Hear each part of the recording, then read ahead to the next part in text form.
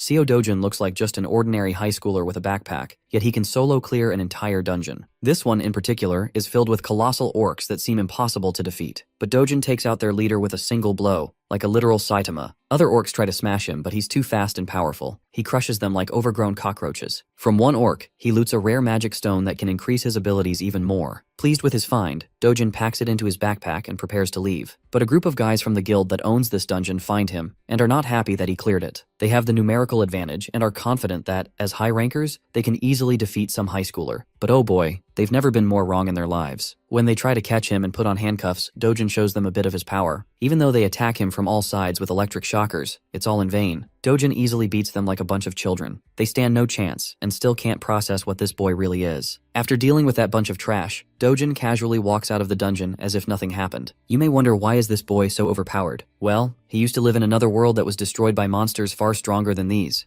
Monsters infiltrated the world, causing it to succumb to despair. People fought until their last breath to safeguard the place they called home. Among those brave souls was the protagonist of this story, Carcelian Levandayan, who fought against the menace just as viciously. Many years passed with him battling countless monsters, relentlessly piling up dead bodies with the only blade he had, and not an ounce of fear in his heart. Then finally, a day came when he fought Erin's brother from another mother. That bastard was one tough nut to crack. The battle was brutal, but he eventually took down the piece of shit. In the aftermath of the battle, he too succumbed to death. But fate had other plans. With his soul drifting through this endless void, he met a human boy hailing from some planet known as Earth. The boy's name was Seo Dojin, who was on the brink of death for some unknown reason. Before dying, he wanted to make a simple request to Vandayan, who immediately refused even before listening to what this boy wanted to say. After all, bro just wanted to die peacefully. He was done with all the shit. He lost his country to the monsters, lost his loved ones, and eventually died a dog's death. While this boy Seo Dojin didn't really want to live either, he desperately wanted his family to have a good life. Well, it seems like Vandayan is finally ready to listen to this dude's request. The boy lights up like a kid in a candy store and musters up the courage to say he wants his family to live peacefully. And so, our boy gladly takes on the job to protect this boy's family, and finds himself on Earth. Now rocking the body of that teenage boy Dojin, our guy is on a mission to infiltrate Namsan Gate, which is ranked C for obvious reasons. Only registered heroes are allowed to enter, so the automated machine keeps blaring at him to scan his ID card, which our guy obviously doesn't have. He simply crashes through the guarded and authorized building to enter the gate, triggering the security alarm blaring about the infiltration. Once inside, he starts walking around trying to find monsters to smash. That's when he stumbles across a party of heroes, folks who have official licenses and permission to be there. They assume our boy is someone who got lost and offer to show him the way out, especially since they're heading for the exit too. Dojin stays silent, giving off a weird vibe. Even these heroes can tell something's off. He's wearing casual clothes and doesn't look like a hero at all. Sure, porters nowadays dress more casually, but our boy's outfit is way too simple for its own good. And what's up with that bag on his back? For all they know, he's probably just a clueless porter who got abandoned by the party he originally came with. Then again, they're not so sure. Dojin finally speaks up, acknowledging why they're feeling super skeptical, but makes it clear he came here on his own without any hero's party. Hearing this, one of the heroes sighs, understanding the reason behind our boy's presence. He has seen plenty of cases where people catch a hard boner to become a hero and hunt monsters after watching some flashy TV commercials. But that burst of motivation can get someone killed real fast if they barge into gates recklessly without going through legal procedures. First, you need to get officially certified as a hero. Then you go through training and testing.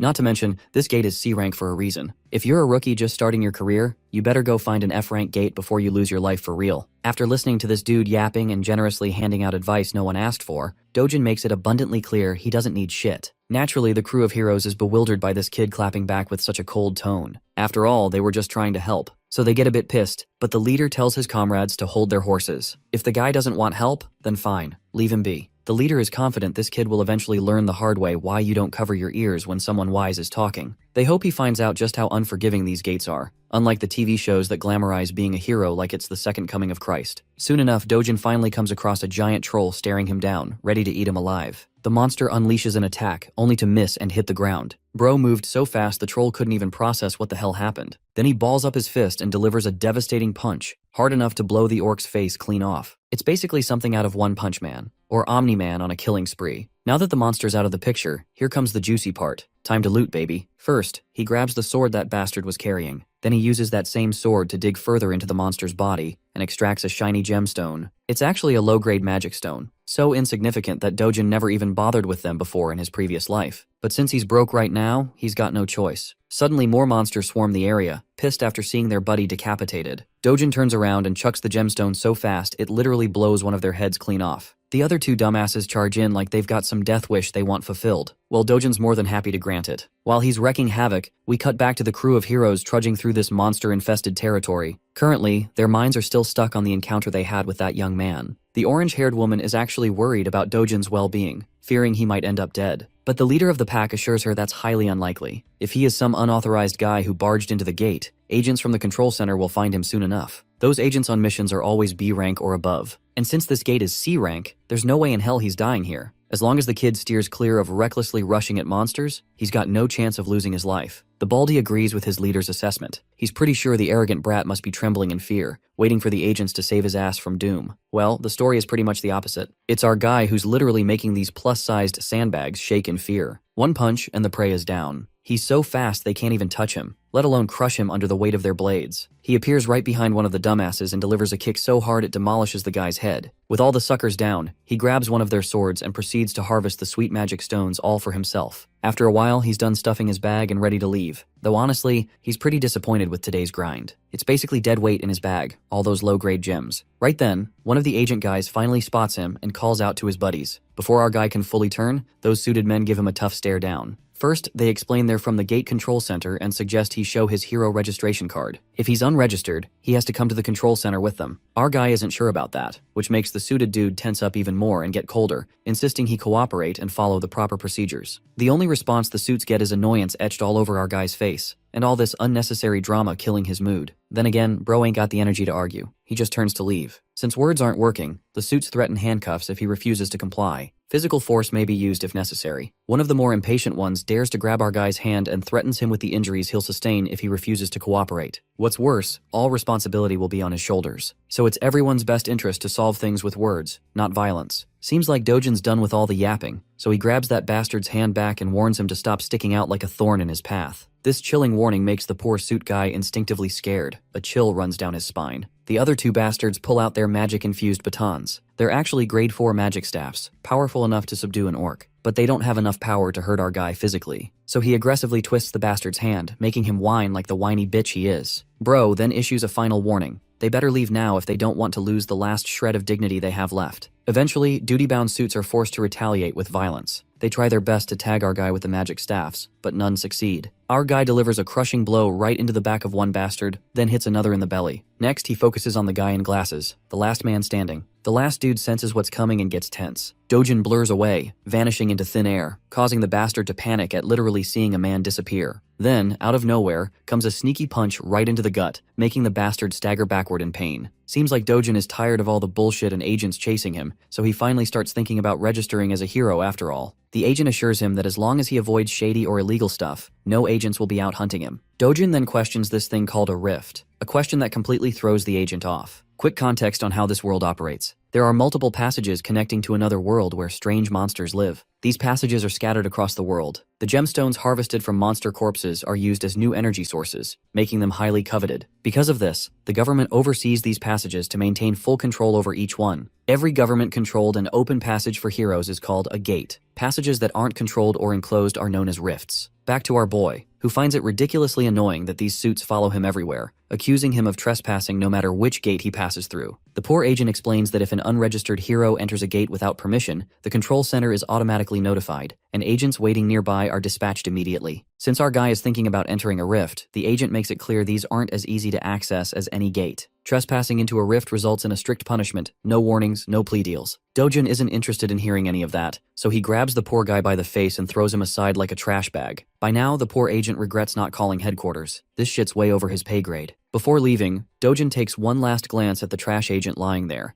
thinking about what a weakling this dude actually is. The weakling seems to have a fractured arm and is busy shouting threats, promising to catch our boy and put him behind bars. The scene transitions to Seoul, Gas and Digital Complex in Gyeongcheon District. This giant building is now known as the Hero Complex. Here, all trades related to magic stones or anything found in the gates go down. And nowadays, this place is busier than ever. Dojin can be seen heading toward one of the stores that deals in buying and selling magic stones. Upon entering, he's greeted by this Gen Z bastard, busy scrolling through brain-rotting Insta Reels. When Dojin says he wants to sell some magic stones, the cunning shop owner immediately starts preaching about his business, claiming this branch offers the highest prices to their clients. He even goes as far as saying they're the best in the whole country. Dojin finally puts all the low-grade gems smeared in monster blood on the counter, causing the store owner to put on this sour expression like he just got boned from behind. He's seriously grossed out by all the blood stuck to the stones. Regardless, he doesn't complain and moves forward with the transaction. Dojin is asked if he wants some coffee while the stones are being processed. A little while later, he is sipping coffee while the shop owner carefully cleans the blood off the stones. Afterwards, the owner calculates the total amount due. There are 12 low-grade magic stones, 16 medium-grade ones, plus 5 upper and lower-grade stones as well. After deducting a 40% commission, Dojin is set to receive around 5.5 million won. Well, our boy isn't too comfortable handing over 40% as commission. It just feels unfair because he did all the hunting and wasted his time.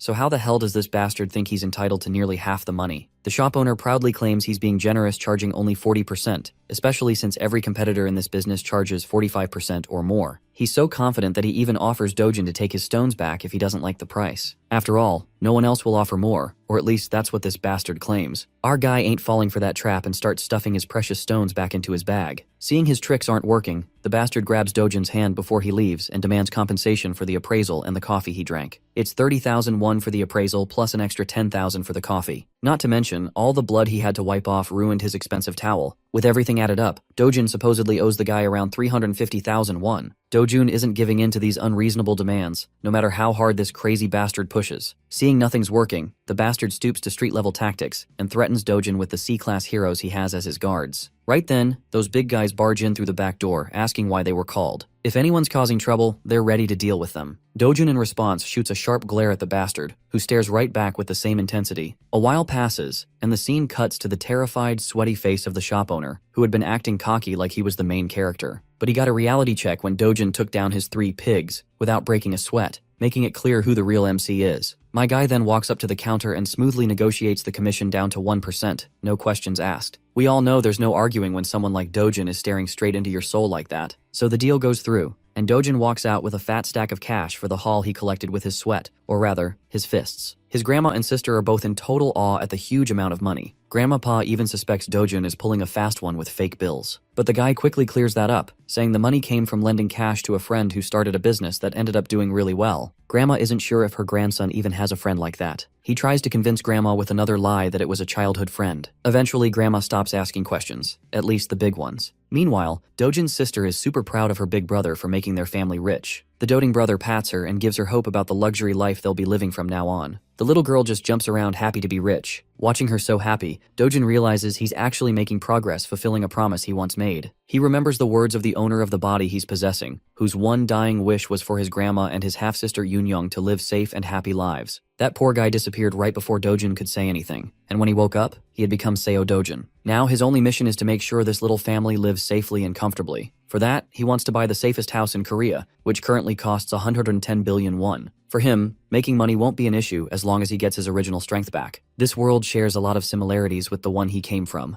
the one that was destroyed. The only big difference is that rifts, gates, monsters here are all marginally weaker than the world he once saw fall. To him, who held the title of Sword God in his previous life, this place is nothing but a sandbox. So far, he's only been fighting at 1/10 of his original power. Suddenly, there's a knock on the door, and the visitor says he wants to see Seo Dojin. Bro stands up and decides to answer. As he opens the door, he finds 2 thugs standing outside. These guys are here to claim a debt Dojin owes, an insane 48 million won. Seeing this, Dojin's sure these are loan sharks. The real Seo Dojin borrowed money from before he left this world for good. Though it was supposed to be just 5 million won originally for his grandma's hospital bills, these guys are charging crazy interest to demand 10 times the original amount in no time. They know he's been making money through gates lately, so they want him to cough up the cash since it's all documented in the contract. But the only repayment these bastards get is a jaw-busting punch right in the big guy's face. That single punch sends the poor thug flying, leaving his partner with his jaw hanging in disbelief. Our guy then gives the scrawny bastard a deadly stare to remind him that over 9 million won has already been repaid. So if you do the math, these bastards should be paying him interest. With another punch that makes the bastard cry like a bitch, Dojin tells him to tell his boss that Dojin's coming to pay a visit. The scene then cuts to the shopping mall, bustling with life. There, we see sweet little Eunyoung lighting up a kid in a teddy bear store. Dojin brought her here for a shopping spree. Today she's free to get anything she wants. You know, our boy wasn't always that soft-hearted Pookie in his previous life. It's the original Dojun's memories that revitalized his dry emotions. It makes his heart warm up to see how kindly Dojin treats Eunyoung,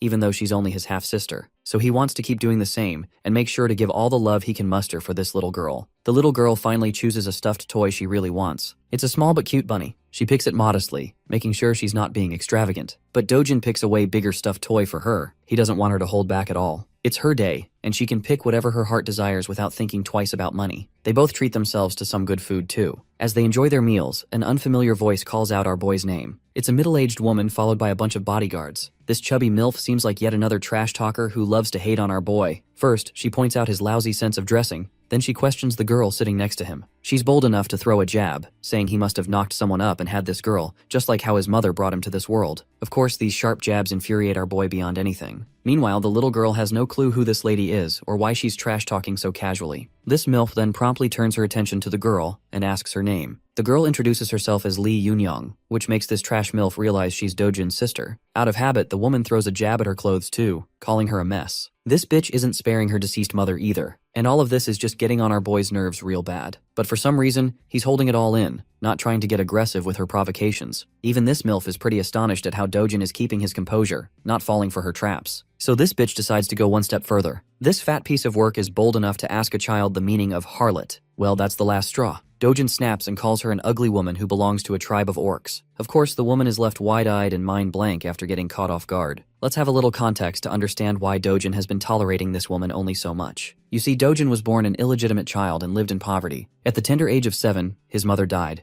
and he barely made it to his father's house. With his father marrying a new woman, he was shunned by everyone. It only got worse after his father's legitimate wife gave birth to a son, and Dojin was ignored completely. Things got so bad that he got kicked out of the very house he lived in. So he lived with his half-sibling at his grandmother's house. As our boy reflects back, he feels pity for the original Dojin who had to endure all this and still tried to keep a smile on his face like he had no pain in his life. But now he wants to change everything. Seems like this woman is his stepsister, which explains why he was trying to hold himself back. But he won't tolerate her no more. He recalls how he shared a roof with this orc of a woman, and she's just as disgusting as ever. Not only is her personality messed up and her appearance orc-like, she's also dumb as hell. He further crushes her spirit by dropping brutal bombs on how she's a wreck with an inferiority complex. That's the only reason she projects her insecurities onto others by calling them ugly. She's just a gold digger obsessed with others, and that's the real truth the world should know. As he continues to crush her under his sharp jabs, the entire shopping mall watches them like they're the center of attention. The orc lady is totally annoyed and about to lose it, but then Dojin's stepmother walks in. Seeing her mom, the orc lady approaches her like the whiny bitch she is, complaining how this kid just shut her down with words. But this mother is aggravated to see her daughter whining like that and shuts her up with a cold glare. Not gonna lie, bro's got one heck of a stepmom. At first, I even thought the orc lady was his stepmom.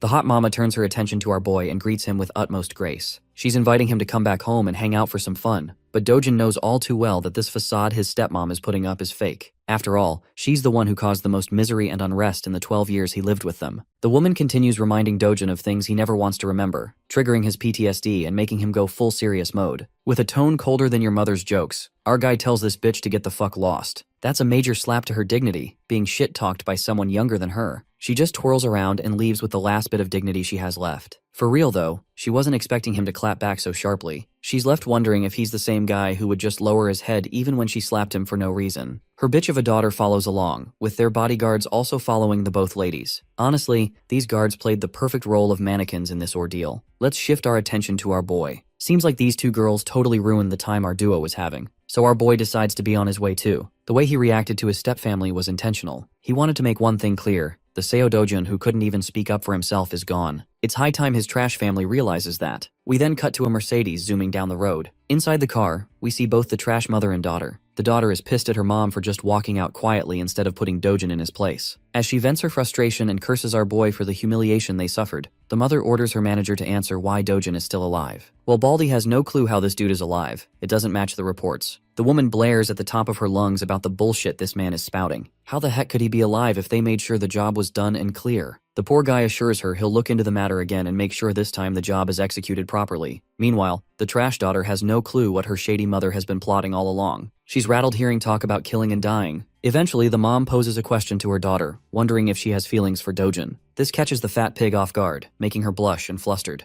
Actually, she's worried about Dojin dying because if grandpa or dad find out, they're gonna be in serious trouble. The mother grabs her daughter by the mouth hard enough and drills her to stay the hell away from her business. The mother is dead set on claiming Dojin's life, with no plan to spare him. especially not after how he dared to talk back to her. Getting rid of him is the best revenge she can think of. A decade ago, the world took a turn to chaos with the appearance of the Rift. This terrifying dimension gave birth to monsters, spawning from the portal, armed with the objective of slaughtering humans upon sight. Their terror didn't stop. It was ceaseless, and eventually demolished the world, scarring it with destroyed cities engulfed in flames. However, just like the appearance of the dark forces, there came the emergence of the light in the form of valiant warriors called the heroes. With their emergence, the first discovery of mana stones was made from the dead bodies of the defeated monsters. Back to the present, Dojin's going somewhere, reflecting how mana stones quickly shifted the world's dependence from traditional energy sources. Because of their key role, countries decided to center their attention towards the emerging rifts, basically claiming priority over them so they could extract resources. With the current state of the world in motion, all of its industrialization is completely reliant on the concept of gates and the dependence of heroes. And because of that, the profession that can be classified as a hero reaps high rewards. A consistent high salary can only be achieved via becoming a proper hero. Dojin's arrived at his destination,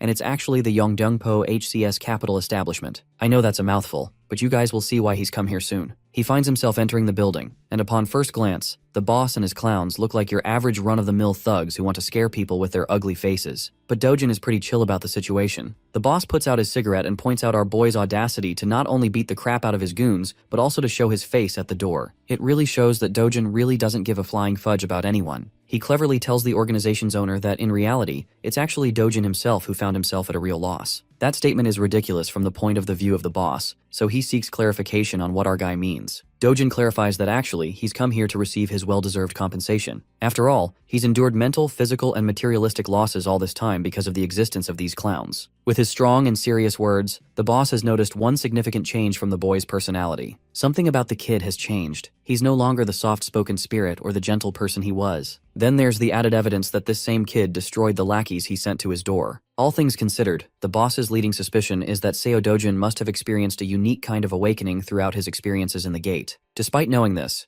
Dude still decides to act arrogant and tells Dojin that his newfound confidence because of his awakening will become his own undoing. The hypocrite calls our boy for being overconfident in his abilities, and to back up his claims, he brings over a bunch of grumpy men to intimidate him. Of course, he can pack all the muscle he needs, but to the experience of the sword god, they're practically insects in comparison. The boss is talking out of his ass and states that even those awakened people end up getting killed like deadweight and low-class heroes in the end. The funniest part? Bro is under the assumption that Seo Dojin is nothing beyond the level of a D-class hero, and that his organization can easily stomp on someone as weak as that. Meanwhile, Dojin is just chilling on the sofa in the background while 5 guys are staring him down. Without showing even a hint of amusement, he orders the boss to sit the heck back down. The boss is astonished to hear him continue to speak in his previous tone, while Dojin emphasizes with a serious face that he's not done talking. Hearing him say something like that, one of the guys decides to get his balls tripped up and challenges Dojin. Amusingly enough, our boy happily takes off his glasses, adding more to his confusion. And then he hammers a Mike Tyson ballistic universal machine gun rocket punch 9000 in his damn face. The dude is sent flying from the impact while his friends are at a loss for words. But that's not all, because the beating is shared among the group as Dojin knocks down another one. Keep in mind that while he's beating their asses, he's calmly making his points too, sharing his knowledge of the boss's secret shady business underneath the cover of a money-lending business. Dojin aims to punch down an orange-haired punk and proves his knowledge of the counterfeit identification business he pulls. Having landed his punch, he tells the boss that he's in search of a hero identity to officially register as one and make money. Ducking the strike of the final guy, Dojin returns the blow with triple the love. And that's how he made the entire group sleep with his special sleeping routine. Works 100% of the time. Dojin continues his demands, stating that he's in need of a foolproof identification that doesn't cause any trouble for him in the future. The boss is left starstruck by what happened in the span of a few seconds. Our boy reminds him that he's only got one day to forge the identity for him. Some of the men didn't intervene in the fight, by the way, which is a compliment to the NPCs because they're the type to challenge God while being a level 1 rookie in most stories. The boss is out here tripping for life as he begins to question and assess Dojin's skill level. At the least, this guy appears to be B-class in strength. Bro is so lost in his thoughts that he has to be reminded by the kid to snap out of it. He happily accepts the job too. Finally, Dojin grabs his shoulder politely and contrasts it with an intimidating expression on his face. He wants to know if Hong Heju, his stepmother, ordered a hit on him. Of course, this is actually pretty much the case, evidenced by the conversation she had with her daughter and assistant earlier. The boss is at a loss for words until Dojin forces his grip so hard that the guy yelps in pain. Even his scrubs are looking helpless for their boss. I have to say they should really change their barbers too. Anyway, the boss breaks down and reveals her heinous strategy. This cruel scheming woman actually wanted to suck the life out of Dojin's bank account,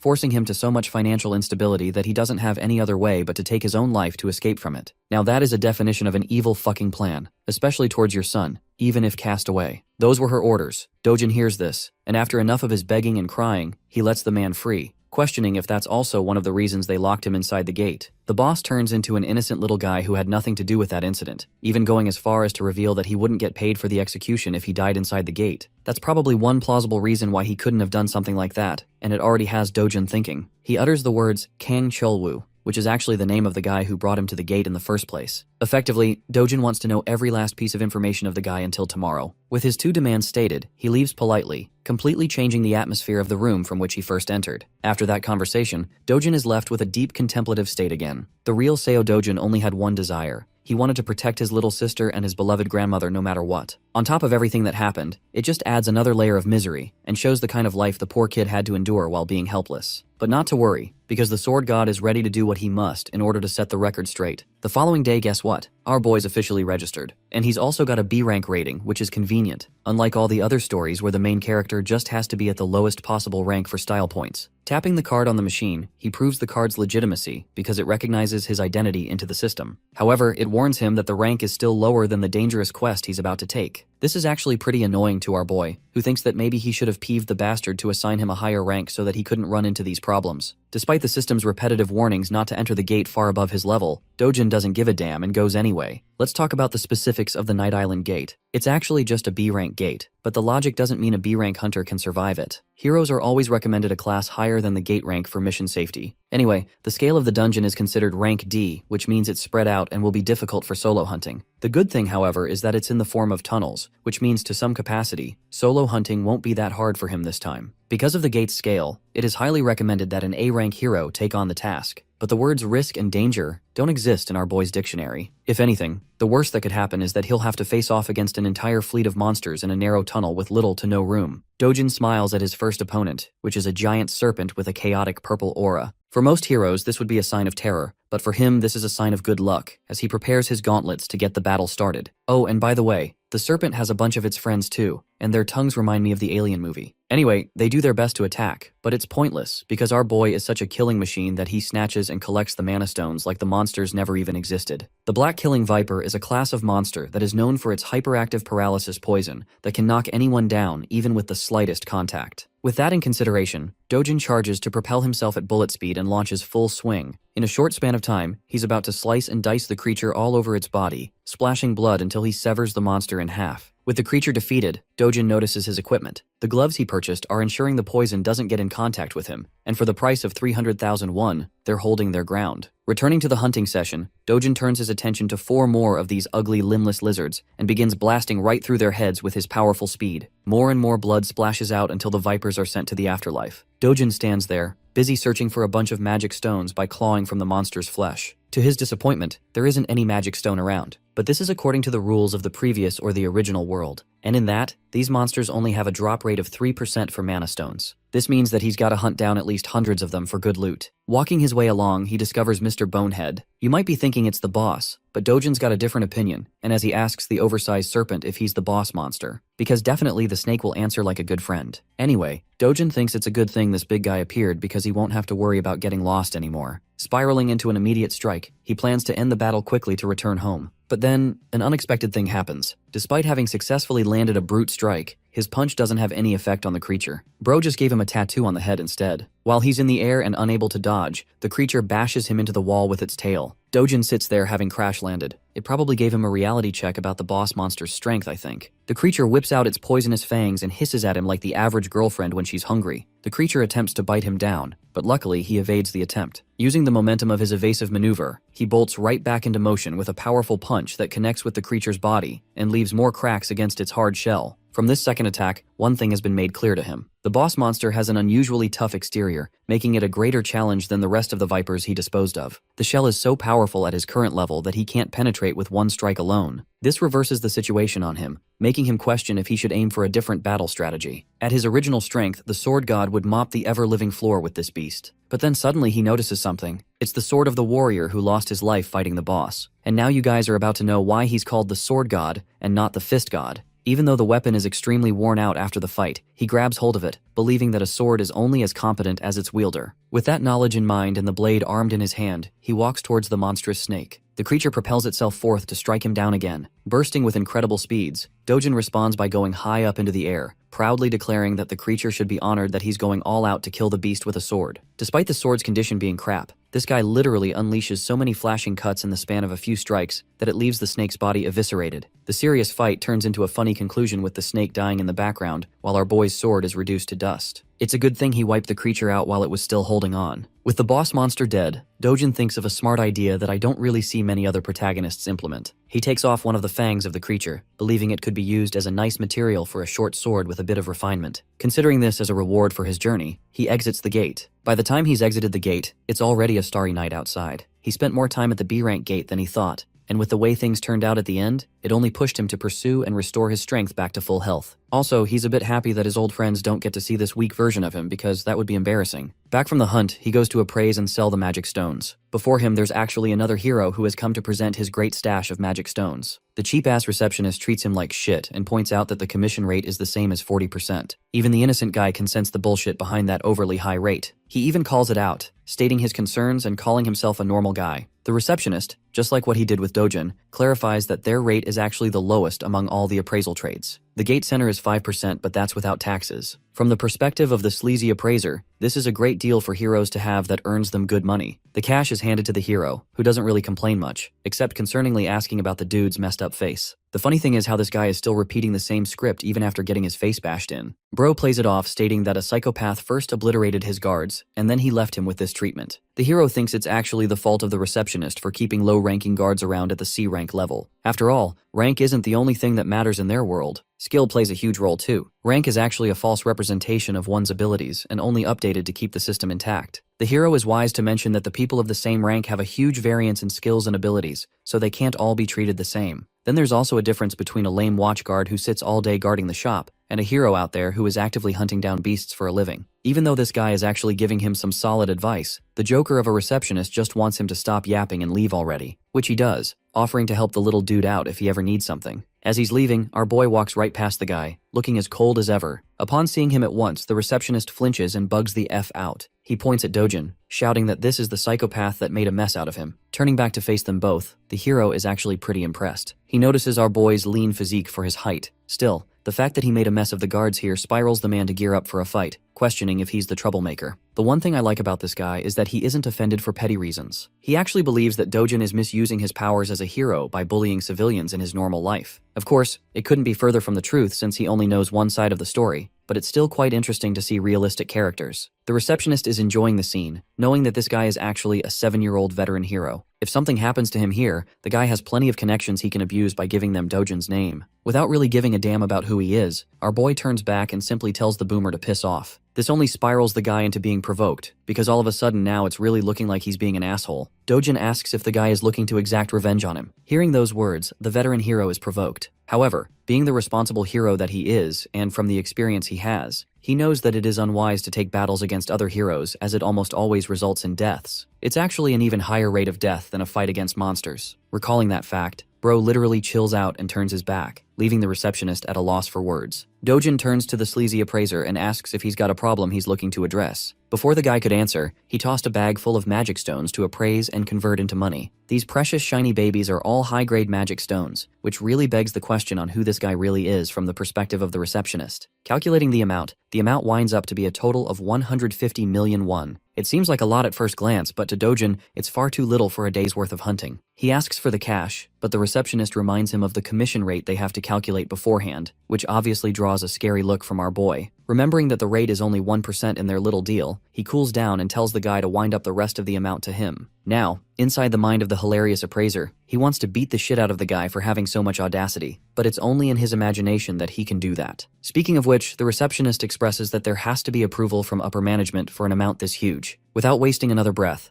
Dojin demands that he get the approval right this instance. So the guy quickly phones his boss, whispering the details of their situation. But before he can smoothly wind up a deal, Dojin snatches the phone and directly tells the boss to hurry up with the payment. The boss is okay with doing so, but he just wants the phone to be handed back to the employee. Returning it with pleasure, Dojin accidentally, or should I say intentionally, smashes the phone into the wall. The employee is shivering at the sight of his smashed device, as Dojin instructs him to quickly prepare the money now that things are cleared up. And that's how the receptionist prepared numerous bags full of cash for the transaction. By the end, the guy is left devastated at being forced in such a way. Maybe you guys feel pity for him, but remember, he continues to scam nearly half the amount that ordinary heroes earn after risking their lives. He's a scumbag. 10 minutes passed and the boss quickly found himself at his store, enraged at why his employee wasn't picking up the phone. The hilarious part is that the receptionist throws in the towel and embraces an immediate resignation. The boss then sees the guy's phone smashed into the wall, giving him a good idea of what went down. Seeing this, he pulls out his phone to call Juyeon, requesting that she come here at once. Juyeon appears to be a famous young woman donning beautiful purplish-pink hair. She's so recognizable in public that people are celebrating her name as Hyun Juyeon and treating her like a celebrity. Not to mention that she looks dope as hell with that outfit. She arrives at the store and stuns the receptionist with her presence, giving him a nice greeting with a smile. There's a big reason why everyone's making a big fuss about her. She's the country's 4th S-rank hero in the lineup,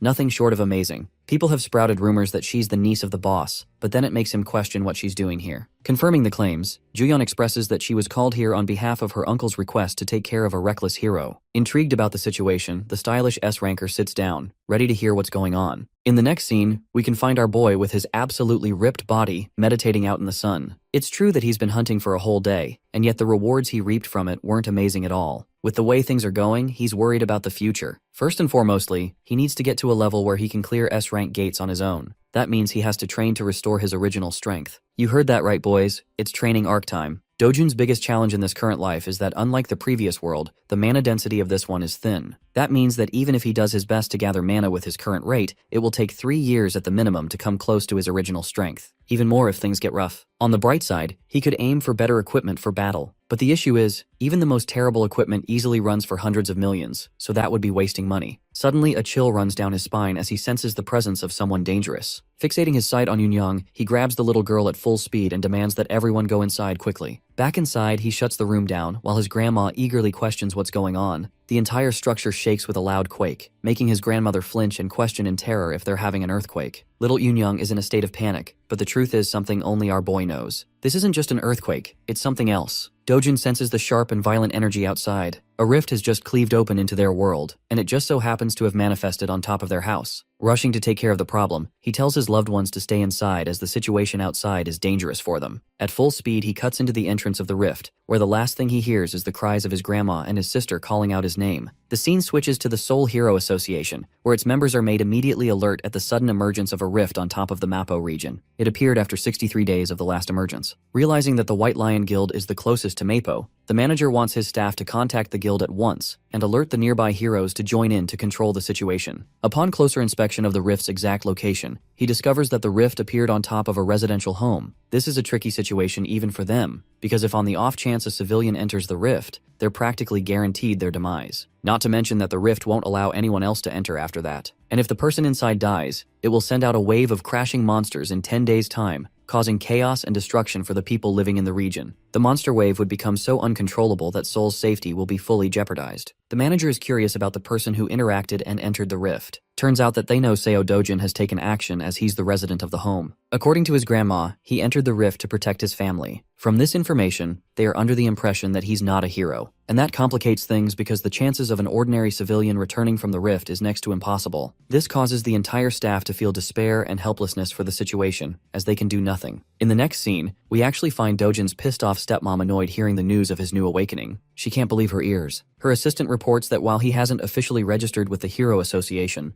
they've come to verify that he's indeed now an awakened individual from his last gate experience. This makes her frustrated because Kang Cheolwoo was supposed to finish the job, and instead it only made her target even stronger. Going batshit crazy, she smacks her fist on the table, questioning why the hell they couldn't just manage to kill the guy on their own. The fact that they also took money for executing a failing job is also a reason for her to get angry. Roaring at manager Lee, she declares her frustrations with Kang Cheolwoo by sending him a message. If he doesn't kill Dojin personally, he'll owe her 10 times the amount in return. But to her surprise, her assistant surprisingly reveals that they may not even require contacting the guy anymore, sharing the discovery of the new rift just on top of Dojin's house. Having confirmed that he entered the rift, it's clear-cut that he won't be making out alive. Hong Hee-ju is happy to hear the news and the implication that he won't make it out alive. She calms down, appearing normal for once, and tells the assistant to assess the situation until they get more news. As for our boy, he's just arrived in the rift's domain. It's a forest. In fact, it's the same forest that he once used to enjoy his youth in while resting. The forest of Patiswa is exactly the same in its reconstruction down to the very last details of how he remembers it. Even the rich mana inside carries the same weight. Following the pathway, he smiles at his reunion with the all-powerful world tree. This tree exudes mana in its purest form, the most divine structure and the core of the world's stability. So much so that when the old world fell, it started when this tree was incinerated to the ground, forever tampering with the flow of mana. However, in this rift dimension, the tree is fine and just how he remembers it. Though he's unaware of the cause, one thing is for certain. He has a chance to reclaim the mana he lost by absorbing it from the tree. Meditating underneath the excellent flow of mana, our boy is getting his strength clearer and clearer. He spent more than 3 days sitting exactly like this, forgetting to eat or drink or tend to his bodily needs. 10 whole days passed, and all he could focus was on harmonizing his breathing. By the end of the 10th night, trouble came looking for him and disrupted his meditation. These alien-like creatures are called the Bulkina, and they've come to burn the tree just like how they did it in the past. Only this time, our boy is there to prevent the tragedy from happening again.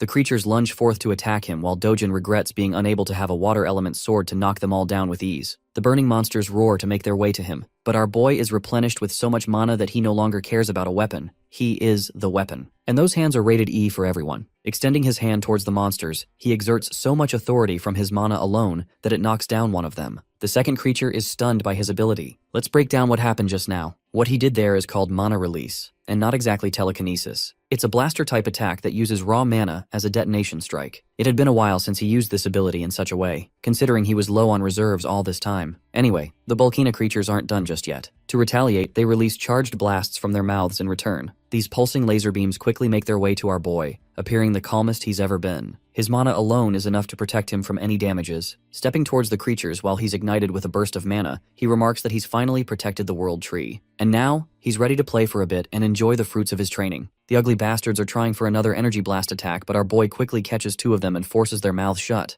This way, their own ability charges up and explodes inside their mouth, leaving behind a headless corpse of flames. The corpses of the creatures wither away, dropping 2 valuable magic stones for him to use. But that's just a couple of them down. Dojin is enjoying his life, thrilled to unlock something called the Eternal Ember after defeating these guys. Joyfully cutting his way past the monsters and smacking them all down with a grin, he's finally glad to steal a good load of mana stones from them. The one-sided slaughter continues until he wipes out all of them. Dojin has won the lottery ticket with how many stones they're dropping. Among them, he also discovers a small coin or a seed glowing in gold. This is called the Eternal Ember as he picks it up in his hand. With this, he's reclaimed control of more of his power as he crushes the chip and unlocks its flames. The way he's casually playing around with the ember reminds me of Sukuna from Jujutsu Kaisen. Now, in any normal case, the ideal strategy here would be to keep gathering mana from the world tree. However, the current state of his body has reached its physical limit for amna absorption. The second way of doing so is actually absorbing the ember, completely altering the state of his mana and transforming it into fire mana. And he does exactly that as his body produces a rush of flame energy. Now, unfortunately in his previous life, he felt zero need to do this and didn't care about the eternal ember at all. However, now it's required for him to fully absorb the embers, and it takes like 10 whole minutes just to get one finished. Luckily, he's got a whole bunch of these collected for him, so his goal is to absorb as many as possible. The appearance of the rift has sparked a public interest. The reporters are all gathered around our boy's house while agents and association staff are protecting the place. Bang Seonggu is pissed off because of one guy's arrogance to enter the rift prematurely. I have to point out that he looks like a carbon copy of Yeonho from Solo Leveling, but with a cleaner haircut, I guess. We also have our protagonist, but with blue hair. This guy is called Kim Hyunwoo, and he sympathizes with Dojin's actions to save his sister. But Seonggu doesn't buy that explanation at all, accusing our boy of heading in like a greedy guy who wasn't ready for the consequences. It would have been fine if he unalived himself the normal way, but if he dies in the rift, the place will become a detonation ground for monsters to come pouring out. And that's the issue, really. Hyunwoo asks for Gilma's input, and apparently Gilma has told them to just do things according to the protocols. Hyunwoo questions the recent emergence of rifts popping all over the world in various countries like the US, China, Switzerland, Turkey, and the UK. That's one reason Gilma is having a hard time managing so many rifts all at once. This kind of phenomenon doesn't really happen every day, and yet some of the nations were able to easily contain the threat with ease. But for South Korea, they're out here pissed as hell because their situation could very well turn into a disaster because of one guy. Seonggu is so pissed that he wants to beat the crap out of the dude who went in and is begging for the rift to throw him out. Speaking of the gargantuan purple gate, 28 days have passed since its first appearance. The same goes for the number of days Dojin has spent inside. Now, the Hero Association is afraid, and has already cautioned the threat as a level 1 wave.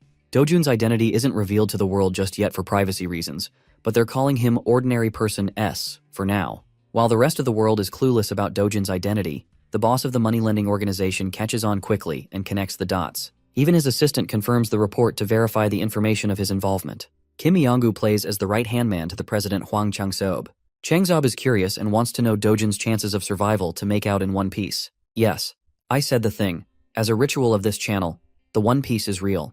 Moving on, the assistant is pretty damn certain that an ordinary person has roughly less than 1% chances of survival. But the mere mention of Dojun being treated as an ordinary person carves an amusing smile on Chang-seob's face. That same regular so-called person put his men in the hospital and gave them bandages for weeks. From the perspective of the world, they're vastly underestimating the abilities of the one civilian that went inside the rift. Now, Chang-seob is also interested in hearing the chances of someone surviving as an awakened individual. For that, his assistant believes that it would ultimately depend on the level of the hero, and it's tough to make a judgment call without accurate information. Even Chang-seob admits that fighting ability is different from pure surviving ability. And then it introduces a whole different level of complications when you're inside a rift of all things. Anyway, one thing is for certain.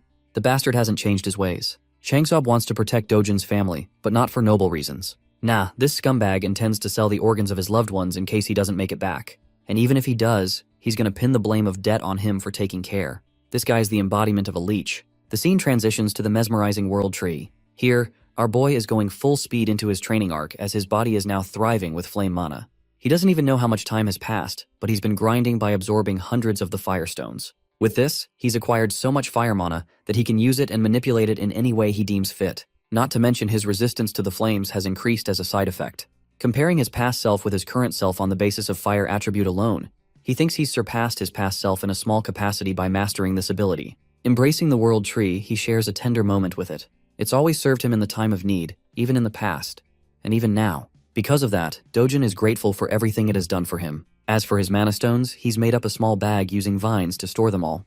With the stones collected and stashed, Dojin fully understands that he'll probably never get to see the angelic tree again. But even still, he's hoping for their paths to cross if the divine tree ever finds itself in danger. Because when that happens, he will be ready to protect it with his life. Now, I don't know about you guys, but I really enjoyed this gentle scene. That night, Dojin finally steps out into the outside world, emerging from the rift as a whole. Luckily, he doesn't sense anyone to be around, suspecting that most people probably thought he already died inside and that a monster wave would pop out at any time. However, he does detect the presence of someone strong nearby. Deciding to chase them down, he rushes to find the source. Shortly afterwards, he stumbles across the two agents. One pissed off and the other relaxed, both Hyunwoo and Seonggu from last time. Now he understands that these guys probably represent the association from their outfit alone. Which means in the off chance he gets caught, things will get really problematic. To combat that issue, he whirls up a ball of flame and chucks it into the air with a forceful lunge. That attack winds up finding its way across the building, resulting in a loud explosion upon detonation. Both Hyunwoo and Seonggu were on red alert the moment they heard the crashing sound. Realizing that it's actually fire, they decide to chase after it. There, they discover a bunch of people standing in horror. Seonggu questions what the hell is going on in the chaos. Meanwhile, our boy is impressed with his flame powers so far. Its precision is good, so it will do him wonders. In the memory of his old friend called Tusk, he wonders if the mage would be impressed by his current level of flames. After all, Tusk was known to be the strongest fire mage on the continent, and they shared a good bond. Suddenly, Hyunwoo's sharp senses alert him to look for the rift. It appears to be acting up and right before their eyes. It disappears into the mist. Both of the agents rush to the site to see what's going on. When they arrive, they can't believe that the rift's connection to their world is no more. As for our boy, he's just making his way to his next destination without any problems. News breaks out the following morning concerning the state of the rift that lasted for a month in Mapo. It is announced that the rift disappeared 29 days after Seo Dojun entered the zone, proving the concerns of the Hero Association to be wrong about the monster wave. They have no idea about the unexpected disappearance of the rift, and they're currently investigating what went down.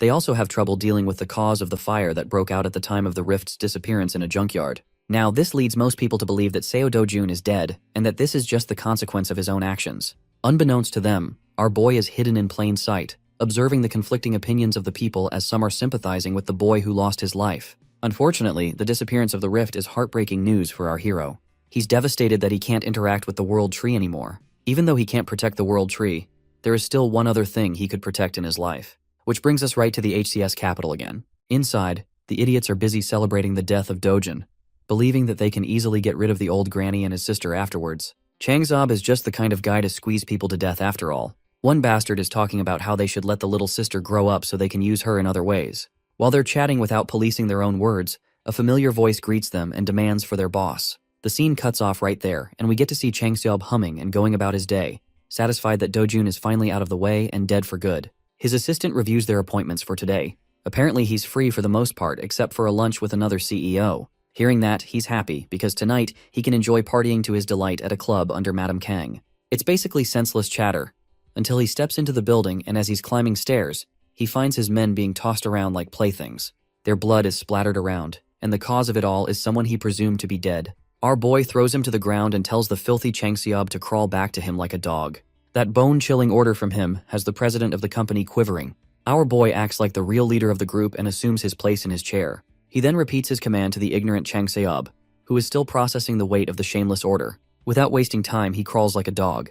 Ruthless as ever, Dojin then orders him to bark as he deserves to be treated like an animal. His loud and clear utterance of the command has Changseob whining in humiliation. It takes a second for him to bark successfully.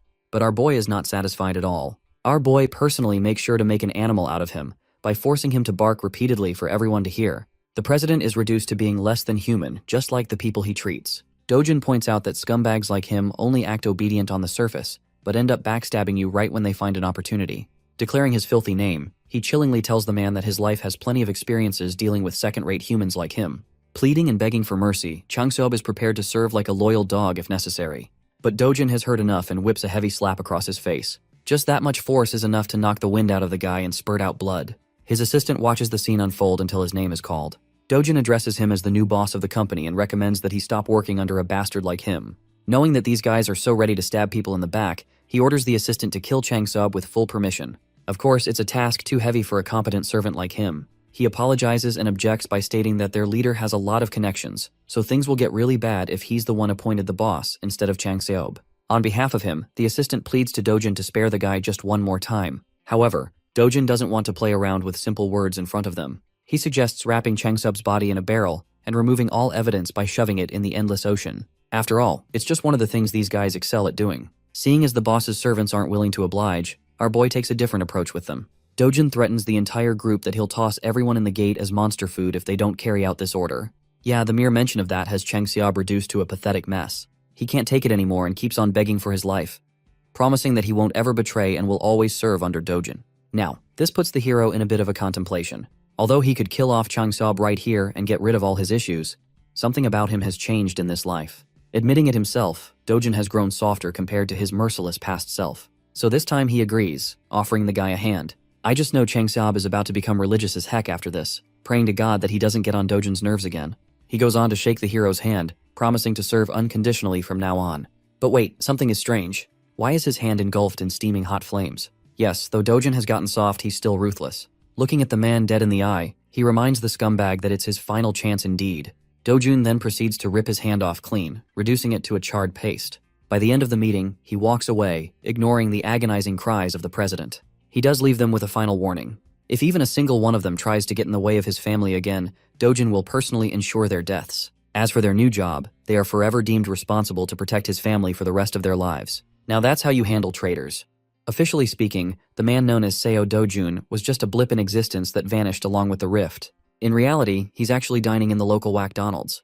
The government, Hero Association, and all kinds of media outlets quickly moved past him like yesterday's news. They all treated the civilian who entered the rift as a dead man. Even if he came out and told the world that he was alive, no one would buy it. Furthermore, surfacing after a solo rift mission would only bring headaches and trouble his way. That subdued dog, Huang Changseob, is currently helping him find a new and suitable house, so he can afford to move leisurely for the time being. Dojin finally got the chance to feed his sister some delicious fast food. He also informed her of their plan to move out to a better neighborhood, and she could not be any happier. She can now go to kindergarten like kids her age and enter elementary school the next year. When the topic of school came up, little Yunyang's mood took a turn for the worse. Dojin was alarmed. He is used to slaughtering abominable beasts, but coddling a kid is not in his arsenal. He was taken aback when her sister confessed how other kids tease her for being an orphan. Hearing his adorable sister's plight broke Big Bro Dojin's heart. If she does not want to associate with the mean kids, she doesn't have to.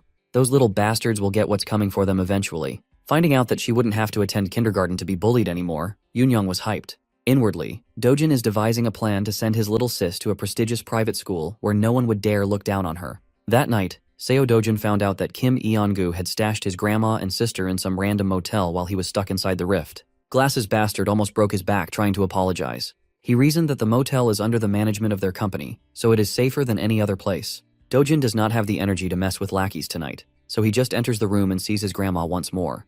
Little Yoonyoung pounced on him with a bear hug, and Grandma held his hand with tears petering from her eyes. She's just glad to see her grandson come back alive. At first, the hardened warrior was stunned, but once he felt the warmth coming from his family, he accepted the love they had for him with a smile. Little Yoonyoung has taken a liking to McDonald's, so they've been dining in that absolutely real place a lot. Today, she asked questions about Big Bro's job, being a hero. When asked if she likes having a hero for a brother, Yoonyoung nonchalantly answered that she does not. While it is cool that heroes are strong and cool, they are also constantly in danger when fighting terrifying monsters. Sometimes they even die. And little Eunyoung just wants her brother to live with Grandma and herself for a long, long time. Dojin had been so used to mindless bloodshed. Having someone worried about his well-being is quite a new feeling for him. In the harsh world of the past, he was the last human survivor. He fought monsters and creatures beyond your wildest dreams. In the process, he lost a lot of things. Now that he's given a second chance in a different world, something incredibly precious has appeared by his side. Feelings he had long forgotten are coming back to the surface. In this world, maybe he can live happily. Maybe he can just live a quiet life with joy and love. While he was feeling fuzzy and warm on the inside, Korea's Hero Association was in shambles. Na Tae-hwang, founder of the Korea Hero Association and director of the World Hero Federation, has been stressing over the recent rift incident, or the lack thereof. Their best people have investigated the site, but no new information has been found. Feeling clueless about the state of his territory is frustrating the founder. It's not far-fetched to believe that a spontaneously disappearing rift can potentially reappear at any time. His assistant tried to agree with his worries. She thought it would have been better if a wave had occurred. At least they would not have to worry about unknown variables. Director Taewon cuts her words off before he gets angrier. While he is worried about uncertainties, he thinks it is fortunate that no one was harmed. Na Tae-hwang is one of the top 100 respected and strongest heroes in the world. It is widely speculated that he would easily be elected with the most votes in history if he ran for president. His words and influence could easily topple domestic conglomerates if he wanted to. Thankfully, his interests lie in neither the power of a nation's leader nor the wealth of a conglomerate. The only thing he cares about is the safety of his people. In other words, he's a real one. Even if it takes time, he wants a more thorough investigation covering the rift's perimeter. The residents around the nearby area have already agreed to sell their properties to the association, so that shouldn't be a problem. As a consolation, Taewang wants to offer those people more than the market price for their homes. That's the least they could do after causing such inconvenience. All reliable sources have relayed that multiple rifts have occurred in different countries. No matter how you look at it, something must be going on. The United States and China have already entered the control stages of their rifts. Among major nations, the United Kingdom is facing the biggest problem. While reliable and veteran heroes have been dispatched to clear the other rifts, the United Kingdom's squad was simply doo-doo garbage. Speaking of them, the month-long mission to get rid of the UK rift has finally crumbled in a glaring defeat. The UK rift wave occurrence has officially begun. The city and its people are going about their day like they normally would. Amongst the crowd was Seo Dojin, blending in with the pedestrians. Today, his destination is his favorite shop in the hero complex. When he entered the door, the dude manning the counter gave him a greeting by instinct, but choked upon seeing his face. Every strand of hair in his body stood in terror upon seeing the black-haired young man. Today, his manager is in the store, so he won't have to deal with this sadistic customer alone. The manager promptly closed the paper he was reading and lifted his gaze. His voice was controlled but was tinted with anger. This is the guy who's been forcing his pushover cashier into buying low-grade crystals. Dojin lazily removed his backpack and tossed the whole thing on the ground. It's actually good that the manager is here, so the sale of his magic crystals would proceed faster. Mr. Manager expected another batch of low-grade crystals to spill on the floor. He's not interested in such small-time business. Dojun does not like being turned away when all he wants is fair trade. The manager or any other sane business owner cannot afford to accept just a 1% fee. It would be better if the young man just left. Dojun asserted that refusing to do business with him would be a massive mistake that Mr. Manager would regret. The manager continued shooing the young man away, not even bothering to look at the bag. This is the last warning he will give before things go down. In response, Dojin kicked the backpack down, spilling its contents on the tiles. Being experienced crystal traders, both the cashier and the manager immediately recognized the properties of those rocks. That crude bag was actually filled with Hero's magic crystals, a legendary treasure that money cannot buy. Dojin has a rough idea of how much these things are worth. He knows he's holding premium stuff. You see, the Hero's magic crystal was used by an infamous Mexican drug lord, Corzaman, in New Age drug manufacturing. One night, a laboratory accident changed the course of his life and the world's perspective on such a little rock. The hero's magic crystal caused Querzaman to awaken as a powerful hero. Since then, the crystal has become a priceless item for hero awakenings and mana enhancement. Such an incredibly rare energy source can be classified as an ultra-high-end product. As a power move, Dojin ordered the schmucks to pack their stuff back up, and he left. Mr. Manager quickly changed his dismissive and arrogant tone into a welcoming one. He even escorted the young man to their VIP seats and offered some drinks while his cashier polished the crystals. Dojin liked reversing the situation in its head. One second, he was being driven away. The next, he was sipping on some iced beverage. His opening demand was full price with a 0.5% commission. As soon as the manager expressed a sign of balking, he threatened to pull the deal. In prior trades, Dojin agreed to 1%. Now he's lowering that already abysmal rate even lower. Frankly, he's just doing that out of annoyance. In response, the manager lowered his head and tried to give the sincerest apology he could muster. Well, Dojin is tired of hearing empty apologies. They can either accept his rate or he'll take his business elsewhere. It's that simple. At the counter, the cashier is inwardly cursing Dojin for being such a rude prick. Seeing that his acting wouldn't convince the kid to give him a bigger cut, the manager locked in and gave a lengthy lecture about magic crystal markets and pricing. Dojin doesn't have time to listen to such long-winded yapping, though. He finished his drink and got up from his seat, making the manager panic. Feeling the deal of a lifetime slipping away from his fingers, the manager offered a 9% commission. It did not work, so he proposed 8%. This continued from 8 to 7, 6, and 5. In this range, his shop won't be making any profit at all. While the manager is in the pits of despair, Seo Dojin pounces and agrees to settle for 1% out of respect for their past dealings. Inwardly, the manager wanted to scream and curse the blatant extortionist. He just can't bear to let go of the product. The next words that came out of Dojin's mouth nearly made the manager piss his pants in excitement. Aside from the one he brought today, he has about 7 more bags of those priceless crystals. With that being said, the contract was quickly produced and signed. After a few minutes of officiating the deal, 67 billion won entered Seo Dojin's bank account. That's about $48 million. At this rate, his 110 billion won house doesn't seem so far off. The problem is that getting more high-grade magic crystals through normal gates is a time sink. If he could find a way to freely travel through rift zones, he could easily farm treasures like a madman. While looking at his phone screen, an administrative message was sent out to everyone in the country. The wave outbreak in the southern region of the United Kingdom had been finally announced to the general public. In the meantime, everyone is banned from traveling to the UK. After reading about a real problem in the real world, Dojin lost interest in messing with the manager of the shop. In the past, no matter the country or which association was involved, he might have intervened to seal the rift himself. But he's not that guy anymore. He has more fulfilling matters to attend to. Tonight, dinner is on Dojin, and they are getting expensive meat. Little Yunyong's mouth watered at the sight of pork and beef marbling over the grill. The expensive meat and succulent side dishes just kept on coming to the table. Worried that they were spending too much given the price tag on the menu, Grandma slowed down and asked her grandson if this was okay. 250,000 won for 100 grams is pretty steep. Dojin dismissed her worries right away. After making a killing with his crystal harvest, they could eat as much as they wanted, and it wouldn't even make a dent in his bank account. Yunyong's first bite made her fall in love with the taste of the wildly luxurious beef. Dojin continued adding more and more to the grill as Grandma watched in apprehension. Hell, there's another package of fresh ribs, prime ribeye, strip loin, and skirt meat coming to the table soon. At this point, the scale is just ridiculous. How could 2.5 people even finish that much food? Well, Grandma is underestimating the appetite of a protagonist. To knock her out of her worries, little Yunyong convinced Grandma to give the expensive stuff a try. Unable to refuse the offer of her sweet girl, Grandma caved. One bite of that expensive meat was all it took for all her worries to dissipate into nothing. Afterward, the happy family enjoyed their extravagant dinner filled with smiles and laughter. Unbeknownst to Dojin, an attention-grabbing young woman just entered the restaurant. The necks of the other guests almost broke wherever she passed by. The woman made a beeline towards Seo Dojin and decisively called his attention. She just wanted to talk with him for a moment. Nothing more, nothing less. Before she could elaborate on her reason, Dojin cut her off for interrupting his family's dinner. If she wants to say something to him, she should come back when the fricking meal is over.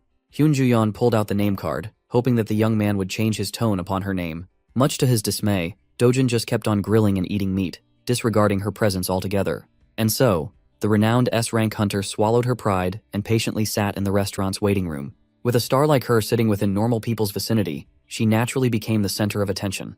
Men and women kept stealing glances at the woman standing at the pinnacle of heroism. She's not only fourth in the national rankings for S-class heroes, but most people would also even place her within the top 10 most beautiful heroes in the world list. Every civilian around was asking the same thing in their minds. Who the hell is making Hyun Ju-yeon wait? Ignoring the blatant whispers around her, Ju-yeon recalled the brief interaction she had just a few minutes ago. As far as she knows, Seo Dojin entered his first gate 2 months ago. He made it out alive and is now under suspicion of becoming awakened. He was widely believed to have died in the recent Mapo Rift incident, but here he is, alive and eating with his family. Aside from all the details that don't seem to make sense, a single sharp look from the young man had an S-ranker like Juyan on edge. A newly awakened guy cannot possibly reach S-rank in under 2 months, right? Even the oil tycoon Kafmor, who spent his wealth on magic stones, took about 5 months to reach the peak. Rationalizing what she felt, Juyan reckoned that Dojin must have some kind of unknown special ability. Finally, Dojin, Grandma, and little Yunyang have filled out with their bellies full and their mood lifted. Near the exit, Juyan walked over to finally have a conversation with the mysterious young man. Before she could open her mouth to speak, another party sauntered into the restaurant with an air of superiority. Dojin's eyes turned sharper than usual at the sight of the man. This skeevy-looking bastard did not expect to see Seo Dojin alive and kicking after their excursion in one of the deadly gates, the lunatic Kang Chilwoo. He's actually quite amused by Dojin's cockroach-like resilience. Even Juyan seemed to recognize the troublemaker in a single glance. In the middle of the restaurant, tensions rose as silence filled the air. Dojin chose to ignore the bastard's shallow insults and called Juyan over. Chilwoo was taken aback to see an S-rank hero speaking with the cockroach. Dojin requested that she take care of his family for a little bit. All she has to do is flag a taxi so they can ride away and go home. It would be more convenient if they were far away while he collects an overdue debt with a mongrel. Thankfully, Hyunjuyan is a very reasonable young woman. She did what Dojin asked and assured Grandma and the little girl that everything would be fine. She waved at them goodbye, but their concern was evident. Jian awkwardly stood there as the taxi departed. As soon as they sped away from the restaurant, a resounding and crisp sound of slapping echoed inside the establishment. With his loved ones out of the picture, Dojin can finally drop the PG act and slap a bitch. He moved so fast that Chilwoo did not even see his swing. He only felt the stinging pain in his cheek. Embarrassed by such a humiliating attack, Chilwoo gritted his teeth and charged forth to retaliate. One of the servers tried to break the fight up, fearful that the Awakeners might destroy the whole restaurant if the conflict escalated further. Her reasonable request was met with unreasonable violence. Fortunately, she wasn't harmed too badly. Seo Dojun calmly told everyone to get out and clear the room for their safety. Chilwoo is really easy to trigger. He's a muscle-brained idiot who can't even think of good trash talk. For that, he was punished with another strike to the face. He was completely caught off guard, feeling a knuckle make contact with his head. Kang Cheolwoo is the bastard who locked the original Seo Dojin in a gate, leaving him for dead. Even though he was not the one personally slighted, our MC still harbors a deep resentment for this fuckface, and he wants to talk. Cheolwoo, the goblin-looking goon, snickered as he brought up how that evil stepmother of Dojin's made the whole thing happen. Seeing that extracting info from this idiot was a lot easier than he thought, Dojin pulled his phone out and pressed the record button on the video app. He just needs a clear and concise recording of the confession, and his life will be a lot simpler in the future. Once again, Cheolwoo was insulted by his nonchalance. He gathered power in his fist, called Dojin's mother a whore, and attacked with unmatched intensity. He intends to finish the job that he failed. He wants to kill Seo Dojin once and for all. Unfortunately for the big goon, his primitive attacks are no match against the expert manipulation of Chi. Dojin met the violent punch with a soft touch and sent the enemy's fist flying as though it just hit an impenetrable bouncy barrier. Kang Cheolwoo had never experienced something like this before. Normally, he would just brute force his way through anything and everything to kill. Now it seems like he's going up against someone far beyond what he can comprehend with his tiny little pea brain. Suddenly, he was pushed off his feet. Dojin followed his body's trajectory like a hunter playing with his prey. Sounds of fists cracking a skull echoed throughout the restaurant as the server from earlier tried her hardest to dial the police. Before she could press the call button, a dainty hand pulled the phone away. With a bright smile, Hyun Ju-yeon assured the server that she would take care of everything, so there was no need to involve the authorities. The server was just glad to see a comforting face in the middle of her breakdown. Slaps, scratches, and punches landed throughout Kang Cheolwoo's body, not giving him any chance to catch his breath. As far as Ju-yeon knows, this lowlife is a B-rank hero. With that rank, there are not many people who could beat him up so helplessly. Based on this beatdown, Dojin might be classified as an A rank. Well, even if that's true, the fight still seems a bit too one-sided. Before things could get any worse, Hyun Ju-yeon carefully called Dojin to stop for a moment. She's just worried that Kang Cheolwoo might die if the beating goes on for longer. Deciding to listen to her words, he dropped the goblin goon's limp body on the ground and wiped his hands. Seeing as there's clearly some vendetta between the two, Ju-yeon asked the young man how much he knows about Kang Cheolwoo. Dojin might not know the whole picture, but he knows enough about the bastard to exact vengeance. Hyun Ju-yeon warned him that this piece of dirt, Kang Cheolwoo, is connected to Kang Young-pyo, an S-rank hero. Well, Dojin already knew that fact, and he didn't see any problems. Ju-yeon had never met anyone so reckless and insane. This dude doesn't even care about whatever consequences he might face at the hands of an S-ranker. Hyun Ju-yeon elaborated that Kang Young-pyo is very protective of his delinquent cousin. This restaurant incident will surely reach the ears of that powerhouse. When that happens, blood will be spilled.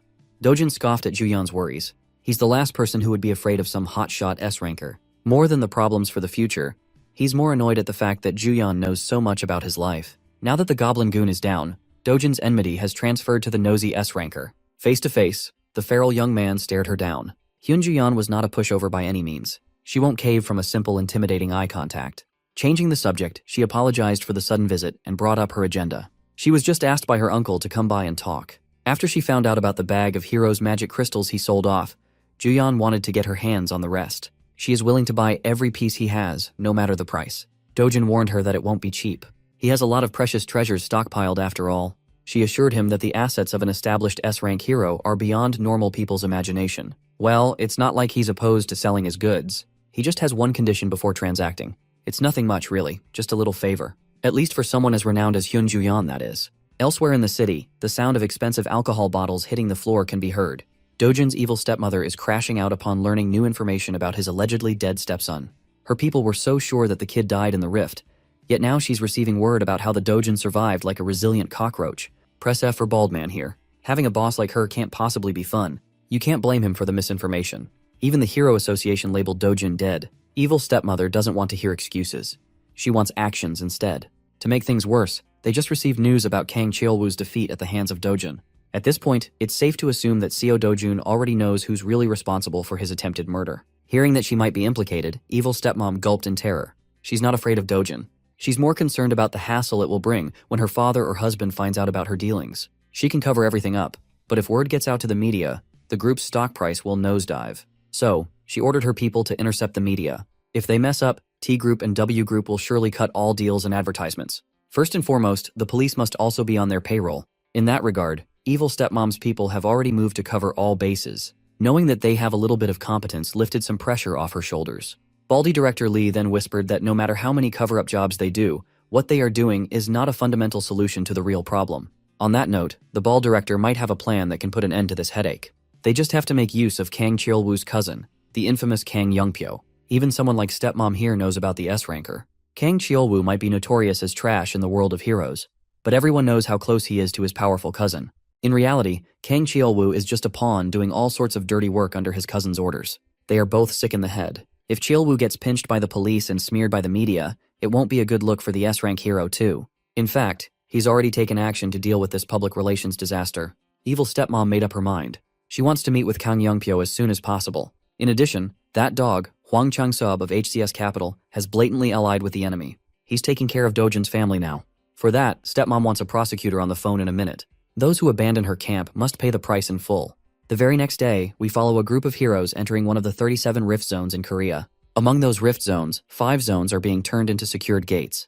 The rest can only be raided by heroes affiliated with hero associations with coordinated schedules. Today, Miss Hyun Juyeon is leading a team herself. With her S-rank ID, she has practically limitless entries at any gate. Among the diverse crowd of heroes equipped with fancy equipment and weapons stood a young man wearing a beat-up hoodie. Hyun Juyeon chose A-rank Jongin-ju's Cleome Guild as a temporary group for the hunt. It's very rare to be a part of an S-rank's hunt, so they are hyped. Juyeon reasoned that she simply wanted to do something fun and stretch her muscles a little bit.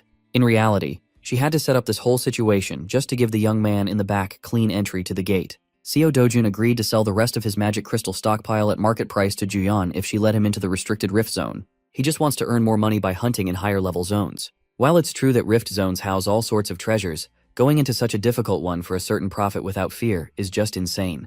Well, she doesn't really care either way. She just needs to get her hands on those hero magic crystals. After a few minutes of traversing a dark tunnel, the group finally came out of the other side to a brightly wooded area. Unable to rear her curiosity, Inju started bugging Juyeon about the real identity of the young man shadowing their party. Juyeon just introduced Dojin as someone she knows, but no one is buying that half-assed answer. Inju speculated that he might be Queen Juyeon's boyfriend. Tired of all the buzzing, she gave Inju a partial truth and confessed that the young man was there because she owed him a favor. It's not every day an S-rank hero owes someone. While the party was lost in their respective conversations, a giant shadow blotted the sun from above. Everybody turned their eyes to the skies and saw the beast.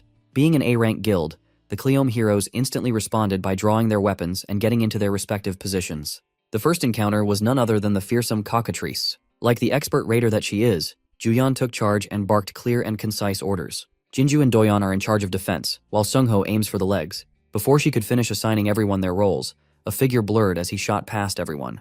With a single impactful leap, he closed the aerial gap between him and the flying beast. Seo Dojun disregarded the long-winded group plans and leaped for a one-on-one with the bird. The Cleom heroes were slack-jawed. They have never seen someone so brazen. Gathering energy in his fist, Dojun prepared for first blood. Prior to his charge, Guildmaster Inju is stressing over her bad luck. They are barely inside the gate, and a troublesome opponent has already shown itself. Before the group could organize and get into position, Dojun had already dropped his bag to the ground. While Juyeon was calling the shots, he was bursting through the air like a speeding bullet. He was an absolute speed demon. In one jump, he neutralized the bird's aerial advantage. Up in the skies, he took control of the field without a problem. His fiery energy was thick and burning. The overgrown chicken did not have the speed or reaction time to block the incoming attack. As a result, it was forced to eat a full-powered punch to the beak. The bird is on the ground, and the human is up in the clouds. It was quite a poetic reversal. Dojun landed in front of the group.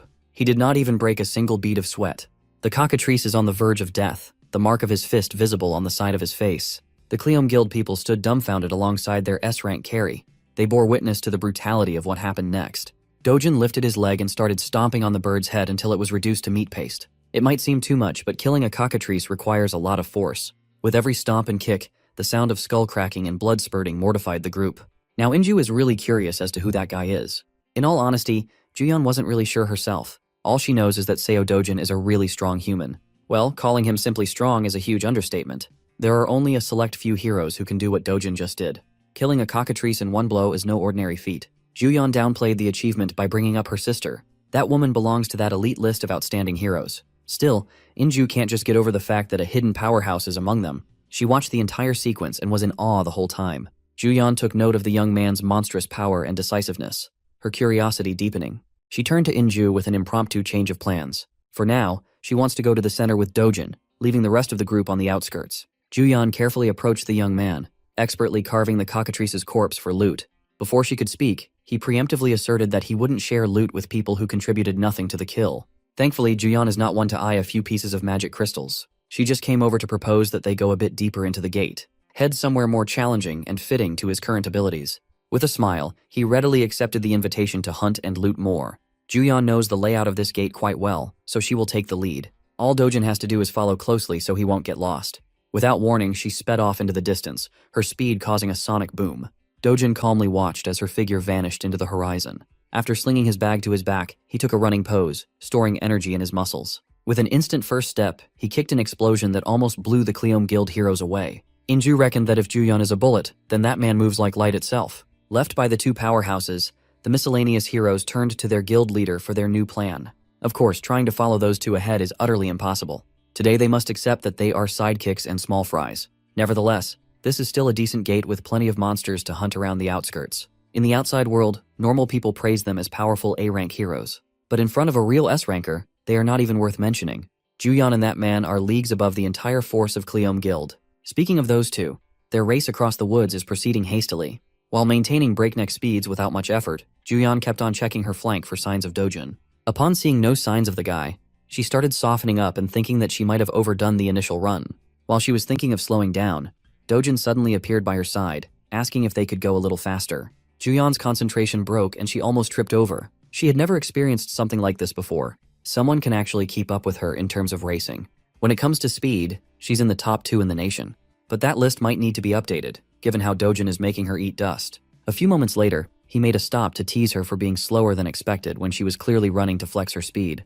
While the S-ranker caught her breath, Dojun turned his eyes onto the view on the horizon. In front of them was a massive mountain range touching the heavens. When asked what was hiding inside that rocky range, Juyeon's expression turned solemn. That place is the lair of the Thrift's boss monster, the Caesarian. You see, this so-called Caesarian is a giant 20-meter monster resembling the draconian wyvern.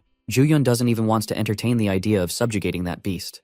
You typically need at least 3 combat-oriented S-rank heroes to even stand a chance against such a monster. One thing Dojun knows about Caesarian is that it has a chance to drop the imaginary grade magic crystal, a treasure just below the highest grade possible. Since such an enticing reward is waiting for him, he won't let it slip through his fingers. Obviously, Juyeon is opposed to such a reckless idea. Well, Seo Dojun is fighting that draconic bastard with or without her. Juyeon watched as he fearlessly sped up, aiming to scale the mountains to slay the beast. She felt as though she did not have a choice but to follow him into insanity. Something grim awaits the duo inside the boss monster's lair. Bursting with unfathomable confidence to take down a beast that easily gives 3 S-rank heroes trouble, it really shakes Juyeon to her core. Do you know what's even more shocking? When she arrives at the site, she finds the same creature, the Caesarian, dead at her feet. The fight's already over, and she has absolutely no idea what the hell went down. Our boy casually plucks his knife from the creature's corpse, leaving her at a loss for words. Juyeon reflects her shock. The creature he just downed isn't just any boss monster. On that note, she talks about a prominent hero known as Park Hae-il who fostered a reputation for hunting down monsters like the Caesarians. Though he's an S-rank himself, the first time he went to hunt down the Caesarian, he was cautious enough to take 30 A-rank heroes along with him. And yet, even with all those precautions, the A-rank heroes didn't make the cut and were all slaughtered in the attempt. Park Hae-il was the only known survivor of the group who clung to the edge of his life by the end of the boss fight. From that moment onwards, the guy decided to rematch with the same monster.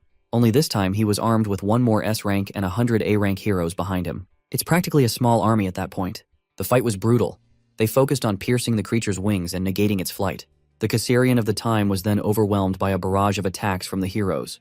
This actually reminds me of the whole 100 men versus 1 gorilla debate that has been going around lately. My money is on the men, by the way, and the same is the outcome for the fight with the Caesarian, who ended up getting defeated.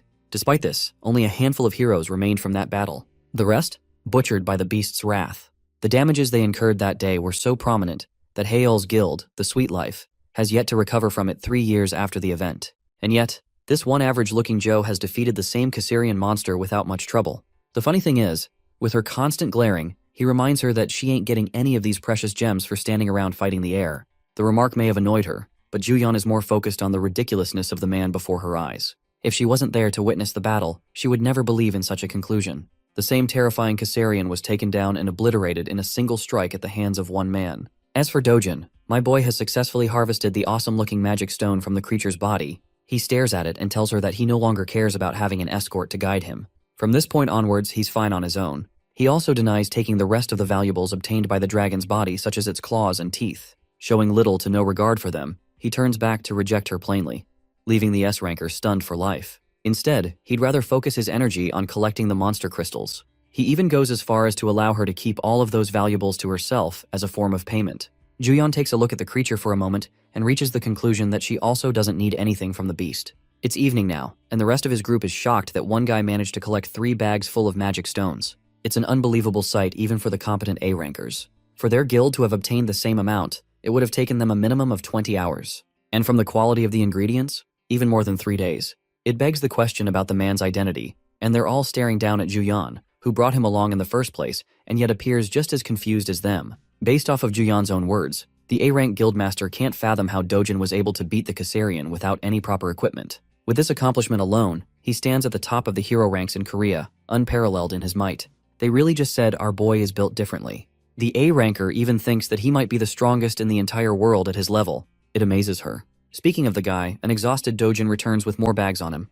With just 1 day of hunting, he's already collected so much stuff. At this point, the group is starting to think that no one will believe them if they reported this to the outside world. Dojin's godlike power is the definition of insanity to accept. Speaking of which, they're explicitly told not to drop a word of what happened here today in the outside world, something they have to ultimately accept. The gorgeous S-ranker walks up to our boy and talks about a bunch of things. From a distance, it looks like they're a couple who is flirting with each other. But that's only in the eyes of their group mates. I guess they're trying to convince themselves that this is the start of a ship. They also think that he's the only guy in the world who looks like a proper fit for Juyeon, especially considering their monstrous strength. The funny thing is how the A-rank guildmaster quickly realizes that these guys aren't the perfect couple she envisioned them to be. Instead, it seems like they're having an argument from the looks on their faces. She can't believe that there's a guy in the world with the ability to talk down to Juyeon of all people. The shocking thing is how Dojun hands her a bag and leaves quietly without saying another word. It astonishes the guildmaster even more. As for the state of the backpacks and the contents inside he collected, Juyeon states his own words. Turns out that Dojin fears the possibility that he'll become an overnight celebrity if the outside world learns that he killed the Caesarian. Since that is a clear issue for him, he drops the responsibility of it upon her shoulders. Hearing his decision, it leaves the both of them baffled for words. But the irony in all of this is that the law of manifestation ends up turning true, and Juyeon gives birth to a curiosity to explore more about this mysterious young man. Girl is in love. Over to a different location, we get to explore more about the famous S-ranker mentioned earlier as Hae-il. He's out here going beast mode on his punching bag. His assistant is in awe of his training because it seems like he's bursting out in rage. As mentioned before, he's the guild master of Sweet Life. The assistant helps him calm down, reminding him that a little bit of endurance will help him go a long way in these difficult times. Even the guild master agrees with that idea, believing that those who underestimate him will eventually suffer his wrath. And before long, there will come a time where everyone will be admiring his strength as the most powerful guildmaster. His assistant goes on to bring up Hyol's streak of hunting down Caesarians, which sets him apart from others, even going as far as to say that his name will be etched in the history books as the hero who defeated the Caesarian with the smallest squad. The funny thing is, that title will never be overtaken from Dojin by anyone unless Stephen Hawking steps out of the grave and pulls a miracle. The guildmaster shares his enthusiasm with the assistant, going on and on about his own achievements. At the same time, their guild has been suffering major losses compared to what it was 3 years back. And yet, the only thing that gives him a smile is the knowledge that he's the only one capable of best defeating the Caesarian, a fact seconded by his one-eyed servant. On topic of discussing high-ranking heroes, the scene switches to Kang Youngpyo's office, who is currently reading a report on Dojin's eventful evening with Cheolwoo and how he annihilated Youngpyo's cousin. Even though Cheolwoo's intentions were to lock the guy inside the gate and trap him for good, a plot twist happened, resulting in an awakening. Also, the client that has tasked them to take down Dojin is actually the executive director Hong Heeju, who is basically at the top of the wealthiest people in Korea. It doesn't make sense for her to single out a person as her target in front of Youngpyo's eyes. That's until he learns that Dojin is actually her stepson. Though the boy was welcomed into their family at the age of 7, the moment Heeju's biological child stepped into the world, Dojin was kicked out of the family. This fact makes Youngpyo amused as he points out that not even being wealthy can save you from being kicked out. Discussing the payment for the hit, he learns that they're being given 3 billion won for the job, which is tiny in front of him. And then there's the fact that Cheolwoo finds himself at the edge of his own life from his battle against Dojin, suffering numerous burns and bruises. What's even worse is that he completely lost his sight and has become a cripple for life too. It only adds to the ruthlessness of Dojin's measures, to the point even a guy like Youngpyo has to acknowledge his actions. And yet, Youngpyo takes delight in the fact that he would have made sure to chop his limbs off on top of smashing his skull. At first glance, you guys probably were thinking that he's saner than his cousin, but now it's clear why he's even worse. While discussing the scene of their battle, it is brought up that Ju-yeon was also there and allegedly helped out Dojin in some way. This actually surprises him and he probes for more information about the situation. He doesn't get what's so special about Dojin. Unfortunately, not even his assistant knows anything specific about the meeting between the two as the case was quietly shut down. Pissed the fudge off, Youngpyo grabs his servant and roars at him to do whatever he can to uncover the status of their relationship, suspecting that they may have formed a deal of some kind. The assistant, completely devastated by his reaction, runs away to investigate right at once. Youngpyo is left with a temper tantrum smashing things around, reflecting that Heeju's men will come looking for him to fulfill the job that his cousin failed to do. At the same time, he's more than happy to take on the job from her. After all, she's a wealthy woman with Andrew Tate's level of money, so it won't be an issue for the greedy scumbag. And now for the scene with our boy, who is returning home after the raid.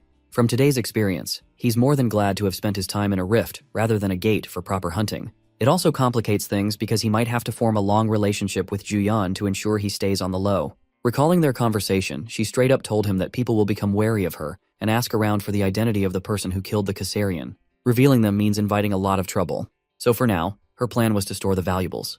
And if he does want to become famous, she can happily reveal their existence to the world. In response, Bro chucked the bag to her to keep all the good stuff. It also means he's got to look for another method to go on and enter the rift zones, because relying on Ju-yeon creates trouble for her. Still, tonight's sleep will be a good one as he'll get to rest in a luxurious house that Chung Seob arranged for him. But as he steps foot inside the house, he is alarmed by the many shoes right outside.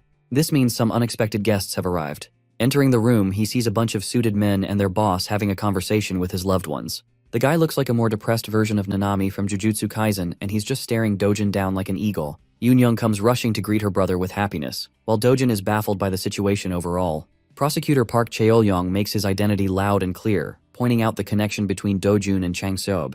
Because of his relationship with the guy, Dojin is placed in an immediate emergency arrest on behalf of partaking in the money-lending organization that is run by the corrupt CEO of HCS Capital. Letting the situation play out, Seo Dojun peacefully surrendered himself to this alleged emergency arrest connected to Hwang Chang-seop's loan shark operation. He was promptly handcuffed and detained in a bare interrogation room. From inside the room, he could hear a pompous voice talking on the phone outside. The prosecutor who took him in is assuring someone that both Hwang Chang-seop and Seo Dojun are behaving like good little boys. Before hanging up, the prosecutor thanked the caller for taking care of his daughter's study arrangements abroad. Then he made the mistake of uttering Director Hong's name within Dojun's superhuman earshot. Walking up to his silent detainee, the prosecutor yapped about the reason he became a man of the law. He claimed that since he was little, he had always wanted to isolate society's trash from the decent and law-abiding citizens. Plopping a thick packet of paperwork on the table, the scummy prosecutor made a show of just how much much dirt he had on Seo Dojin. He alleged that the charges listed through their preliminary investigation would be enough to put the young man behind bars for at least a decade. In addition, they have already gathered more than enough statements from Hwang Chang-seop to nail everyone in the operation. Seo Dojin did not even bother to give a reaction to these thinly veiled threats. Since he didn't get the reaction he was hoping for, Mr. Prosecutor resorted to cursing him out. Getting straight to the root of the problem, Dojin callously asked if that bitch, Hong Hee-ju, is behind this weak legality stunt. The prosecutor was visibly shaken, but he vehemently denied such accusations, going as far as to say that he had never heard of that name. Dojun estimated that these crooked bastards must have already worked on Hwang Chang-seop's side. Dojin quietly came along to avoid trouble, but things might get a lot worse at this rate. Refusing to get intimidated by Dojin's aura, the prosecutor bragged that people in his line of work are not pushovers. In response, the young man leaked a little bit of killing intent to shut his goofy ass up. The prosecutor nearly shat his pants right then and there. He felt that piercing gaze at a primitive level, a direct threat to his existence. Ashamed that he was frightened by a handcuffed perp, the prosecutor wanted to man up and slap the shit out of the detainee. Before he could commit the last stupid act of his life, some intern interrupted, asking him to step outside the interrogation room for a moment. They just received word of some wild discrepancy on their file for Seo Dojin. The building's hero detector evaluated the young man as an ordinary person. Even after double-checking, the results remained the same. Based on the incidents Seo Dojin had been involved in recently, how does that even make sense? Maybe they were incorrect about labeling the boy as an awakener in the first place. The prosecutor got all his information from Hong Hee-ju's T group,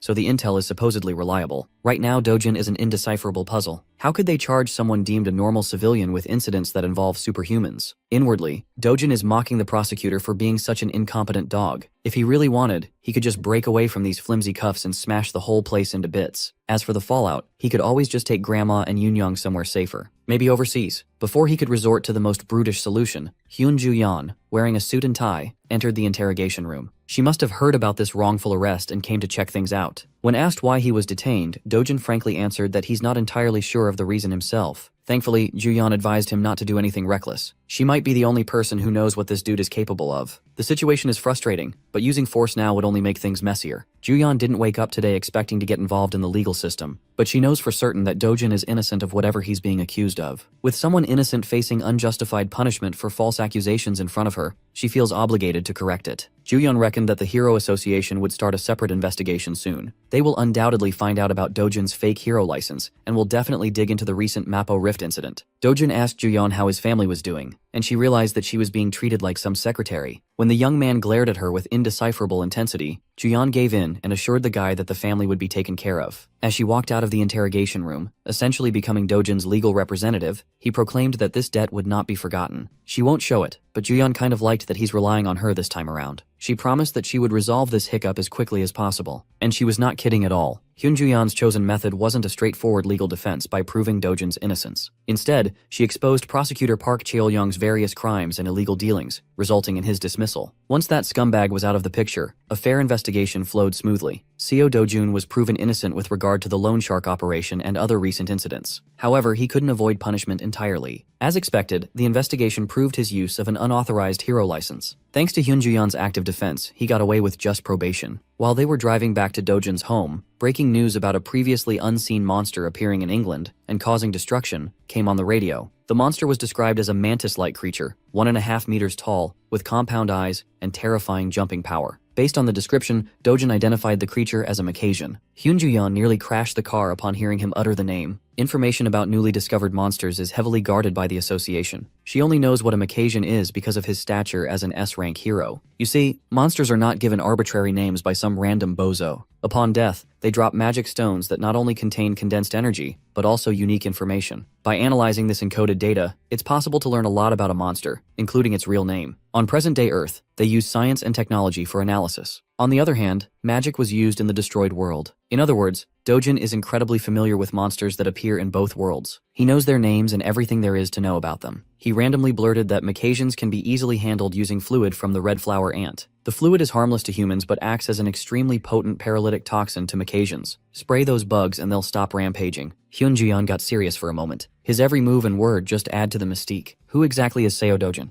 No matter how hard she tried to pry him about his real identity, Dojin never gave an answer. His mind is actually flying elsewhere. He's devising a plan to stop any and all future headaches from happening. The only reasonable solution he could think of was to kill that bitch Hong Hee-ju. Speaking of the devil, director Hong is at her wit's end. Nervously munching on her nails, riddled with anxiety, she tried to devise new plans to deal with her husband's bastard son. With the involvement of someone like Hyun Ju-yeon, she's feeling even more pressured to deal with the boy. The director's assistant wasn't much help. Even after exhausting their resources, they cannot find out what kind of relationship the S-rank hero has with Dojin. If they make the wrong move and offend someone of that stature, all the money the company has won't be able to protect their asses. More importantly, Hong Hee-ju was alarmed by the prosecution's report that Seo Dojun registered as a normal citizen and not a hero in their testing machines. Based on everything they know about the boy, it's pretty clear that he awakened something dangerous. Maybe he has some ability to deceive the hero detector or something. Hong Hee-ju is hemorrhaging money from this crusade of hers, and the best her people can give are speculations. Absolutely livid, she finally bit the bullet and contacted the S-rank rascal, Kang Young-pyo, bringing 30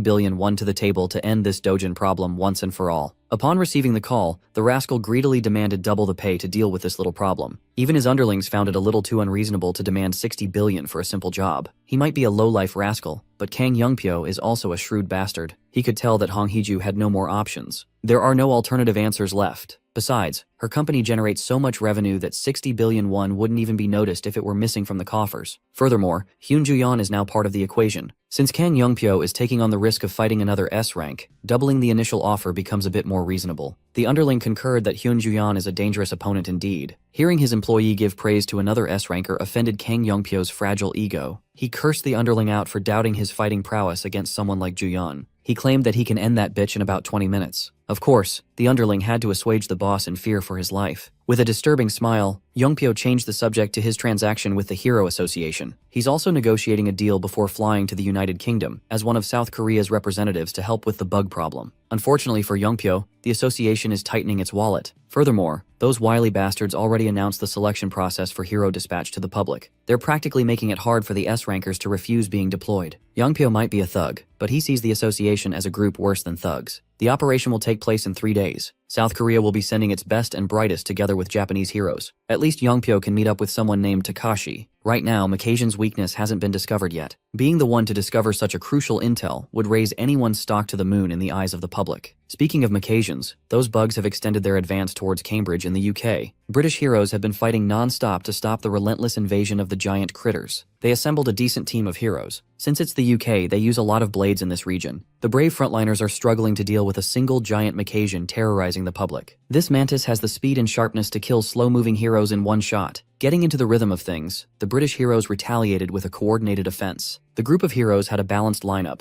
and based on their proficiency, they were nothing to sneeze at either. Some of them used magic to tear through the thick exoskeleton by force. The others would follow up with speedy melee attacks, letting the bug blood flow in the streets. With proper coordination and ample power, they managed to bring down their first Macasian. Just to be sure that the son of a bitch doesn't have a phase 2 or something, they cut its mantis head off. The British heroes finally scored a W, but a single monster took everything they had in the tank to deal with. To utterly crush their spirits, a few more Macasians surfaced to take advantage of the fatigued heroes. That night, the best heroes the UK could offer perished in a brutal and bloody wipeout. They did their best and put all their efforts into trying to stop the inevitable. Without clear information, they were helpless against unknown enemies. The pesky Macasians are now advancing south. The stalwart defense of Cambridge collapsed. There are now about 60 kilometers between the bugs and the capital, London. As the Macasians were about to do their final push to erase London off the map, something luminous rained down from above. When the fluid made contact with the bugs, they collectively seized and felt burning agony. After a few seconds of trying to resist the effects, the Macasians fell one by one. The paralytic flowed into their systems, making all their terrifying weapons useless in the face of biological warfare. Up in the air, the source of the rain revealed itself, a chopper closely following the army of mantises from a safe distance. Aboard the chopper were the heroes of South Korea and Japan for the joint cavalry. Every single one of them was surprised that such a simple solution proposed by Hyun Ju-yeon worked. The red flower ant sap is working better than great. The Macasians cannot endure. They practically turned into useless empty husks. Standing beside Ju-yeon was Kang Young-pyo. In his eyes, there is no way that this woman miraculously guessed and hit the jackpot. Waking everyone up from their reverie, Hyun Ju-yeon took charge and ordered everyone to skydive and finish the job. With newfound respect and awe for Korea's premier S-rank hero, the the cavalry swan dived towards British soil to prevent a cataclysmic incident. A few days after that joint operation, the entire world was made aware of what went down in the UK and who the undisputed MVP was. Back in Korea, the media and fans filled the airport, and everyone was eager to get a glimpse of the country's pride. The reporters and their teams are all salivating to get an exclusive scoop about Hyun Ju-yeon, the best hunter during the UK expedition. She was the one who figured out the Macassians' weakness and led the operation to the end. She practically saved an entire nation from despair. It's said that before leaving, she was knighted by the royal family for her heroism. When Hyun Ju-yeon finally stepped foot inside the airport, camera flashes and cheers from the civilians erupted. Like a real celebrity, she had long since been used to the limelight. Behind her was Kang Youngpyo trying to aura farm like he doesn't have a fucked up haircut. Even though Ju-yeon is a public figure, the intensity of today's welcome was still a bit overwhelming. As for Kang Youngpyo, he was credited with killing most of the Macassians on the expedition. Keep in mind that he basically killed paralyzed and helpless bugs. Their entire entourage of heroes consisted of 200 people. The brilliant performance of Korean heroes was the reason the UK still exists today. On the news, details about the Macassian hunt, including the red flower ant sap weakness, were made public. Walking around the city, our boy, Seo Dojun, overheard the news and paused for a second. He was glad that Ju-yeon was able to use his intel, but when they showed Kang Youngpyo on the Jumbotron, his mood soured. That smug-looking bastard on the screen is one more loose end he needs to take care of soon. Inside a random high-end restaurant, Seo Dojun is drinking coffee with the woman of the moment. Hyun Ju-yeon kindly unloaded tons of presents for little Yoon-young, grandma, and even our boy. She warned him not to check the contents now. It would be better to open everything at home. Ignoring her words, Dojun found some nice-looking clothes in his pile of gifts. Ju-yeon simply wanted to give him a token of thanks for that invaluable tip.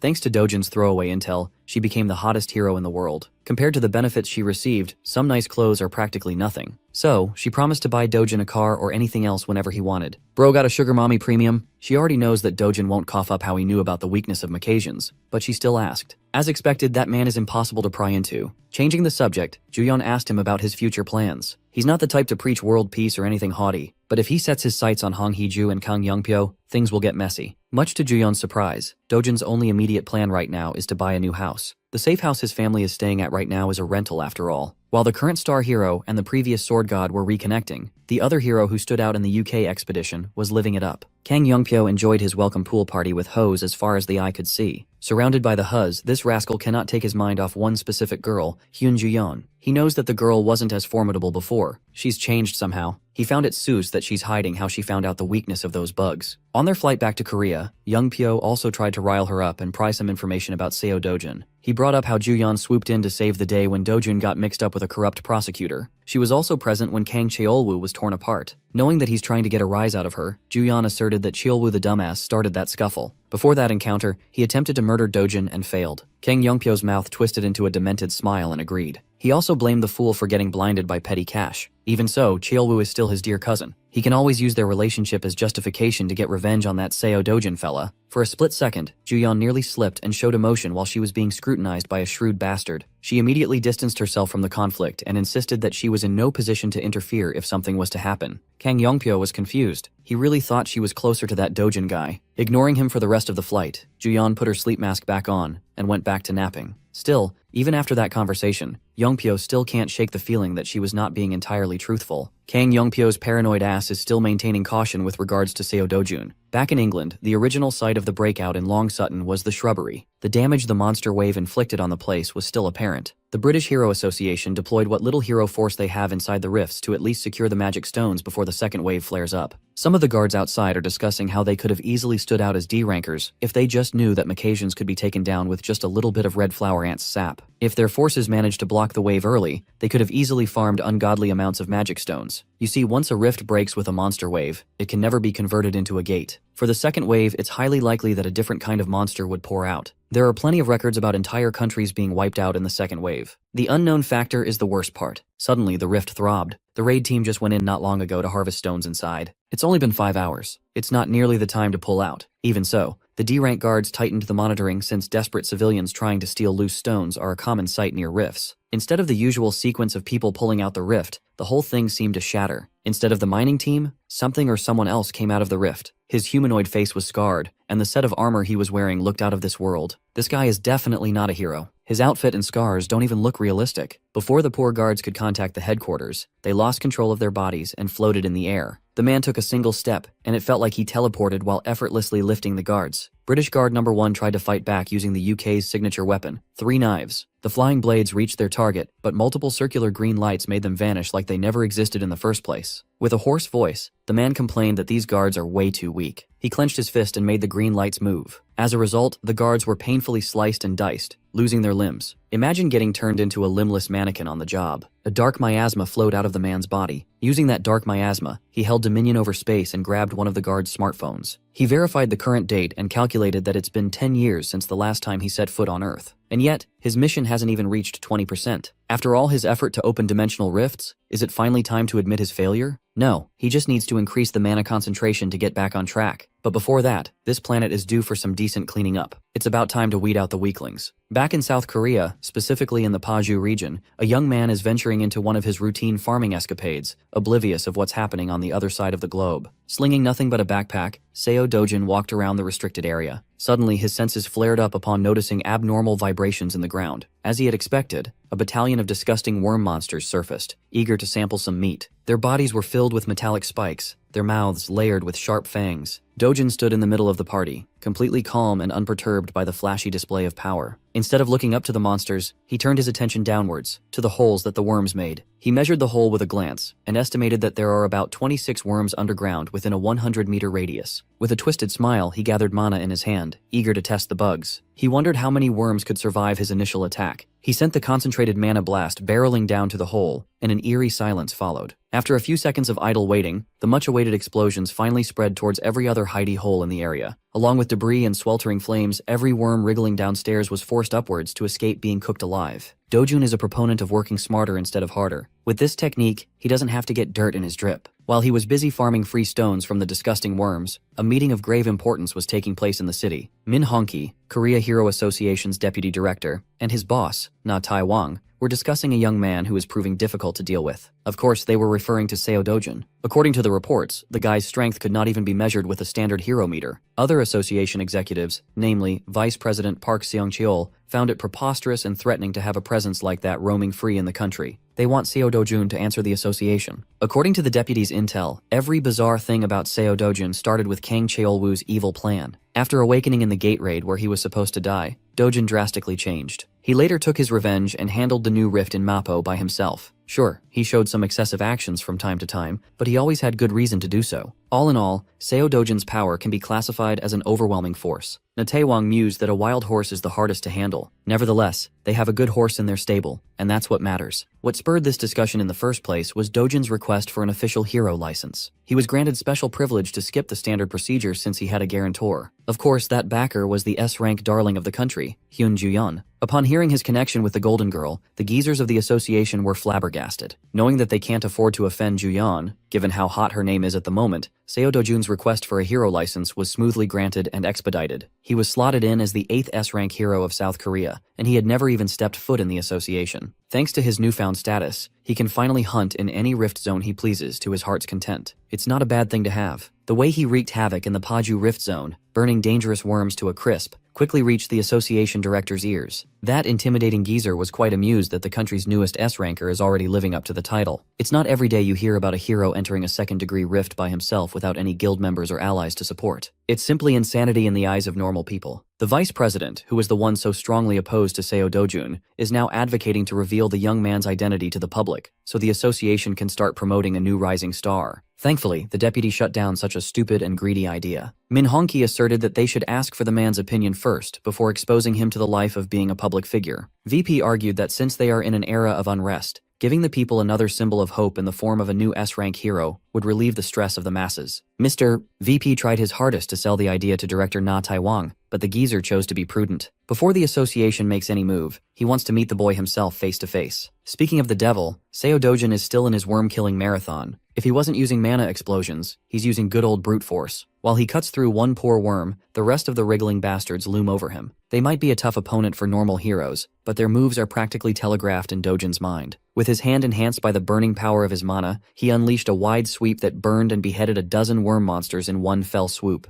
He landed back on the ground, and dozens of dead worm carcasses dropped around his feet. Dojun stood above the mountain of corpses to aura farm like G. His hands were still scorching from the afterburn of his technique. He sighed and waved the remaining flickers off. As expected, the mana consumption rate of continuously hunting and killing swathes of high-level monsters is no joke. To remedy that problem, Seo Dojin finally decided to get a befitting weapon. As expected, the best place to get some much-needed equipment was the Gasan Hero Complex. Seo Dojun picked an innocuous store and entered. Inside, a bruised-up dude was manning the counter, playing on his phone to stave off boredom. The welcome bell rang, and he didn't even look at who had just arrived as he asked if the customer had a reservation. Seo Dojun ignored the bum's question and dumped his backpack on the counter, demanding to craft a weapon using the materials inside. Annoyed, the bum asserted that they don't service people without a reservation. Dojun had already been rejected by every other shop on the strip, citing that they're all fully booked. This was the only shop that answered his phone call. Still, the bum outrightly refused to entertain Dojin. He's just infuriated that he has to take his eyes off his phone. With patience running dangerously thin, Dojin grabbed the bum by the collar. Ignoring the threats and curses, he asked the little shit about who the shop's owner was. The bum proudly declared that his father owns the business. If that's the case, he'd better call daddy as soon as possible. Seo Dojin came here specifically because of a trusty recommendation. The bum was released. He scoffed, but cowardly retreated to another room and called his father. An old man wearing a modified welding mask came out from the workshop to see what the fuss was about. His name is Choi Cheolguan, master craftsman of hero armaments. Dojin shared that he came here under Hyunjuyan's recommendation. Of course, both father and son knew that name. Hell, the whole country knows that name. Old man Choi was just surprised that an S-rank celebrity knew about his craft. Seo Dojun didn't come here for useless chit-chat, so he just pulled out the materials from his bag. The old master gave the mats a thorough inspection and identified them as a giant black viper's fang. It has been a long time since he had seen one. Well, Seo Dojin wants a decent sword made of this stuff. He wants his weapon to be as long as possible. Don't we all, brother? The master craftsman argued against the request. Stretching non-metal materials too much would be detrimental to their durability. It would be more effective to make 2 medium-sized swords instead. Hearing that weak-ass compromise, Dojin asked if the old man was openly admitting to having subpar skills to craft what the customer wanted. Nevertheless, he doesn't want 2 swords. He just wants to fuse them together into one. All that matters is length. Well, it matters how you use it too, buddy. Aside from absurd length, he wants the mana absorption rate cranked up to the maximum level. Hearing the ceaseless and borderline unreasonable requests, the bum could not stand aside much longer. He is proud of his dad, a man who could craft weapons with at least a grade 3 mana absorption rate. Seo Dojin responded by picking up one of the swords displayed in the shop's forefront. He gave the blade a once-over and evaluated the material as grade 5. Then, he gripped the sharp end of the sword with his bare hands. Father and son stood silent and in shock as their unusual customer performed a miracle. The tightening continued until the death grip made the grade 5 material shatter under sheer force. This product, which the shop was so proud to display up front, was reduced to nothing but sharp dust and debris. The bum thanked his lucky stars that he didn't fuck with the mysterious customer. The old man watched his creation splinter apart. Seo Dojin warned Choi Cheolguan that if he was going to craft garbage with the materials provided, he'd better drop the job now. If these hands can turn a grade 5 weapon into fine dust, imagine what it could do to your face. After finally securing a shop that would accommodate his demands, Seo Dojun set out for another dungeon. Today his target is a green-skinned, one-eyed freak of nature. With his sharp senses, the Cyclops screeched as he felt a hostile presence nearby. While other hunters go for maximum style points with their gear, Seo Dojin solo hunts in his jeans and hoodie. Since he doesn't have a proper weapon yet, these hands will do for now. The Cyclops didn't let him get a free hit in. It tried to stomp him out right from the get-go. When the initial attack missed, the one-eyed bastard fell into a panic. Dojin leaped up into the air, compensating for the difference in size. His sword hand moved as quickly as lightning as it chopped off some juicy shoulder Cyclops meat. The pain made the beast screech in a higher and more annoying pitch. Desperate to hit back, it used its monstrous strength and gargantuan size to uproot a whole ass tree. He waved it around like a madman, desperate to swat the hooded monster out. Unfortunately for the Cyclops, such aimless tactics won't work against this man. He braced for impact, and 2 more deep and gnarly wounds appeared on either of his shoulders. It was a bloodbath. Normally, this would be the end of the hunt if Dojin were facing any other monsters, but Cyclops are a special bunch. They have such powerful regenerative abilities that they could tank and scoff at fatal wounds. Dojin had already taken this overpowered ability into account earlier. If the enemy has insane healing, you just have to keep doing damage. Without giving the Cyclops a chance to retaliate after a fresh regen,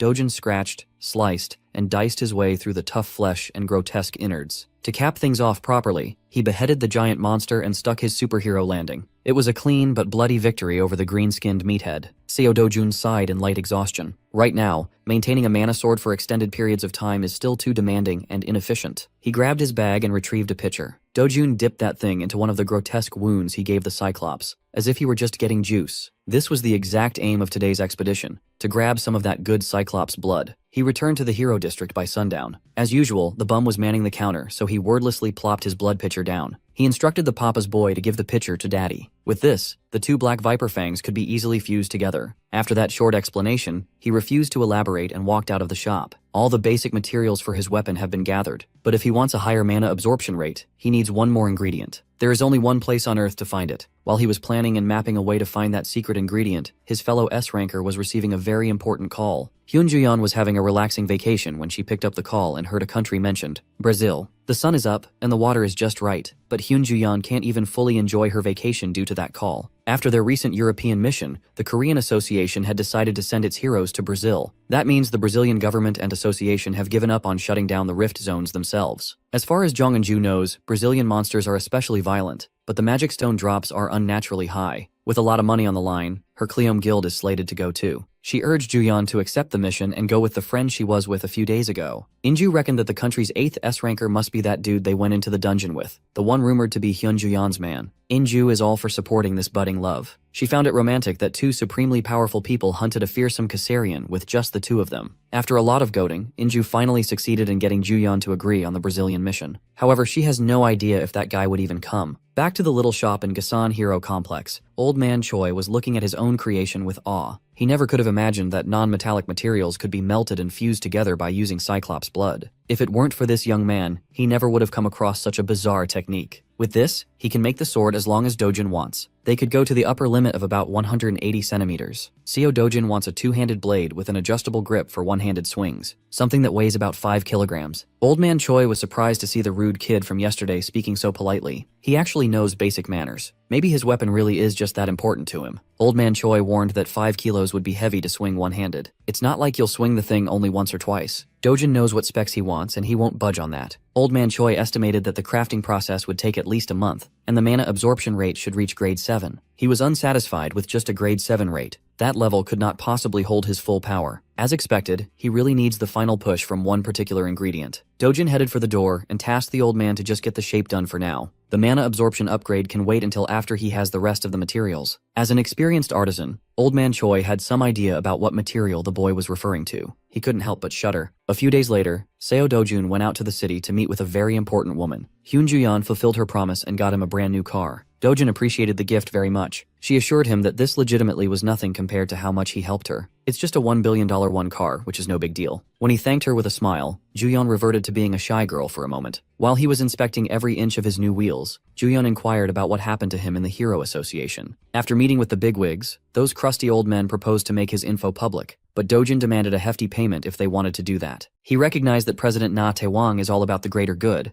but politics muddle everything. Anyways, the negotiation fell through. After his external examination, Dojin hopped into his new car. Hyun-Juyeon quietly jumped onto the passenger seat. While putting her seatbelt on, she brought up the association's preparation for the impending Brazil operation. After hearing her say Brazil, Dojin muted every other word. He drew closer to her and sincerely asked if she was going. Stunned, she barely managed to stammer that she would be. If that's the case, he invited Juyeon to go together. The S-rank Brazilian Riz is unreal. It made the heart of the nation's hero skip a beat as her cheeks uncontrollably blushed. Meanwhile, another woman is turning red because of Seo Dojin. The rich bitch, Hong Hee-ju, is in the middle of getting scammed by Kang Young-pyo for even more cash. He urged director Hong not to pinch pennies at a time like this. He already has a $3 billion in advance, yet he wants more. This man hasn't even started on his supposed job to finally kill Seo Dojin. Running out of patience, Hong Hee-ju seriously considered just hiring someone else to do her dirty work. She reckoned that there are plenty of lowlifes out there who would kill for tons of cash, no questions asked. Kang Young-pyo just laughed at her outdated intel, so he threw in a free tip. He just found out that Seo Dojun has just become the nation's latest S-ranker. They are practically peers. Director Hong refused to believe that the weak-willed child she drove away from the family had turned into some kind of superhuman. Young-pyo spent a lot of his own money to secure this info. If Hong Hee-ju doesn't want to believe it, she can just wait until Seo Dojun climbs this tower and kills the bitch himself. With desperation and fear for retaliation, Director Hong stopped Young-pyo from leaving. She is out of her depth, and she doesn't want to die. This crazy lady promised to pay as much as it would take just to take Seo Dojin out of the picture. Kang Young-pyo smiled and replied, he changed his mind. Instead of getting more cash, he would rather have a stronger business partnership with the director's conglomerate going forward. At this point, Hong Hee-ju would gladly say yes to any form of payment. In that moment, he received a very important text message. It seems like the heavens are smiling upon the accursed lady. The perfect chance to take out Seo Dojun just came up. A few days later, the nation buzzed with the news of yet another international expedition for the nation's heroes. All the S-rankers that accepted the mission are now aboard a luxurious private jet. In social media, people are excited to watch 5 S-ranks save a country on the brink of annihilation. Korean users were bursting with pride. One of the S-rankers was Jang Sung-ho, who carried the P group to the top on his own. He only agrees to missions if there are tons of money to be made. There's also Park Hae-il. His guild had recently shrunk to nothing, so the cash reward for this expedition is sorely needed.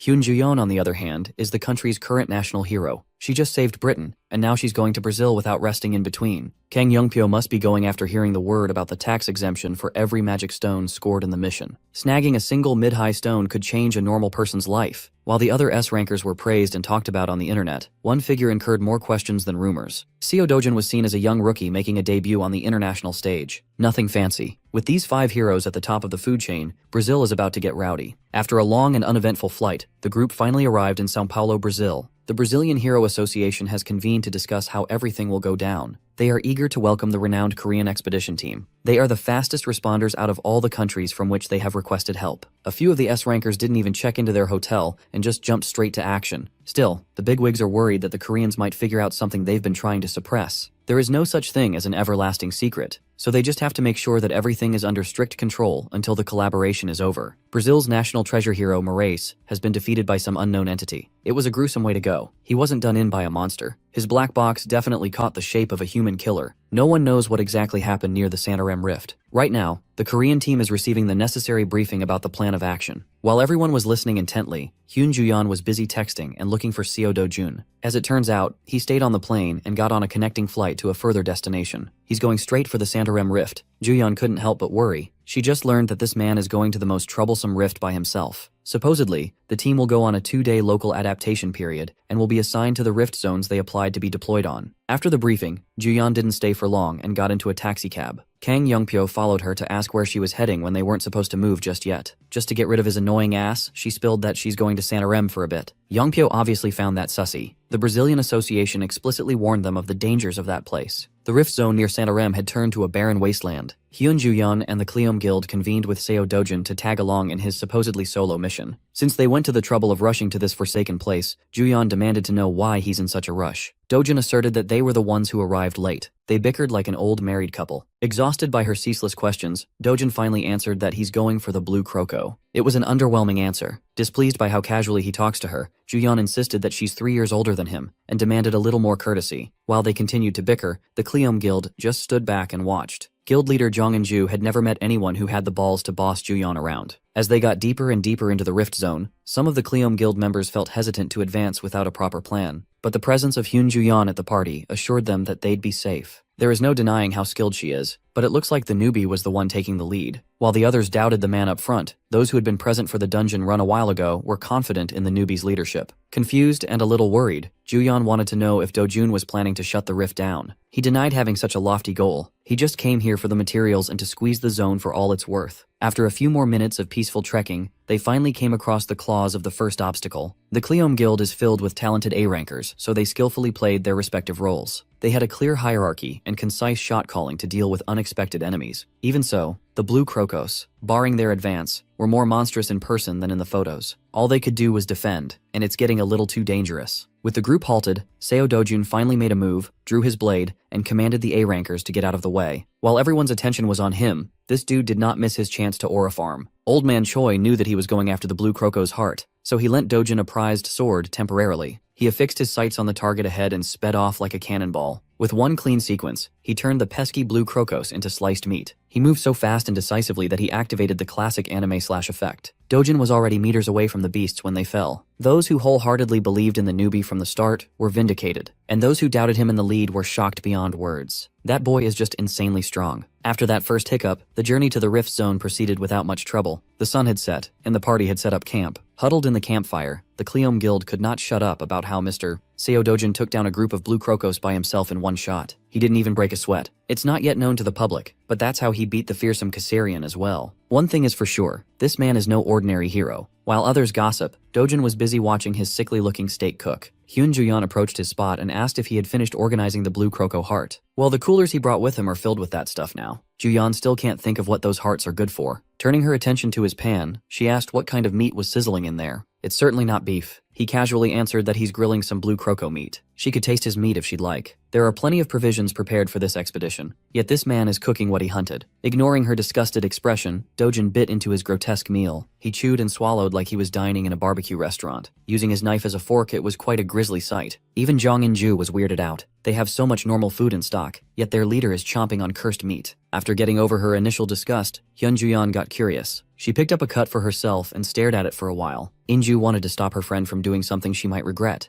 but Ju-yeon trusts in Dojun's taste. As the piece of blue meat approaches her mouth, In-ju could do nothing but watch in horror. Ju-yeon gently bit on the rancid-looking meat. After swallowing a little baby bite, she was pleasantly surprised by its delicious taste. And so, two people in the camp wordlessly enjoyed a bizarre meal. Curious, Jong In-ju whispered and asked Mr. Seo Dojin about his secret. How could a relatively unknown person charm someone like Miss Ju-yeon? Sure, she's inexperienced and has never had a boyfriend, but she's not the type to easily give her heart to a man. So, what did Dojin do to charm and romance Korea's national treasure into trying his meat? Hearing the mention of romance made him recall his time in the Imperial Academy. It was a long time ago, before he even turned 20. With regards to romance, there was Miss Maisel Grain of the Grain Count family. There was also the youngest of the Lesulian family, Luenda Lesulian. And of course, his last sanctuary in the destroyed world, the valiant knight, Veronica. He got way into reminiscing about the past and was brought back by In-ju's whispered shouting. As for his secret, he answered that Ju-yeon is the moth to his flame. In-ju had never heard something more cringeworthy in her entire life. Just like that, the night passed with a very playful atmosphere. Even Dojin was smiling and having fun. Back in São Paulo, Kang Yongpyo is still living it up in a grandiose hotel suite. He's still wondering why Hyun Ju-yeon was so in a rush to move when the proper operation date hasn't been assigned yet. According to his sources, she's moving with Seo Dojin and Jong In-ju's guild. He turned to his assistant and asked about the range of profitable monsters in the Santarem area. As far as he knows, there should be none that would be considered lucrative. Every single thing related to that bastard Seo Dojin is simply too unpredictable. Yongpyo's worries dissipated when the hateful director Hong rang his phone. As always, she's called to ask if the job is done. Hearing how impatient she sounds, Kang Yongpyo prodded if something had happened on her side. Well, she's worried that her father might have found out about the news of Dojin's ascent to S rank. He's telling the boy to come back home. Now that the chairman of T Group is getting involved, Hong Hee-ju is getting antsier than usual. Yongpyo finds her suffering amusing. Still, he finally met a proper partner who would net him immense profits. He'll make sure that she won't feel disappointed. He assured the bitchy director that Seo Dojin would not be able to return to Korea. Hearing him say that provided Hong Hee-ju some semblance of relief. Kang Yongpyo marked a spot on his map and prepared to contact someone named Takashi. Now that Seo Dojin slunk off into an isolated place of his own accord, his work has become a lot easier. When the sun rose, the Santarem expedition team continued their journey with Dojin at the helm. Hyun Ju-yeon held the map as the navigator and warned Dojin about going towards the jungle because of the monsters. Chief among those that warrant worrying is the lynx. Of course, Dojin knows everything there is to know about the lynx. Instead of staying clear of the thick jungle, Seo Dojun immediately headed onto the most dangerous path there is. Ju-yeon knows that there is no stopping this guy when he sets his eyes on the prize, but she compelled him to at least put some earplugs on. Thankfully, she has prepared some in advance. Earplugs are required when fighting a lynx. Its cries have a bewitching effect that can paralyze the mind. Dojin was aware of that, but he refused to take the plugs. Ju-yeon did not easily give up trying to convince him to put the earplugs on. The intel and warning came from the Brazilian treasure hero, after all. Ignoring her pleas, Seo Dojun wordlessly and casually traversed the heavy thicket of Santarem jungle, leaving them with no other choice. Hyun Ju-yeon and the Kleom Guild were dragged into this treacherous detour. After a whole day of non-stop trekking, they finally reached the monster's lair. Under the bright moonlight, the lynx stared them down like a predator eyeing its prey. It looked like a deranged, overgrown cat. As soon as the beast made its presence known, In-ju ordered her subordinates to cover their ears. While everyone was panicking, Dojin just stared at the cat without budging. He is not a prey. Two predators sized up each other. It was a contest of who had more aura.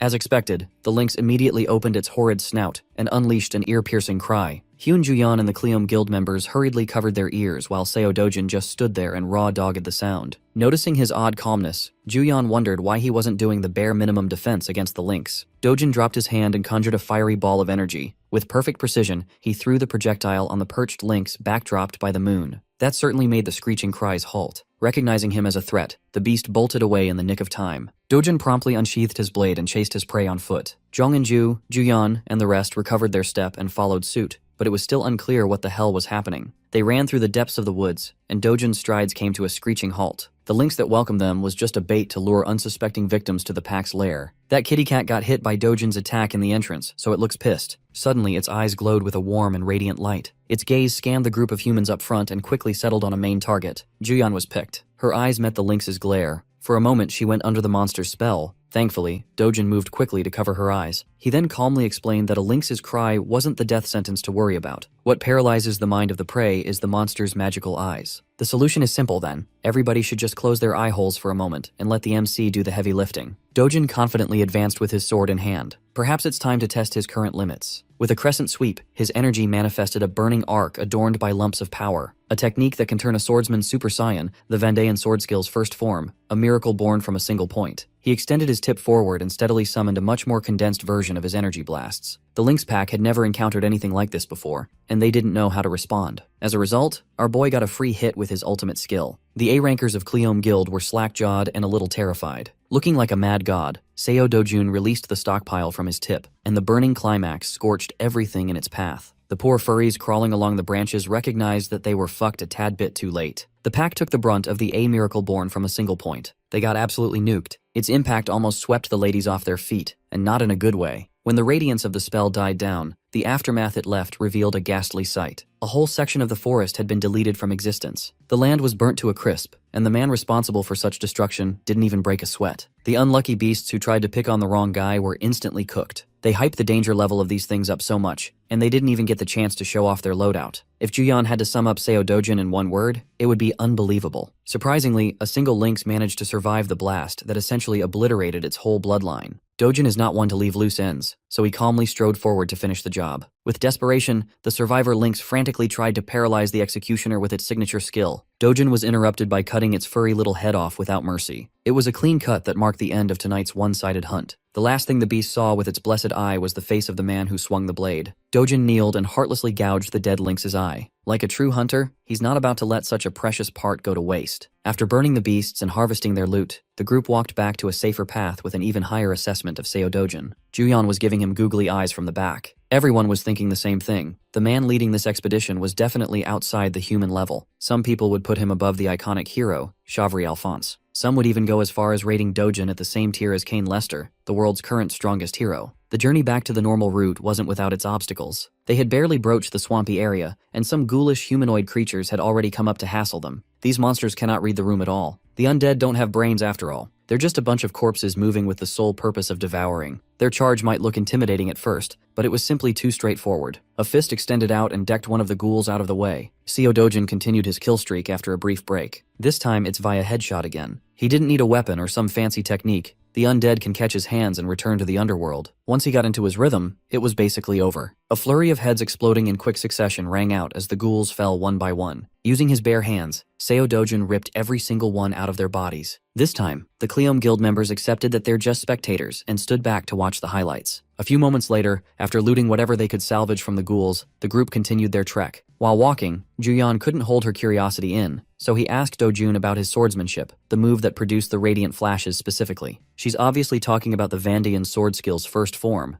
a miracle born from a single point. He half-heartedly asked if she wanted to learn it, and Juyeon's face immediately lit up. But in a peaceful world like this, he doesn't see any reason to teach someone something so OP.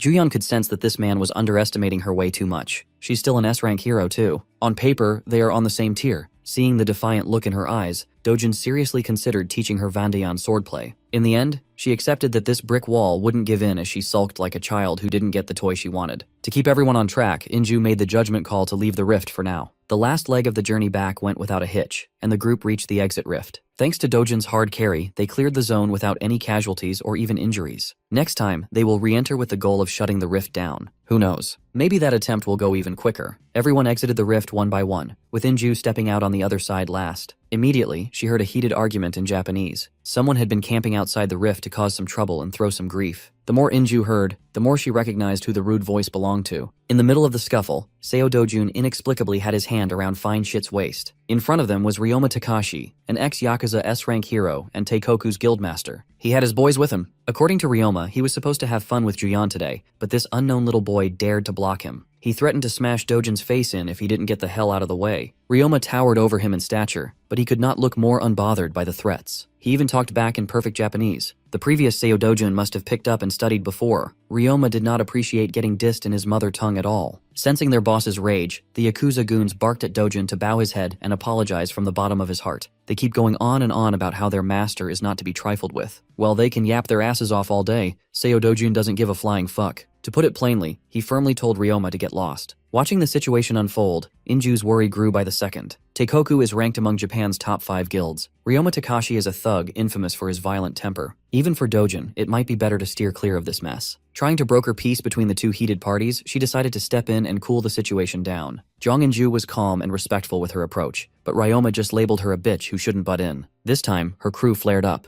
Their guildmaster was being blatantly disrespected. It could have easily devolved into a guild war, but Inju had her boys under control. Despite the insulting words, Jong Inju formally introduced herself as Cleome's guildmaster and proposed that they settle the beef without escalating the situation. Ryoma just spat on her peaceful agreement. He had never heard of the puny Korean guild, so why should he care? Going even further, Ryoma offered to give Inju a turn on his 2-inch beast after he's done with Juyeon. He proceeded to forcefully grab Juyeon, but Dojun's body blocked that grab. Irritated, Ryoma finally showed his teeth after barking for so long. His fist gave Dojun's cheek a little kiss. He thought that would be enough to knock some nobody out, so he could have some fun in the meantime. The dumbass Yakuza also leaked that he has some business to settle with Dojin. One can infer that this stunt is just one big, calculated provocation. If that's the case, Dojin is down to playing along. He immediately got his payback by socking Ryoma on the same cheek. His punch was noticeably more effective. It threw the Japanese cliché flying back to his crew. The hardcore Yakuza glazers who were barking obscenities didn't expect to see their boss in this state. Dojin advised everyone to stand back. Since these assholes struck first, whatever happens next can be reported as self-defense. The Yakuza goons drew their respective weapons and got in position to retaliate, but the boss called the one-on-one. Ryoma got rid of the jacket covering his chiseled physique and ordered his men to fall back. Awakening the power lying dormant inside his body, the ex-Yakuza S-ranker showed why he's one of Japan's best. Before the inevitable fight started, Juyeon turned to Dojin with a piece of advice. She did not bother talking him down or any of that crap. She just asked her man to at least leave the poor Japanese gangster half dead. What happened next was what you might have expected. To the boys from Japan, it was a shock, but to the expedition group,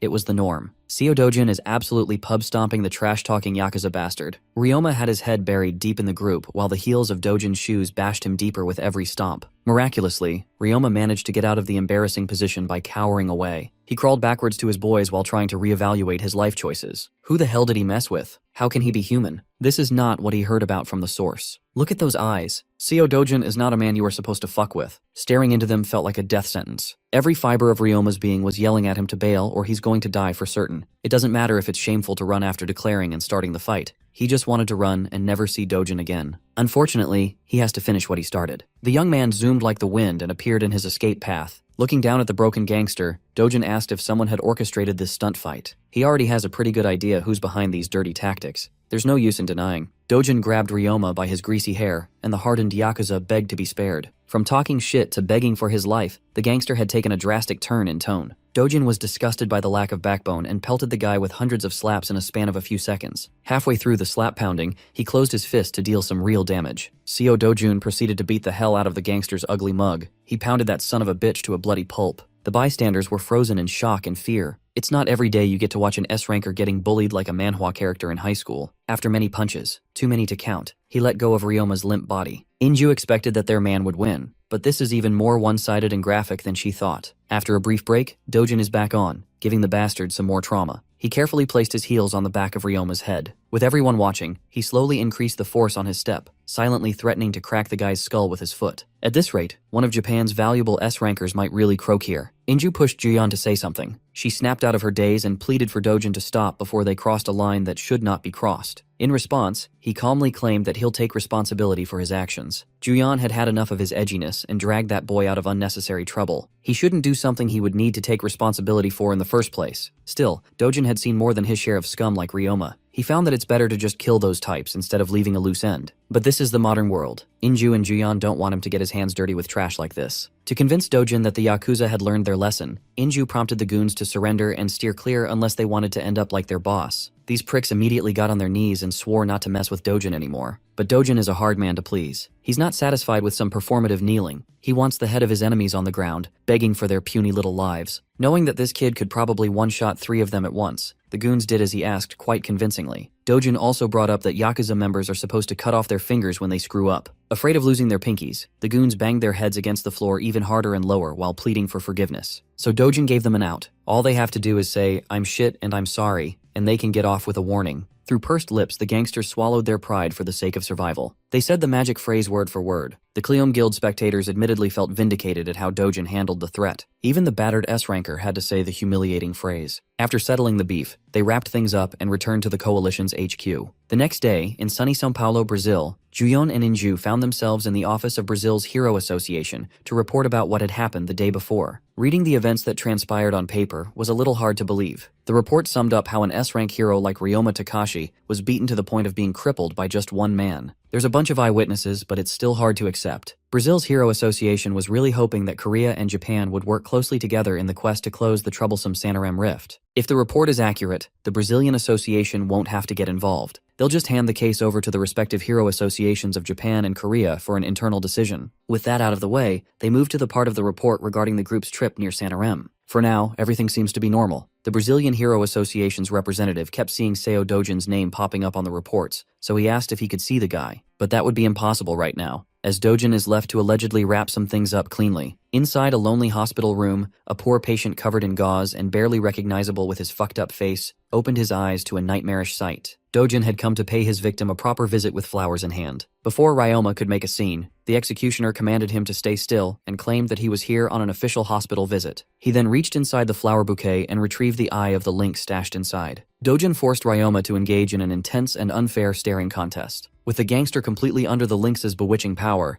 it's about time to dig some information on the man behind the provocation. Dojin stayed in that hospital room, interrogating his victim for quite some time. By the time he was finished, the infamous Ryoma Takashi had been reduced to a bumbling idiot with a fried brain. He kept on calling himself a lowly trash that caused trouble for the Korean guilds. His mind was completely broken, and the loose end was cleaned up. When Dojin walked out of the room, Ryoma had been thoroughly lobotomized. He kept on chanting that the Yakuza are shit. Knowing how to take care of lingering enemies while aura farming is a mark of a truly great main character. Rumors of the clash between Korean and Japanese heroes quickly leaked and spread around every major news publication. Some articles detailed the beating, some showed the aftermath, and most publications were trying to get the Rising Stars statement. Korea Hero Association's president Na Taewang is tapped into the pulse of the people. He knows that his new guy is sweeping the news cycle. The reaction is explosive. Reports about Seo Dojin filled the airwaves. The association also received news that the Japanese Hero Association had dropped its investigation. Ryoma Takashi himself asked his government to stop it. This was strange, considering that he's known for being a hothead who will always pick a fight at every chance he can. For a whole country to back off, something more must have happened. As for what that something is, Na Taewang had no clue. The old man just could not shake the feeling that with Dojin at the center, the balance of the world had already begun shifting. Right now, only one day remains until the operation to close the Brazilian Rift Zone kicks off. The Korean team that arrived early had just finished adapting and familiarizing themselves with the area. Everyone exchanged and shared joint operation plans, rigorously perfecting the strategy. The rest of the heroes conscripted from all around the world had also gathered around. To encourage success and cooperation, the Brazilian government arranged some sort of pre-battle eve festival. The star of the event was, of course, today's enigmatic media darling, Seo Dojin. Bro bought a trench coat to maximize his aura. In the banquet hall filled with all sorts of delicacies, Dojin engaged the other heroes from other countries in conversation rather well. Word about him wrecking Ryoma Takashi has gone global. It's only natural that everybody wanted the dirty details. Everyone who comes up to Dojin just talks to him about the incident. And yet, he never responded with a trace of arrogance. Inju carelessly remarked that compared to the man of the hour, Juyeon and she are like ordinary people. This was the type of quip that would have gotten a response from the S-ranker, but she stayed silent, seemingly lost in thought. While wondering what put her in such a sullen mood, Inju looked around the room. She saw dripped-out Dojin interacting with some big names in the hero world. Looking at the stunningly gorgeous woman clinging close to him, Juyeon's mood finally made sense. That woman is Gloria Tyler, an American S-ranker voted as the world's most beautiful hero. Inju connected the dots and gave her friend a tight slap on the back. She yelled at Juyeon to stop sulking like a kid, get off her ass and go talk to her man. Juyeon didn't really know how to interact with Dojin outside the rift, but she still came up to him. Granted, she looked way out of her depth, self-consciously looking at the floor instead of her fellow heroes. Dojin noticed the slight hint of blush on her cheeks and couldn't help but smile in amusement. Gloria Tyler took the hint and bid him farewell. Curiously, she referred to Dojin as Carcel, his true name from his previous life. It sounds like he introduced himself as such to Gloria. Even Juyeon was clueless about this Carcel thing. She assumed that Carcel must have been his Western name or something. In a way, she wasn't wrong. It's just a name he used before Seo Dojin. With the sparse information that she has, she wondered if this dude lived abroad as a kid, but that cannot be possible. She already ran an extensive background check on him. Juyeon was evidently upset that another woman found out that Dojin had a different name earlier than she did. While they were casually chatting in the middle of the banquet, some asshole was hovering closely. Inconspicuously holding a glass of liquor in his hand, Kang Yongpyo listened in. In his head, he was cursing his Japanese buddy for failing to handle one guy. At this rate, he'll just hate to step in himself. While his insides were boiling with the desire to rip Dojun to shreds, his big-ass ears picked up Juyeon whispering a word of warning. She reminded her man that even though he's strong, the enemies won't always play fair. Ryoma Takashi had a few close friends in his circle. The one they have to worry about is in this hall. Dojun cut her off before she could name-drop the obvious mastermind. He went on to claim that he didn't need to know who was coming. It's going to be the same shit, different ass. Just like Takashi, the mastermind is nothing but a dirty, arrogant, no-skill clown. Men like those are not even worth worrying about. Dojun really drilled that sentiment hard as he slowly turned his gaze to the direct target hovering behind. Kang Yongpyo quickly turned around and acted as though he didn't hear anything. But he did. This dude is on the verge of crashing out in the function. The icing on the cake of this masterful rage bait performance was Dojun's coy smile, openly mocking Yongpyo. The rage bait was successful. Yongpyo doesn't want to send another hired muscle. He wants to take care of this Dojun problem with his own hands. After the pre-battle Eve festival, the heroes rested up and were deployed the very next night. Inju, her guild, Juyeon, and Dojun had gathered outside the rift assigned to their team and were forced to pause for a moment. The rift zone near Santarem looked murkier, darker, and a lot more sinister than usual. Still, some of the boys found this ominous change negligible, considering that they've got 2 competent S-rank heroes in their midst. They could just rush in and close the damn thing. What could go wrong? With some apprehension, Inju gave her men the command to move in. On the sidelines, Dojun had a grim look in his eyes as he stared into the overgrown rift. He could feel something coming. The ladies had no idea what he was hinting at,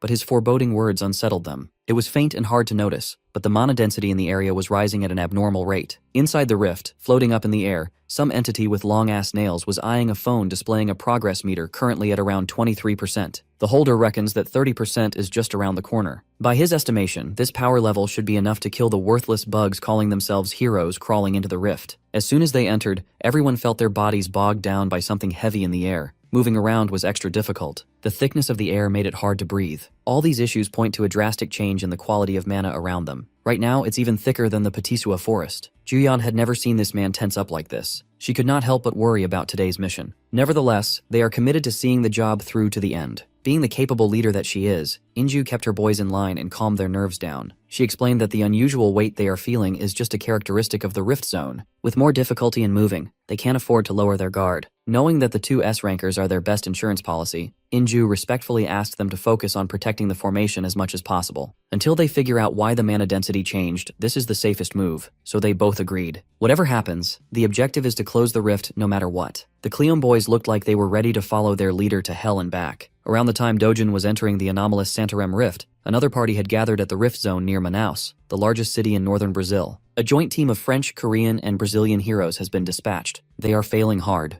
These dudes are getting their asses beaten and eaten. Solo leveling had overpowered ants. We have killer bees. The overconfident foreign heroes thought they were about to cruise through this mission. Hell, these bees should have been easy free kills for C-rank heroes. Yet here they are, getting wrecked by gigantic insects. Even the A-rank heroes in their midst were falling like flies. The killer bees had no regard for human life. They have killer in their names. What did you expect? The sole remaining hero tried his luck against one of the flying critters, and his fist made full contact. It was useless. His body had gotten so damn heavy that he could not project his desired power output. Normally, he could shred an entire colony of these bees into pieces by himself. In this place, they are not the clearing squad. They are nothing but helpless prey to the real hunters. It's hard to tell how many of these so-called heroes will actually make it out alive. Back in Santarem, Inju just narrowly dodged a heavy axe slam from their first encounter. Posted up before the squad was a battalion of black orcs. They were not ordinary black orcs either. Just like the killer bees, they were abnormally stronger than what their classification denotes. Even so, the Cleon boys kept the pressure up and executed their combos. Unfortunately, landing an attack that doesn't deal damage is not a recipe for victory. Even with perfect teamwork, they cannot breach the Black Orcs' titanic defense. Caught with their pants down, the Cleon boys nearly got decimated by a full axe swing. Juyeon had to step in to drag them back to a safer distance from the beasts. She also yelled at them for rushing in recklessly. Once the noobs were brought to safety, Juyeon hopped back into the fray. The Black Orc tried to trip her up midair, but the S-ranker danced around the vicious attacks with grace and mastery. After showing some fancy footwork, she turned the tables and went on the offensive with a roundhouse kick. With an inhuman response time, the monster quickly turned around to defend its vulnerable bald head. Juyeon's convincing feint worked. She avoided the turnaround,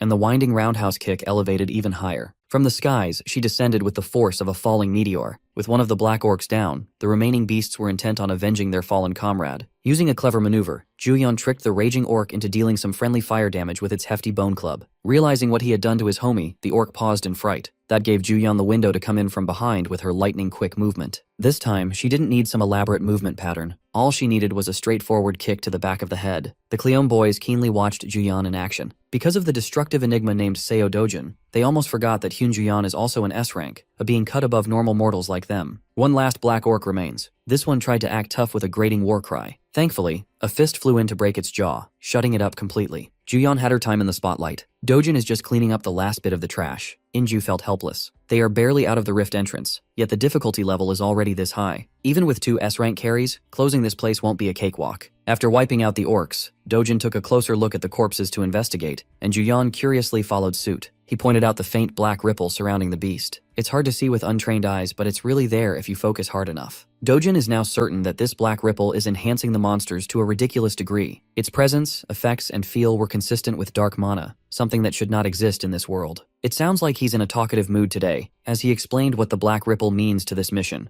Deeper into the Santarem Rift, they reached a different biome and encountered a different class of monsters. They looked like lumps of goop, a vicious pack of swamp creatures. Against these slimy bastards, the Cleon boys rejoined the fight to prove that they can contribute. They were fast and crisp with their practiced rotations, but the damage simply wasn't there. Perhaps another 2-man combo could break through. Cooperation can only get them so far. They managed to incapacitate one of the swamp monsters, but it wasn't enough to get the kill. They were used to dealing with normal swamp ghouls, but this is a different breed. Thoroughly exposed, the boys were caught in the petrifying sludge. Spear Guy managed to recover, but his shield-bearing partner took the brunt of the force. The attack was strong enough to tear up a high-class combat suit. Every attack is lethal. Desperation, helplessness, and confusion plagued their minds as they continued to resist. A lapse of judgment could put your life in definite danger if you're not paying close attention to your surroundings. Thankfully, Guildmaster Inju was keeping her eye open for any sneaky slime action. With her boys in danger, her combat instincts were tingling. Jong Inju wielded her blade like it was an extension of her body, showing how she got to the top with her own strength. Still, she could not shake the feeling of unease. If the swamp ghouls are this strong, then the Velkara will be even worse. For a moment she entertained a terrifying thought. What if every rift zone in the world undergoes this kind of change? In the meantime, let's see what's happening in the other rift zone near Manaus. Inside this one, the noobs weren't as lucky to have reliable hard carries. The sole survivor of one of the groups is frantically running through the woods with his life on the line. Brazil's Arvado, France's David, and many others have fallen. Those 2 guys were supposed to be invincible. They were S-rankers, and yet they got taken out by just a few Velkara, a ferocious spider monster. While easily fisting swamp ghouls, Juyeon and Dojun broached the topic of the vicious bug waiting for them at the end of the rift. Dojun distinctly remembers that a Velkara infused with dark mana is especially dangerous. If those spiders have been infected by the same black aura, they'll be troublesome to deal with. While discussing the final boss, Juyeon continued fisting the slimy monsters to oblivion. Similarly, Dojin was giving everyone a crash course about highly concentrated mana pouring directly into a monster's body. Juyeon asked if he was talking about the blue bar players used to cast magic in video games. It sounds like he's not going to get anywhere with a lecture. In this world, no one even knows that the biggest difference between heroes and ordinary people is their capacity to house and use mana. Stopping his high-level lecture, Dojin punches through a swamp ghoul's body clean. He pondered the implications of a world that doesn't even have the concept of mana. Now it makes sense why the world was so peaceful relative to his previous world. At this rate, that peace might be on the brink of breaking. But for now, he'll just brute force his way out of this swampy encampment with his bare hands. Dojin easily dispatched the biggest swamp ghouls in the blink of an eye. The Cleon boys looked like they had just gone through a war. Their S-rank babysitters, on the other hand, looked pristine. Since they're now in the clear, Dojin came up with a more digestible explanation of Black Mana's properties. Put simply,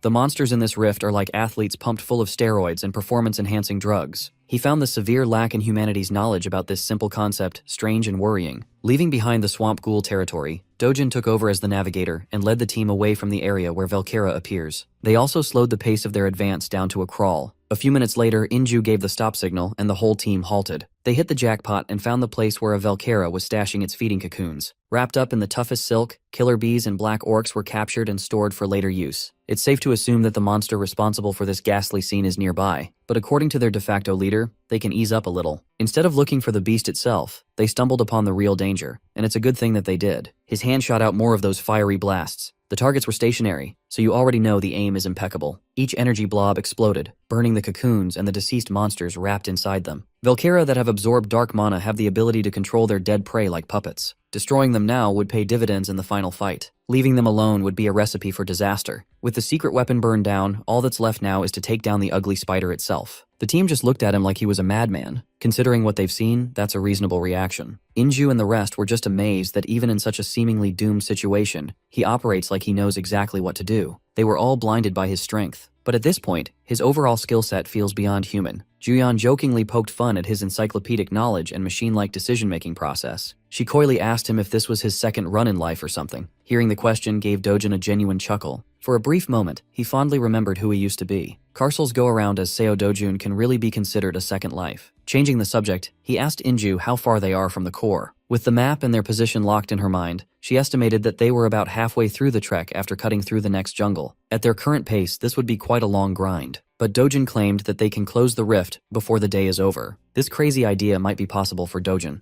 but for the Cleon boys, a one-day boss rush would be too much. Most of them had already burned through their stamina against the swamp ghouls. If they can't keep going, they can just rest up. Dojin can't afford to waste time. He'll just handle the giant spider solo and come back once he's done. Without another word, he took off with a burst, carried by the wind. He left everyone behind without leaving any room for discussion. They all went through hell. Yet that man still has the gas to traverse the woods like an unstoppable freight train. As the backdrop of the woods blurred, his eyes constantly darted around to pick up details that could lead him to the final fight. With his expert tracking skills and a vague idea of the Velcara's nest, he finally laid eyes upon his target. The Velcara is one nasty, scaly, and pointy beast. Its abdomen is coated with strong armor and protruding blades. It also bit a guy named Peter Parker once. All of that doesn't matter though. Seo Dojun leapt into the air and started his swinging motion with his sword still in its sheath. He started the exotic cooking show by slicing up the spider legs with scales thicker than steel. Judging by the bug's ugly screech, losing 3 legs at once sure does sound painful. Enraged, the Velcara opened its maw and shot some sticky silk like a gooner that just gained internet access. It was a big swing and miss as Dojin masterfully hopped out of the web's trajectory. He zipped all over the place with inhuman speed. There's no point in dragging the fight any longer when the gap is this big. With crisscrossing slashes, the exotic cooking show concludes. Dojin sliced and diced the Velcara into multiple pieces, and this dude still had the time to adjust his position to land perfectly and aura farm. The monster that slaughtered a bunch of S-rankers in the other rift zone was squashed in just a few seconds. He stood up, exhaled deeply, and scanned his body for any changes. Surprisingly, his stamina is still at its peak, devoid of any fatigue. This might have something to do with the dark mana he absorbed through his mana cultivation technique. After packing up the strongest monster in the rift, Dojin strode back to the camp like he had just peed in the woods or something. Juyeon and Inju didn't have to ask if he did what he set out to do. They just know he's him. The guy doesn't even look tired in the slightest. His hoodie was splattered with blood all over, but not a drop belonged to him. Since he can't sense any more dangerous monsters nearby, this jungle should be the perfect spot to camp and rest. After the fire got started, everybody sat down to take a load off. Those who sustained injuries were treated, and those who were relatively unscathed chatted. Then there's Seo Dojin, quietly roasting his spider meat on a stick. One of the Cleon boys, the spear guy, peeped at what he was doing, got curious, and approached the unapproachable leader. With a friendly tone, he asked Dojin if he could try his meat too. You know he's packing a whole lot of meat, so giving some to others was no big deal. Seeing their comrade sitting down and dining with Dojin, another Cleon boy popped in. Spear guy wanted to try some of Dojin's meat, thinking that the meat was the secret to his strength. Since they had nothing to lose, the boys gathered around the fire to get some Dojin meat. Everyone watched them put the meat in their mouths with great interest. Dojin was actually pleased to see the boys share his meat. It doesn't do much besides fill the stomach, but he doesn't dislike people who just want to grow stronger. As a small gift, he slyly manipulated his mana to infuse the boys with a little boost on a whim. The effect of the infusion was immediately apparent. Of course, the boys attributed the warm energy flowing through their bodies to the meat. Watching them beaming with smiles also made Dojin crack his deadpan expression briefly. After dinner came more route planning. With the map pulled out, Inju pointed out the straight path towards the rift core. It's been a long day, and everyone's exhausted. It would be safer to head back and resume tomorrow. Although Dojin claimed that the rift must be closed today, their packs are already full of loot, and it would be more prudent to pull out to return later. Juyeon also agreed with Inju's assessment. The earlier fights took a toll on her stamina, and the dark mana-infused monsters are way too troublesome to face. Well, the original plan was to delay closing the rift zone as long as possible in the first place. This way, they could gather as many rare materials as possible, which includes the blue Croco's heart. They were supposed to turn the rift into an infinite resource glitch, but the sudden involvement of dark mana changed that original plan.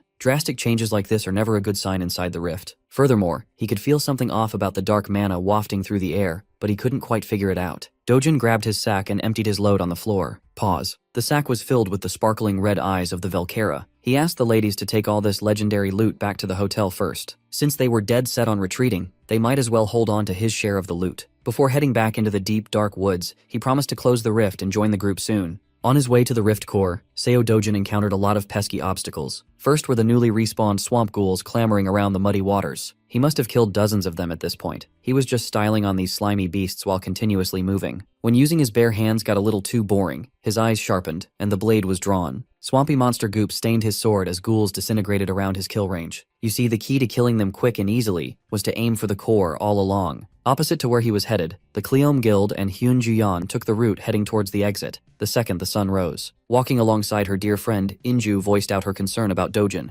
Juyeon assured her that he would be fine. If he still has the energy to bolt off like a bullet after saying a few words, then he still has the energy to fend for himself. She says that, but Inju could see the gloominess practically painted on her face. Juyeon's head hung low out of embarrassment, not out of concern for Dojin. She feels like a fraud calling herself an S-ranker next to that man. She can't even think of anyone else in the world at his level. Moving gracefully in midair, Seo Dojun's blade came crashing down on a black orc's head. He gave that poor orc the most painful free haircut in the world. Half of the brain and skull were lopped off in one clean slash. Keeping up the pace, he changed targets and bonked another black orc's bald-ass head. His emotionless massacre rightfully enraged the remaining orcs. Seeing them throw their little tantrums made Dojin scoff just a little. A reckless axe swing came his way, and he seemingly vanished into thin air. When he reappeared, this dude had a bunch of pre-made destructive balls of fire in his hand. He threw a flurry of spells at the orcs, burning their bodies down for an agonizing death. By the time he was done backtracking through the den of black orcs, he had already wiped out the population. With every kill he notches, the heavier his sack of loot gets. By this time, Juyeon, Inju, and the boys had finally exited through the rift they entered from. With bags packed with valuable materials, they head back to cash out. While they were heading towards the safety of the city, Dojin was solo grinding the rift. Under broad daylight, he slayed a blue croco without batting an eye. Stained with the blood of his victims, Dojin continued to add to his kill count. While the corpse was still relatively fresh, he cut the heart out of the reptile's chest. After the successful harvest, he threw that big heart into a jar. He sealed it tightly to keep the material in its optimal state. Adding even more cuts to the body of his latest victim, he scored 2 more crystals for the loot bag. Spawn camping the den of blue crocos was surprisingly profitable with such a high drop rate. Once they stopped spawning, Dojin packed up to move to another area. Outside the rift and inside the Brazil Hero Association's HQ Situation Room, the tech nerds of the government have been working around the clock to monitor the joint expeditions. For the first time since the operation started,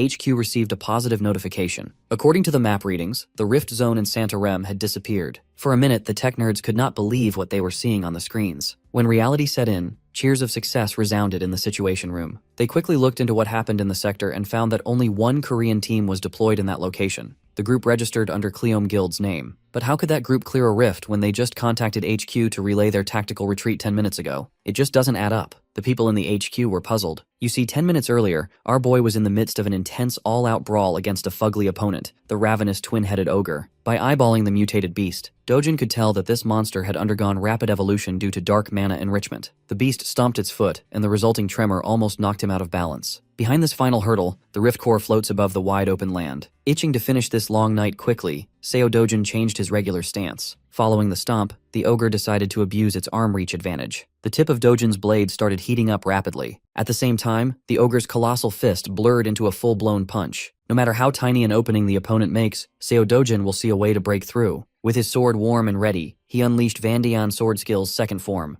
With fire that can eradicate everything in its path, Grami Grimora Poera, line-sweeping magic, blazed. The twin-headed ogre could not have possibly prepared for what's to come. A perfectly straight slash lined up against the monster's shoulder was meted out before it could respond. It left a deep and long gash across the ogre's body, making it roar in agony. In combat, Seo Dojun can finally let off some steam and smile like a madman. And he's just getting started. Not letting the monster catch a breather, he charged forth with the fiery blade in hand. He was way too fast to defend against. He was practically butchering the two-headed bitch to pieces. In desperation, the ogre raised its fist and tried to deliver a punch packing the heat of its compact muscles. Dojin masterfully got out of the way with verticality while loading up another attack. This time, instead of just a single slash, multiple crisscrossing lines diced the beast. Even the nearby trees weren't spared by his sharp combo. With no regard for his surroundings and no noob heroes nearby, Dojin can finally stretch his muscles. At this point, the ogre knew that he was cooked. He has 2 heads and 2 brains, which makes the fear twofold. Instinctively, it tried to avoid the deadly attack by jumping out of the way. At first, it looked like the beast could gain enough clearance to evade the carnage. In the end, one of its legs still got clipped by the line-sweeping magic. It went through the skin, flesh, and bones, a clean cut. Both of its heads loudly groaned in agony. With the beast out of balance and one leg short, Dojin's next attack was a guaranteed crit. Vendean's sword skill's second form is a brutal stance that can cut even the mightiest foes into little bits and pieces. When the twin-headed ogre landed, it looked like it was raining meat. Dojin took a deep breath and stashed his sword away. He then turned his attention to the dungeon's rift core up front. Staring into the eye of the abyss, he carefully took note of the core's properties. He noticed that the dark mana density near it remained consistent with no change at all. That means the core doesn't have anything to do with the anomaly. It's highly likely that the dark mana is being pumped by an external factor. Someone is doing this purposefully. To flood a rift zone with dark mana at such high levels would require serious power. Dojin estimates that someone at the level of an undead lord or imperial lich must be behind this malevolent tampering.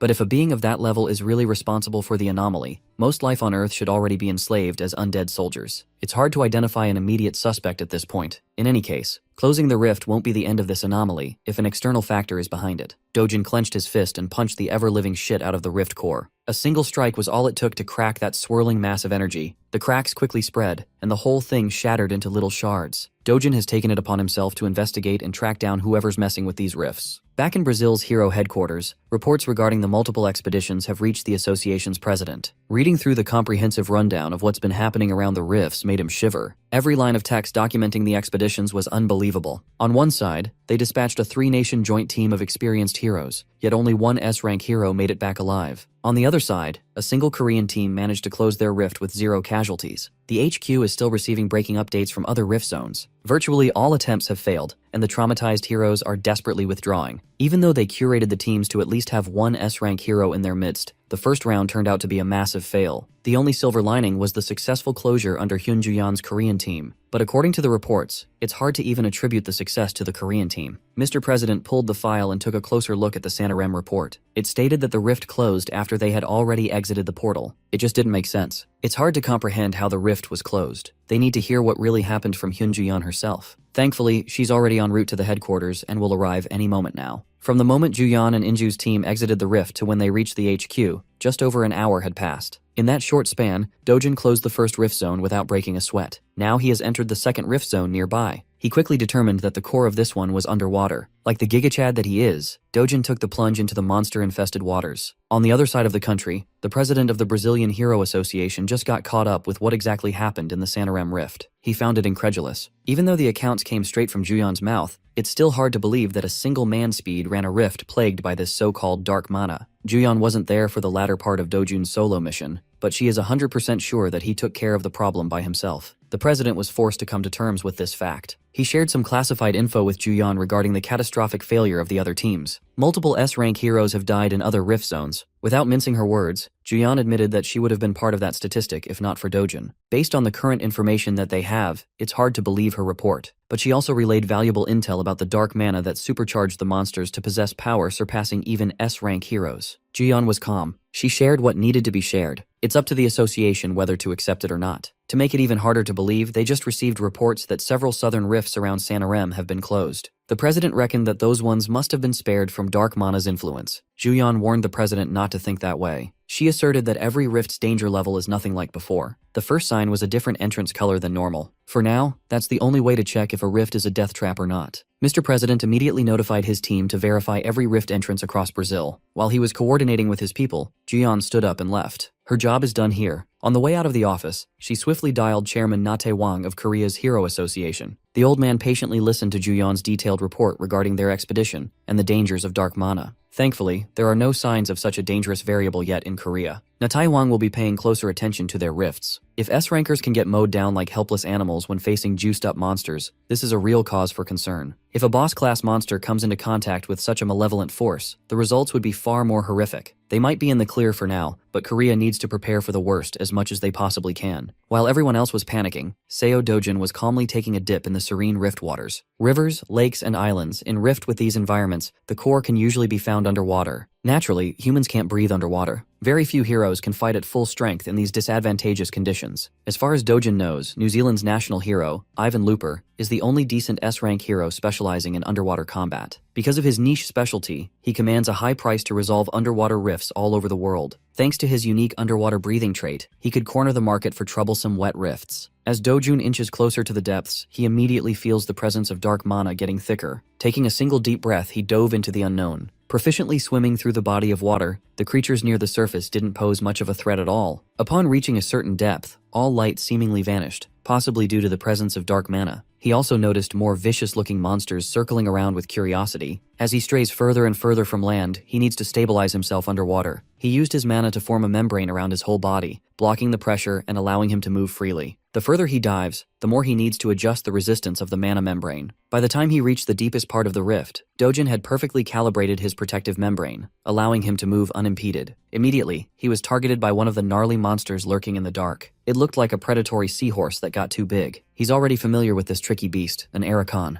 As expected, it looks pumped full of unnatural power thanks to dark mana. Dojin clenched his fist and strengthened his protection by spreading it across a bigger area. In doing so, he lit up the dark depths. The sudden burst of energy was enough to catch the Arachon off guard, slaughtering the beast without using his weapon. The blood, guts, and body parts of Arachon turned the water into a filthy crimson hue. The smell of slaughter also attracted a school of bloodthirsty piranha monsters. These opportunistic carnivores greedily munched on the Aracon's disemboweled carcass. While the first wave was busy munching on the Arachon chunks, the next wave fixated on Dojin. Dojin reckoned that if Ivan Looper witnessed what he's seeing right now, that guy might piss his swimsuit. As soon as the second wave of piranhas entered his kill zone, Dojin dispatched them with ruthless efficiency. Unbothered by the water's instability, he keeps perfect control of his body. He hunted down more Arachons. He even punched a shark on its abdomen. With his feet planted firmly on the bottom, he threw a slew of punches at speeds no different from on land. He was killing fish left and right. As his kill count increases, more hungry beasts gather around his position. Dealing with these small fries is admittedly a pain in the ass. For now, Dojin chose to reposition. He picked a direction and bolted away. While he was running away from his fishy foes, he was struck by a sense of unease. He noticed that he had reached an area where no other creature dared to venture. In front of him, lounging on top of a stone bed, was a peculiar one-eyed fish. Dojin immediately recognized that son of a bitch.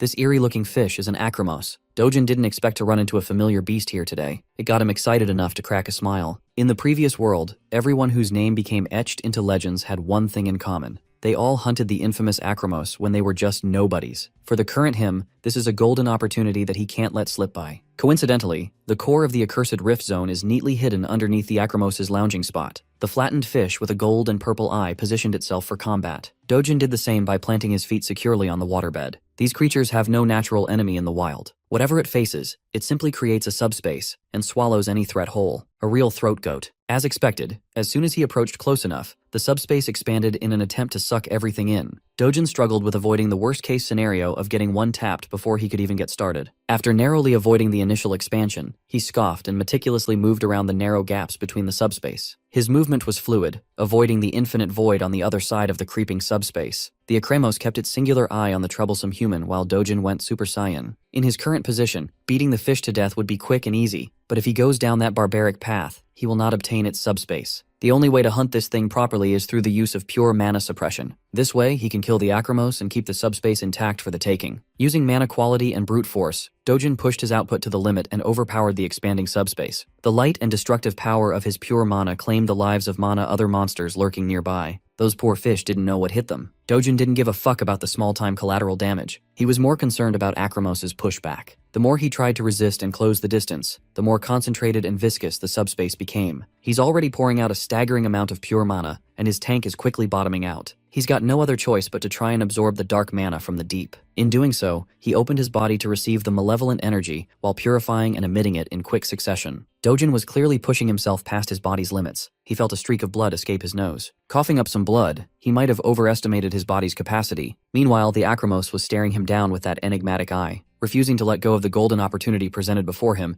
Dojin chose to say fuck it and went all in. A few moments later, the serene flow of the rift water was interrupted by a forceful emergence. Seo Dojin managed to pull the Acremos out of its home court through sheer will. Now that they're on land, the tables have turned, and Dojin swiftly grabs hold of the subspace. In his hand is an infinite void that can be used for a wide variety of purposes. As soon as the subspace was snatched away from the fish, it lost the light in its eye and succumbed to death. Its lifeless corpse dropped back down in the water while Dojin unconsciously slumped on land. A few hours later, before the sun set, curious birds gathered around the passed-out Dojin. He awoke with a sneeze, his body purging out the water that got into his system. The birds were naturally scared away. Dojin opened his eyes, still exhausted from the intense underwater fight. Thankfully, his wet bag and sword were not lost. It would be a huge hassle to go back down that dark water to search. Remembering what he had just accomplished, he sat up and tested his new power. Firstly, he conjured pure mana around his arm and felt the quantitative change it had undergone. It's apparent that his mana capacity has increased by a ton compared to before. Fighting that flat fish and risking it all would have been worth it just for this. But the main prize at the end of that suffocating fight was his newly stolen subspace. This is the biggest gain he scored from this Brazilian trip thus far. Now he doesn't have to lug around his bag and sword. He can just store them in the void. Free from the shackles of carrying his loot and weapon, Dojin happily stood up and stretched his limbs. He's already got a massive haul in this rift. It's time to call it a day. With the boss taken care of, he can just close the rift real quick and head back to the lodge. It's a beautiful and productive day to be a subspace thief. Back home in the Korea Hero Association, Chairman Na Tae-wong's associate delivers a rundown of what's happening in Brazil. Multiple hero deaths have been confirmed. They've lost people they could not afford to lose. A few select rift zones had disproportionately higher mortality rates compared to others. Hero Dojin managed to close multiple rifts without as much as a scratch. That guy's just a walking cheat code.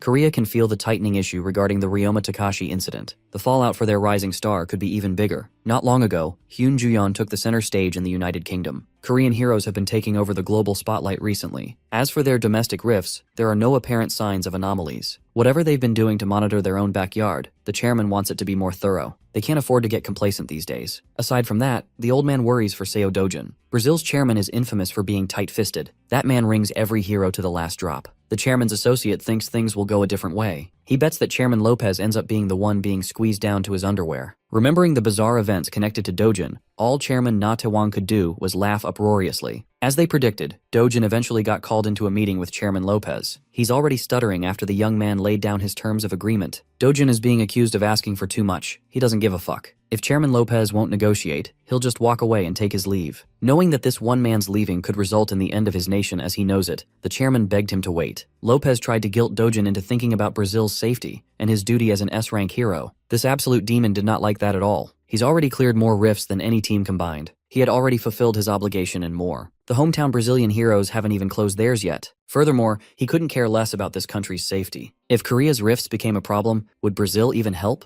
According to the data, the situation is now at a critical stage. All rift zones within a 500-kilometer radius around Santarém had just gone dark. If this nightmarish anomaly spreads any further, Brazil will be wiped off the map. But what about all the BBLs? Dojun and the team exchanged glances. Hyun Ju-yeon interjected and asserted that the problem at hand makes the answer simpler. All the chairman has to do is yield to the man and give in to Dojun's demands. Compared to an entire country's safety, the demands don't sound too excessive. As reluctant as can be, Chairman Lopez eventually caved and agreed. From now on, each rift zone Dojun closes will net him $50 million.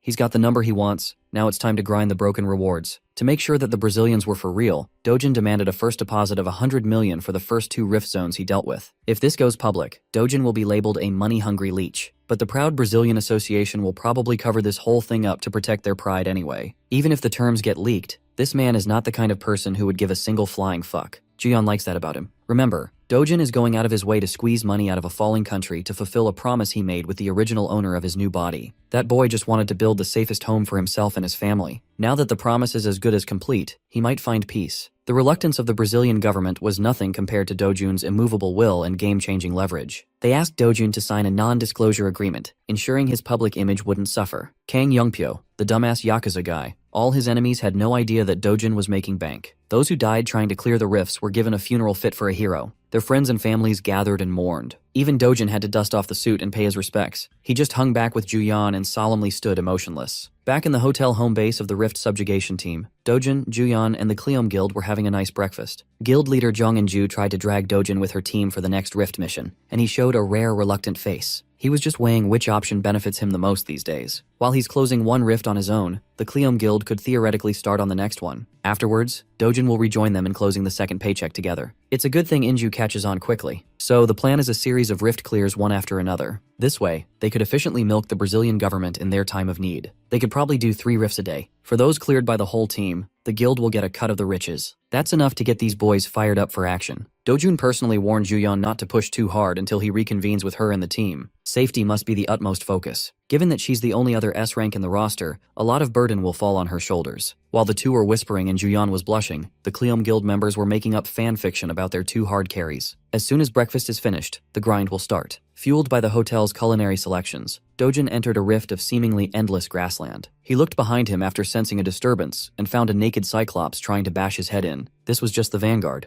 There's a whole swarm of lesser Cyclops gunning for him. So he teleported behind that one-eyed freak like it was nothing personal, kid. Aside from the clear rewards, these monsters tend to drop some valuable loot for pocket money. the quiet peace of the monstrous rift was disturbed. Seo Dojun threw hands with the incoming monster. A single punch eviscerated the face of the beast. The Cyclops ardently caught himself before falling, pissed off at the tiny human. It's been a while since Dojun met an especially tough trash mob. Maybe this is the perfect opportunity to try out a new technique. If he's planning on testing something fresh, he'd better do it fast. The Cyclops is coming for his ass. Dojun flexibly moved his body in midair, effortlessly dodging the incoming punches. He dished out a kick that would pulverize the skull of any unlucky creature. While throwing up blood, the Cyclops vanguard was momentarily stunned in place. He's never been more pissed off at anyone before. Dojun left his back open, and the one-eyed bastard saw the opportunity. With veins bulging all over its body, the monster roared. In response, Dojun extended his hand to try something silly. He opened a space rift big enough to swallow the enemy's incoming fist. Afterwards, he opened the exit to the first one's entrance right behind the monster's bald-ass head. This fool punched himself in the back of the head involuntarily. It was a disrespectful finisher. To be clear, Dojun was just messing around and testing new avenues. This one is not very efficient for combat. It was fun, but the mana consumption was just way too high. Not long after his encounter with the Cyclops, the rift in the southern Moro region was shut down. Chairman Lopez and his men were able to breathe a little better with every rift zone neutralized. Lopez could tell that the guy who just scammed him is about to suck the riches of Brazil. Being an honorable man, he made sure to have his associate on payment duty. They negotiated $50 million, and the deposit was $50 million. Bro is making LeBron money in just 8 hours of work. At this rate, it's not impossible to assume that the government is on the hook for possibly billions of dollars in just a few days. The chairman started devising a plan to stop the young man from bankrupting Brazil. Of course, he's not talking about delaying payments. If Seo Dojun gets pissed and stops working, their country will only exist in history books. So, Lopez called for every A-rank and S-rank heroes staying at the lodge. They'll form a special team to compete with the monster that is Dojun. The chairman set the reward at $10 million for the new team. They'll get all the support they need. They just have to close more rifts than Dojun somehow. Now it's a competition between one Korean man versus the International Hero Alliance, who will close the most rifts and bring the most money in their pockets? Kang Yongpyo was among the first ones to receive the request from the chairman. Rumors of S-rank heroes dying have been quietly spreading, putting everyone on edge. For Yongpyo, 10 million seemed meager, split between a team. At least the hunts will be much easier. He couldn't figure out why the association would lump everyone in a single team instead of spreading their troops out. Yongpyo is itching to go. If he ends up on the same team and same rift as Seo Dojun, things might get a little dirty. Dojun's name wasn't on the list of selected participants though. Hyun Ju-yeon and Jong In-ju were also nowhere to be found. The liar and cheater in Yongpyo could smell that something was amiss. Well, the man he's been trying to silently assassinate is getting richer by the hour. The association has been diligent in transferring payments properly. Dojun and the gang just received word about the rounding up of heroes from different countries for one coalition. At least the association wasn't too stupid this time. Ju-yeon was surprised that Dojun wasn't bothered by the competition. Well, he already secured the funds necessary to fulfill his promise with the original Seo Dojun. At this point, money doesn't mean much to him anymore. He's already shifted his focus to something much more important. As the Brazilian Association intended, the rivalry between the two teams quickly produced results. By 1500 hour, the Rift Zone AO35 has been closed by Dojun and the Cleom Guild. At 1700 hour, the spider-filled Rift CO12 was demolished by the Hero Alliance team. It wasn't a clean operation. 1 S rank and 5 A ranks were slightly injured. 2 A ranks sustained fatal injuries. Before 2200 hour, the Rift Zone AO53 followed the streak. The dispatch team on the log was listed in a single line, Seo Dojun, all by himself. This boy got himself a weapon and started moving like a different beast. Several days rolled on like this, a constant grind of killing and closing rifts. None of the association employees had taken a break, let alone a day off. Dark circles are hanging on everyone's eyes.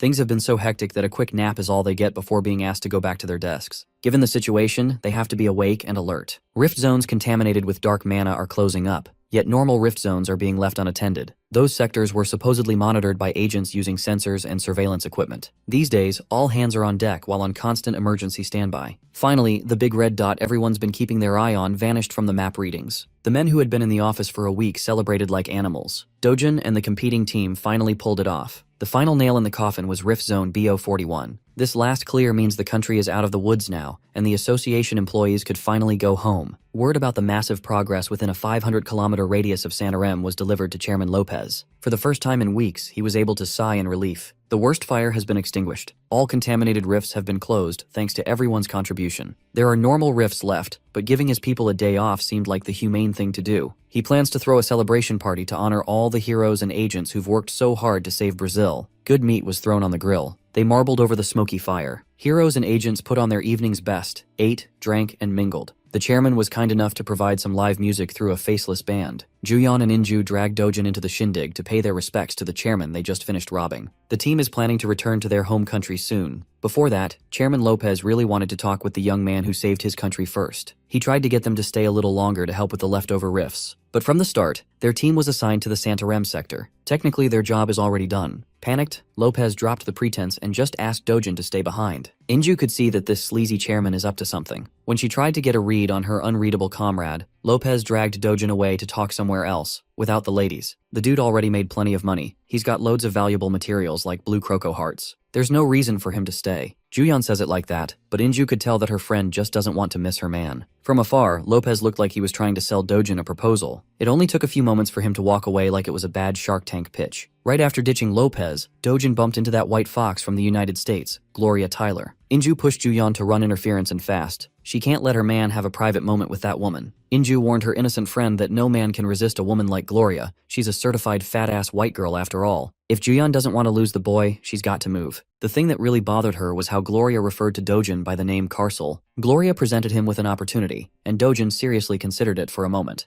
Juyeon wanted to get closer to hear more of their conversation. Her mind was going crazy with possibilities. Did the White Witch ask him to move in together or something? Finally, Gloria bade him farewell, optimistic that he would give her an answer soon. While the American hero walked away, Juyeon noted how gorgeous she was. Despite being in the presence of otherworldly beauty, Dojin was unbothered. Juyeon wonders if this guy is into women at all. Maybe he's a pure Sigma, just addicted to the grind. Before Gloria got too far, Dojin came after her to ask for a favor. He wanted to take a look around this year's gold market auction in Las Vegas. For that, he'll need an invitation. Something like this was no problem for Gloria, but she does have one condition. All Dojin has to do is come to her house a week before the gold market opens. Maybe she could show him a thing or two beforehand. Hearing that bold invitation, Juyeon knew that she was outmatched. She could imagine how Gloria Tyler would look naked, and even she was flustered. No matter, it's up to Seo Dojin to accept or refuse. Gloria noticed the young woman looking at Dojin like a helpless puppy on the sidelines. She excused herself and gave Dojin some time to answer. Since she's hoping for a yes, she decided to give the gold market ticket in advance. Without a fuss, she sent him something better than a one-time invitation, a VIP membership. Juyeon watched as two beautiful specimens stood still in time in front of her. It was a nice picture. Before she could wallow in self-pity, Kang Yongpyo interrupted with an inappropriate comment. He saw the top beauties of Korea and the United States crowding around his op. He had to pull up.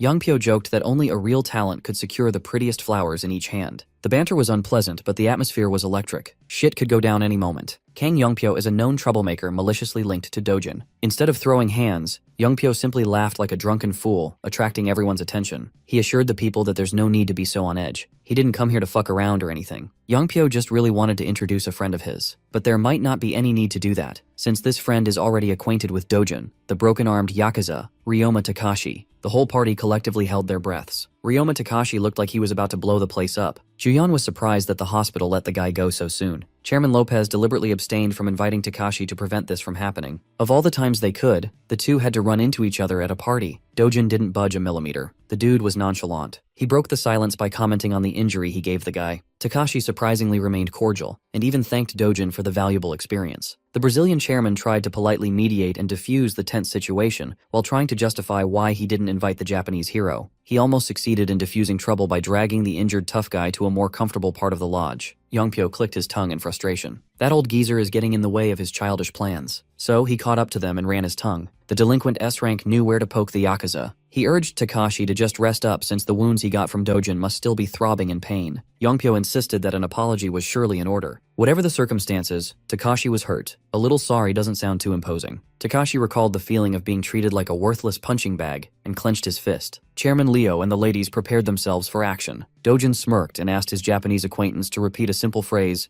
"Yakuza are shit." Every hero and agent in the party was struck silent. What the hell was Seo Dojin trying to do? The Yakuza are known for their pride and ferocity. Takashi turned his head around and looked at Dojin with his empty eyes. At the top of his lungs, he agreed that the Yakuza are indeed shit. Kang Yongpyo knew this guy. He never could have expected this twist in 100 years. Dojin continued that the Yakuza are trash who contribute nothing to society. Absolute, total trash. Unlike everyone else, Juyeon had seen this trick before. Hearing the poor guy talking wild trash against his own people, Yongpyo implored Takashi to stop spouting nonsense. When he saw those eyes, all the hairs on his body stood up in fright. There was something deeply wrong with them. In Takashi's hand was a phone with a curious audio recording playing on cue. With his one working appendage, he played the recording. Immediately, everyone recognized Kang Youngpyo's voice in a call recording. The delinquent never bothered to hide his tracks. He called to inform Takashi that there was someone in Brazil who needed a good killing. Takashi even played dumb enough to make Youngpyo dump Seo Dojin's name in a recording. The plan was simple: handle the boy inside a rift and reap the rewards. Other than killing their target, Youngpyo also shared his plans to hook up with some top-notch chicks. He'd love to use this chance to reel in Gloria Tyler at least once in his life. Hyun Ju-yeon would be a nice prize too. He likes the never-been-touched vibes. Kang Youngpyo's criminal plans and dirty thoughts were aired out in front of his peers on a loudspeaker. Dojin didn't think the lynx's eye would be this effective in shit-stirring, but it is. With Takashi completely under his spell, Youngpyo certainly picked the wrong opponent. From now on, he intends to make the delinquent slowly suffer until death becomes the only humane way out. All eyes are on Kang Youngpyo. How he responds will be on the front pages tomorrow, regardless. Socially cornered, he smiled like a psycho. Completely shedding his cordial front, he blamed the dumbass Yakuza bastard for ruining his brilliant plan. He walked up to his partner in crime with aggression. Things are already fucked enough as it is. If Takashi keeps running his mouth, things will get even worse. To prevent that from happening, Youngpyo took action. His hand tightened and sharpened before stabbing directly into Takashi's chest. He felt Youngpyo took hold of his heart, squeezing it hard. The delinquent pulled out, and the Yakuza fell down with a bloody hole in his chest. Things happened so fast that no one was able to go after Youngpyo as he fled the scene of blatant murder. Chairman Lopez stammered out the catch order to his men, but it's simply impossible. He might be human filth, but Kang Youngpyo is an S-ranker. While the agents continuously fail to close the gap by a long margin, Ju-yeon was gearing up to join the action. She wanted to run alongside Dojin only to find the guy standing still like a statue. He was just watching the chase sequence like it had nothing to do with him when he could have stopped all this. When Ju-yeon asked why he didn't move, he didn't grace her with an answer. The events of the shocking banquet spread across the world in an instant. Given the people involved, the impact on Korea and Japan as nations was beyond imagination. Both governments and their hero associations decided to keep their heads down, wary of public opinion. The media dug up and ran stories of Kang Youngpyo and Takashi's past deeds. Chairman Na Tai-wong had no other choice but to commit to damage control just because of some idiotic fuckers. He wasn't the only one having a hard time with this news cycle. The rich bitch, Hong Hee-ju, could feel the walls closing in on her. She took her anger out on the absurdly expensive pottery around her office. Hee-ju swung that gold club like she was in a rage room. Her poor bald manager just watched from the side, careful not to get in his boss's crosshairs. Manager Lee thought he could let the shitty mood pass without getting dragged in, but he was wrong. When Lee entered, all he saw was a spoiled brat and a few million in damages. As far as they know, the Interpol and the World Hero Alliance are working together to capture the notorious Kang Youngpyo. In the best-case scenario for Hong Hee-ju, the criminal gets himself killed trying to resist the authorities. She's already assigned Manager Lee to clean up all the loose ends on their part. The accounts leading to the money have been wiped. The contact network they used to get in touch with Youngpyo was scrubbed,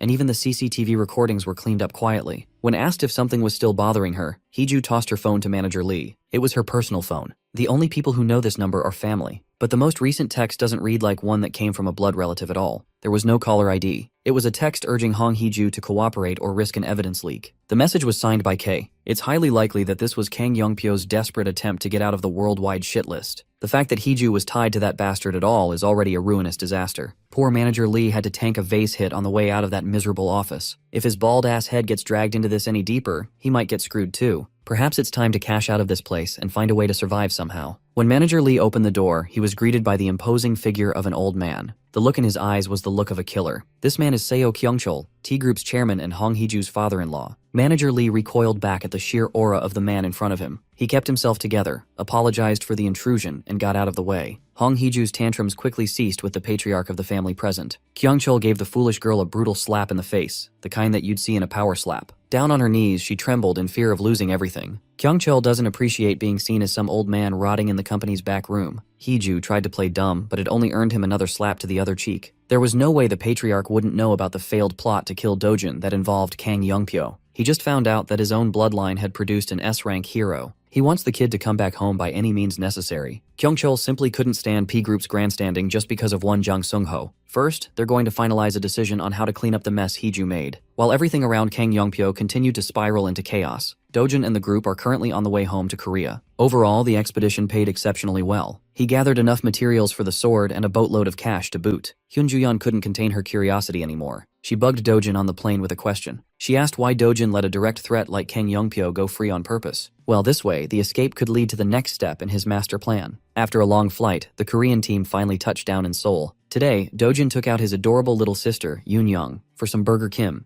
Burger King's Korean cousin. She swung her little feet under the table while singing the burger praises. Times like these are not so bad at all. Dojin gets to relax for real. Still, he couldn't shake the disturbing sight that greeted him right after returning home and reuniting with his family. His grandmother's health had noticeably deteriorated. She was practically bedridden. She asked little Eunyoung why he was never notified and why they didn't go straight to the hospital. On the brink of tears, she explained that Grandma held on to Dojin's advice not to spend their money carelessly. It was money earned by risking his life after all. Hearing this, Dojin felt a pang of guilt. Still, going to the hospital because of sickness doesn't qualify as reckless spending. He whispered to his grandma's ear about Brazil and the tons of cash he made from it. From now on, they can do what they have to and what they want to. No need to hold back anymore. Dojin immediately admitted his grandma to the best hospital in Korea, affording her the best care money can buy. He's been visiting her every day with little Eunyoung, and they've been grabbing burgers afterward. This has become his new routine. Say what you want about Burger Kim, that juicy Korean meat is tasty. After getting his affairs settled, Seo Dojin swung by the Gasan Hero residential complex for one reason. He went straight to the forge he commissioned to make his sword. The owner and blacksmith of the establishment had never seen a blue croco heart in such perfect condition before, yet Dojin just handed it to him like nothing.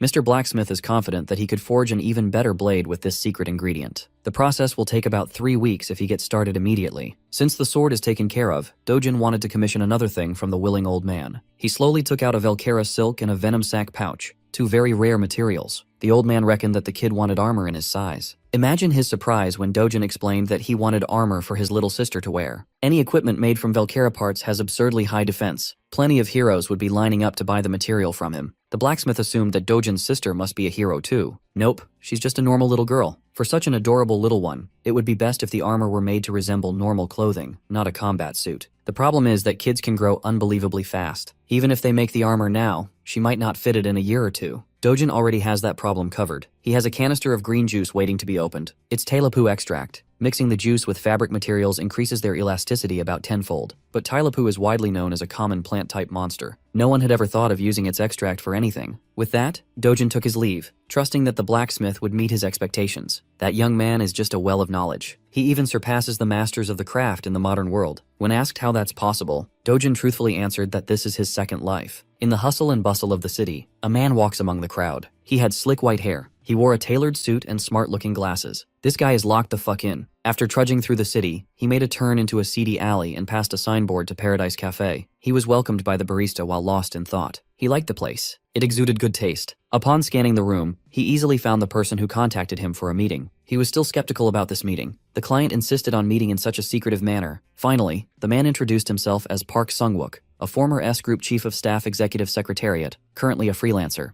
The client was none other than Seo Dojin. The young man has been all over the news lately. Sung-wook was curious about what he was being hired for. Well, Dojin got Sung-wook's name and contact details from Hyun Ju-yeon. She vouched for Sung-wook as the guy who helps when the ultra-rich or heroes need to do something low-key. As long as it doesn't cross the line into something legally dubious, he's the best guy for anything. Dojin's task is simple. He's looking to build a house. Since he's asking a shady fixer instead of a construction company to do the job, it's fair to assume that he's looking for something out of the ordinary. Dojin wants to build the safest house in the world. When the coffee arrived, the two discussed the finer details. Dojin would prefer the location to be in Seoul. As for the budget, he has set aside around 500 billion won for the project. Hearing such an absurd figure melted Park Sung-wook's professional mask. He spat his coffee all over the client. Even Dojin was weirded out. Sung-wook hurriedly grabbed some napkins and cleaned the coffee spit out of the S-ranker's face. The issue wasn't the budget. With how much cash is going into this, they're not building a house, but a castle. Dojin liked the sound of that. Maybe they'll go with the castle idea. In that case, he could stretch the budget up to 1 trillion won if necessary. Sung-wook thought he was going to get a normal contract today. Since Dojin is adamant about getting what he wants, Sung-wook asked if he knew which home was considered the safest in the country at the moment. As far as Dojin knows, it's Chairman Oh Young-gun's residence in Gangnam. The home is only valued at 110 billion won in the market. But if you only count land purchase and construction costs, the bare cost is probably just around 80 billion. Budget-wise, Dojin can build something far greater than that. However, the Gangnam district is unrealistic. Even if you have the money, no one is selling land. Not a single rift event had ever occurred in Gangnam, making the prices of property rise every single day. In essence, they could build the best house money can buy,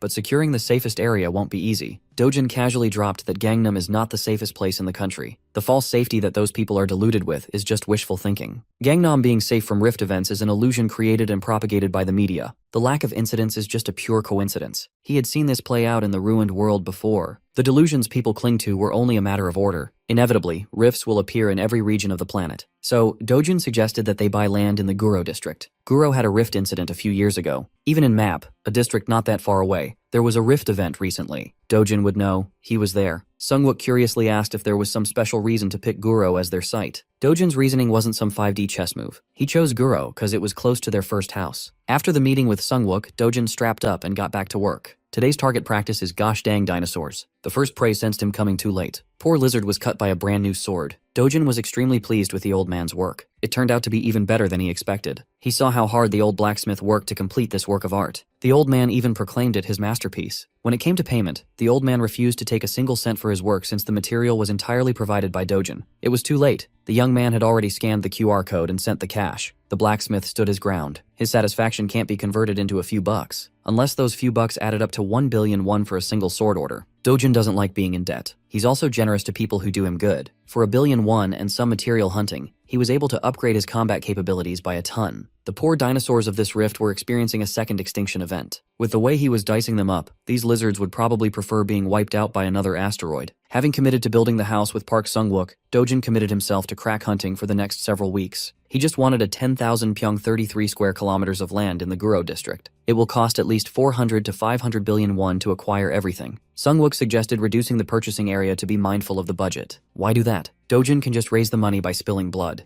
Another day, another rift was shattered out of existence. By evening, Dojin is back home to play and walk around with Yoonyoung. Grandma's getting discharged in a few days. Things are looking up. Dojin has been so busy lately. His little sister just wanted Big Bro home. Knowing how hard he works, Yoonyoung told him that he no longer needs to visit every day. She'll do it herself. Dojin felt an ache in his heart, stopping him in his tracks. At that moment, they were interrupted by a random luxury car driver waiting for Dojin in the streets. He claimed to have been sent by Chairman Seo Kyung-chol, Dojin's shitty grandfather. The driver was equally polite and pushy to get him in the car. Dojin put Yoonyoung down to the safety of the curb for a moment. He also asked her to close her eyes for a moment while he walked toward the driver. Seo Dojun leaped into the air and landed a meteor kick on the luxury car's roof, wrecking the whole vehicle. Just to make sure that it wouldn't run again, he gave the sides a quick kick. Mr. Driver thought he could just waltz in here and pick up the passenger. He was sorely mistaken. Dojin warned the guy to fuck off and never come back. Something about his eyes says he's being 100% for real. The lanky driver ran off shakily, and Dojin didn't avert his eyes for a second. When that was taken care of, he told Yoonyoung that Big Bro was just teaching someone a lesson for trying to interrupt their time together. Hell, Yoonyoung wanted to get her turn teaching lessons to bad guys too. Lifting her back up his shoulders, Dojin assured the little lady that there's no need to worry. Anyone who even thinks of messing with his family will go to an early grave. Word about Dojin's land purchases in Guro had reached the ears of other people. Juyeon was the first to know since she knew Sungwook.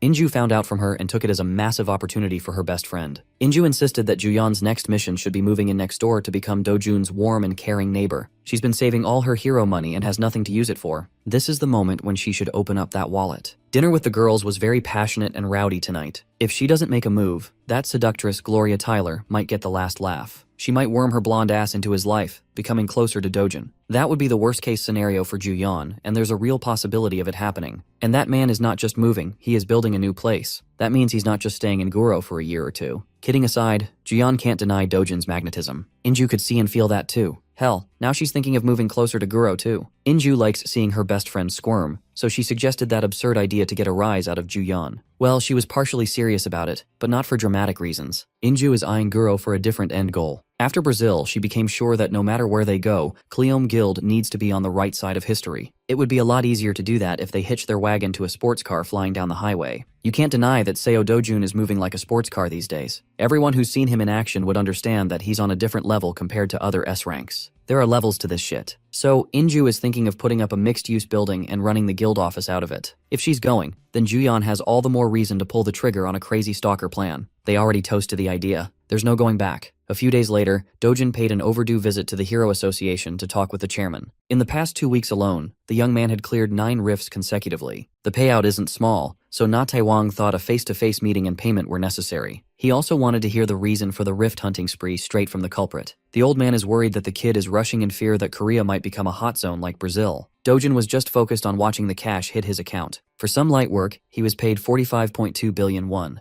With this cash injection, he's fine for now. He should be able to slow down the clears. Still, the chairman wanted a straight answer to quell his anxieties. Dojin asserted that he's just doing what's in front of him. These days, he needs a lot of money, so he works for a lot of money. He shared his plan to build a house, and Na Taiwan was dumbfounded. Since Dojin's here anyway, he also brought up something he'd like to ask the old man regarding the construction. After his visit with the chairman, land transactions around the plots Dojin purchased began happening at a rapid pace. The first movers were Hyun Juyan and Jong In-ju. Then, Na Taewang and the members of Kleom Guild arrived at the same time. As if catching a whiff of something big brewing, a few of the wiser heroes and real estate speculators joined in. Eventually, news of this development reached Dojin's grandfather. As T-Group's chairman, Seo Kyonchil felt proud of his blood for investing in real estate like a real capitalist. He ordered his men to find where the kid was buying and to snap up as much of the surrounding land as possible. Rumors bred more rumors. The rumors drew in those with money to spare, the buyers. And before long, land prices in Guro district skyrocketed to the moon. Before the inflation of land value, Dojin had already secured his 10,000 pyong, or around 3 hectares of land. Now comes the crazy part. Dojin already has a design in mind. It involves a gigantic dome covering the whole area. Sungwook continues to be baffled by his new client's decisions. The plan shows a tiny house that's only about 150 pyong in the middle of a 10,000 pyong site. He's got hectares of remaining empty space to fill. Dojin doesn't see the problem in his design. He just needs a safe house built. It's basically just a rounded outer wall, a really tanky and chunky castle wall in every sense of the word. Since there is no need for elaborate interior construction, the timeline should be pretty quick. As for the property's designated use, they have to figure out how to get this approved by the district office. Thankfully, Dojin has Chairman Na Taewang handling all the troublesome bureaucracy. Having someone that powerful working for you certainly speeds things up. Sungwook would have never dared to imagine a property designation that would require the Hero Association's chairman to step in. Just because construction is ongoing doesn't mean hunting work must stop. Flushed with cash, he's just killing shit for the love of the game.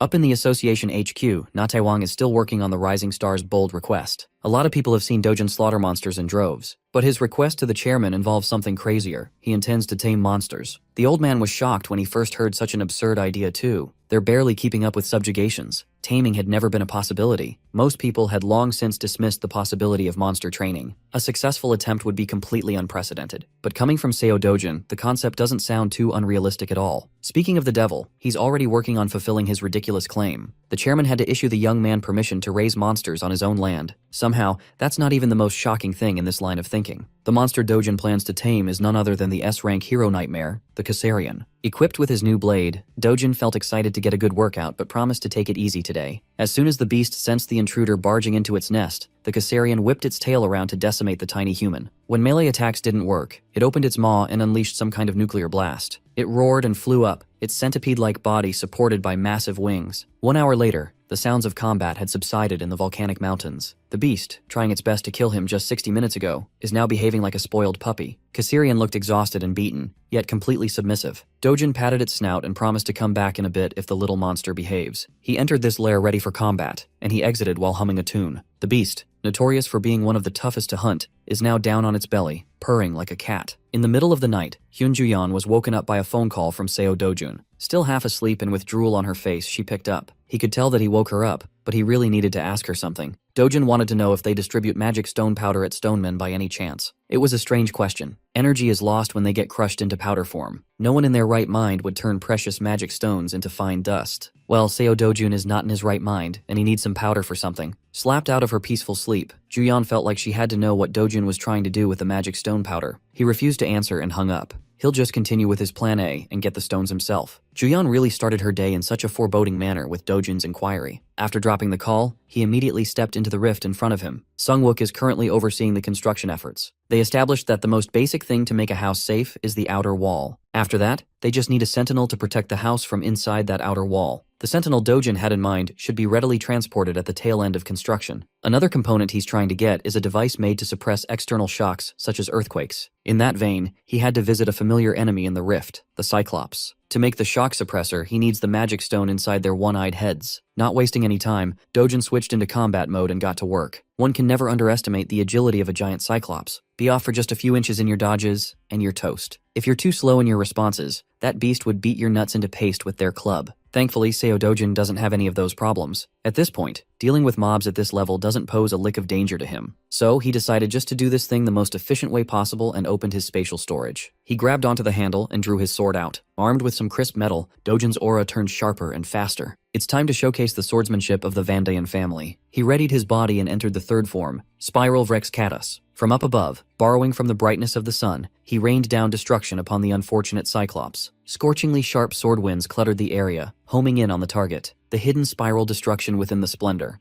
Each swirl was like a high-caliber bullet, riddling the monster's body with repulsive holes. Dojin gently landed at a safe distance, carefully observing the aftermath of his attack. This man is all about aura farming and hype moments. That's his overpowered quirk. After dismembering a monster corpse, Dojin retrieved a decent-sized magic stone ripe for crushing. He closed his hand, and the durable mineral turned to countless shards. Without any elaborate machine assistance, Dojin turned that precious resource into a low-value powder with his bare hands. Come to think of it, rifts are a kind of external shock, too. Maybe a suppressor would also help suppress rift activity. That would be a nice addition to his safe house project for sure. While Dojin was busy going between hunting rifts and visiting his sick grandma, some major news broke out to the public. The whole world found out that the newest and hottest S-ranker of the country is the grandson of the T-Group chairman. Of course, the media campaign was a deliberate ploy. It's gotten so widespread that Dojin had to whip up a sudden press conference. Now that the rumor has spread, the old man thinks he's already won the war. No matter what the kid says, people will only see Seo Dojin as the wily old man's grandson. Dojin got cleaned up and suited up for this press conference. Under the flashing lights of cameras, he faced the entire nation on a live broadcast. The populace immediately theorized that the T-Group must have poured tons of money into the young man to prop him up in the public eye as an S-rank. Hell, even the press con itself stinks of special treatment at the diamond spoon level. But everyone had the same question jumping into their minds. Why hold a press conference after years of being essentially invisible? Based on pure speculation, the majority of the populace has soured on the idea of someone like Seo Dojin. To remedy that growing headache, Dojin spilled his guts out on camera. He started off by introducing himself as an illegitimate child, abandoned at a young age. Everyone watching was completely caught off guard by the opening curveball. Afterwards, Dojin slowly talked about his life. No, the life that the original Seo Dojin has lived. In a brief, clear, and meaningful manner, the whole world listened and internalized his experiences. Even those who were skeptical of Dojin's words gradually developed some sympathy for the guy. Accounts from his school friends corroborated all his claims. Interviews with past employers where he worked a ton of part-time jobs were being broadcast on the air. Overnight, the perception about the mysterious S-ranker turned overwhelmingly positive. As a result, T-Group's stock price, which had been steadily rising until the press conference, tanked and plummeted by 30% in no time. He gave his scumbag grandpa the only wound that would hurt, the financial kind.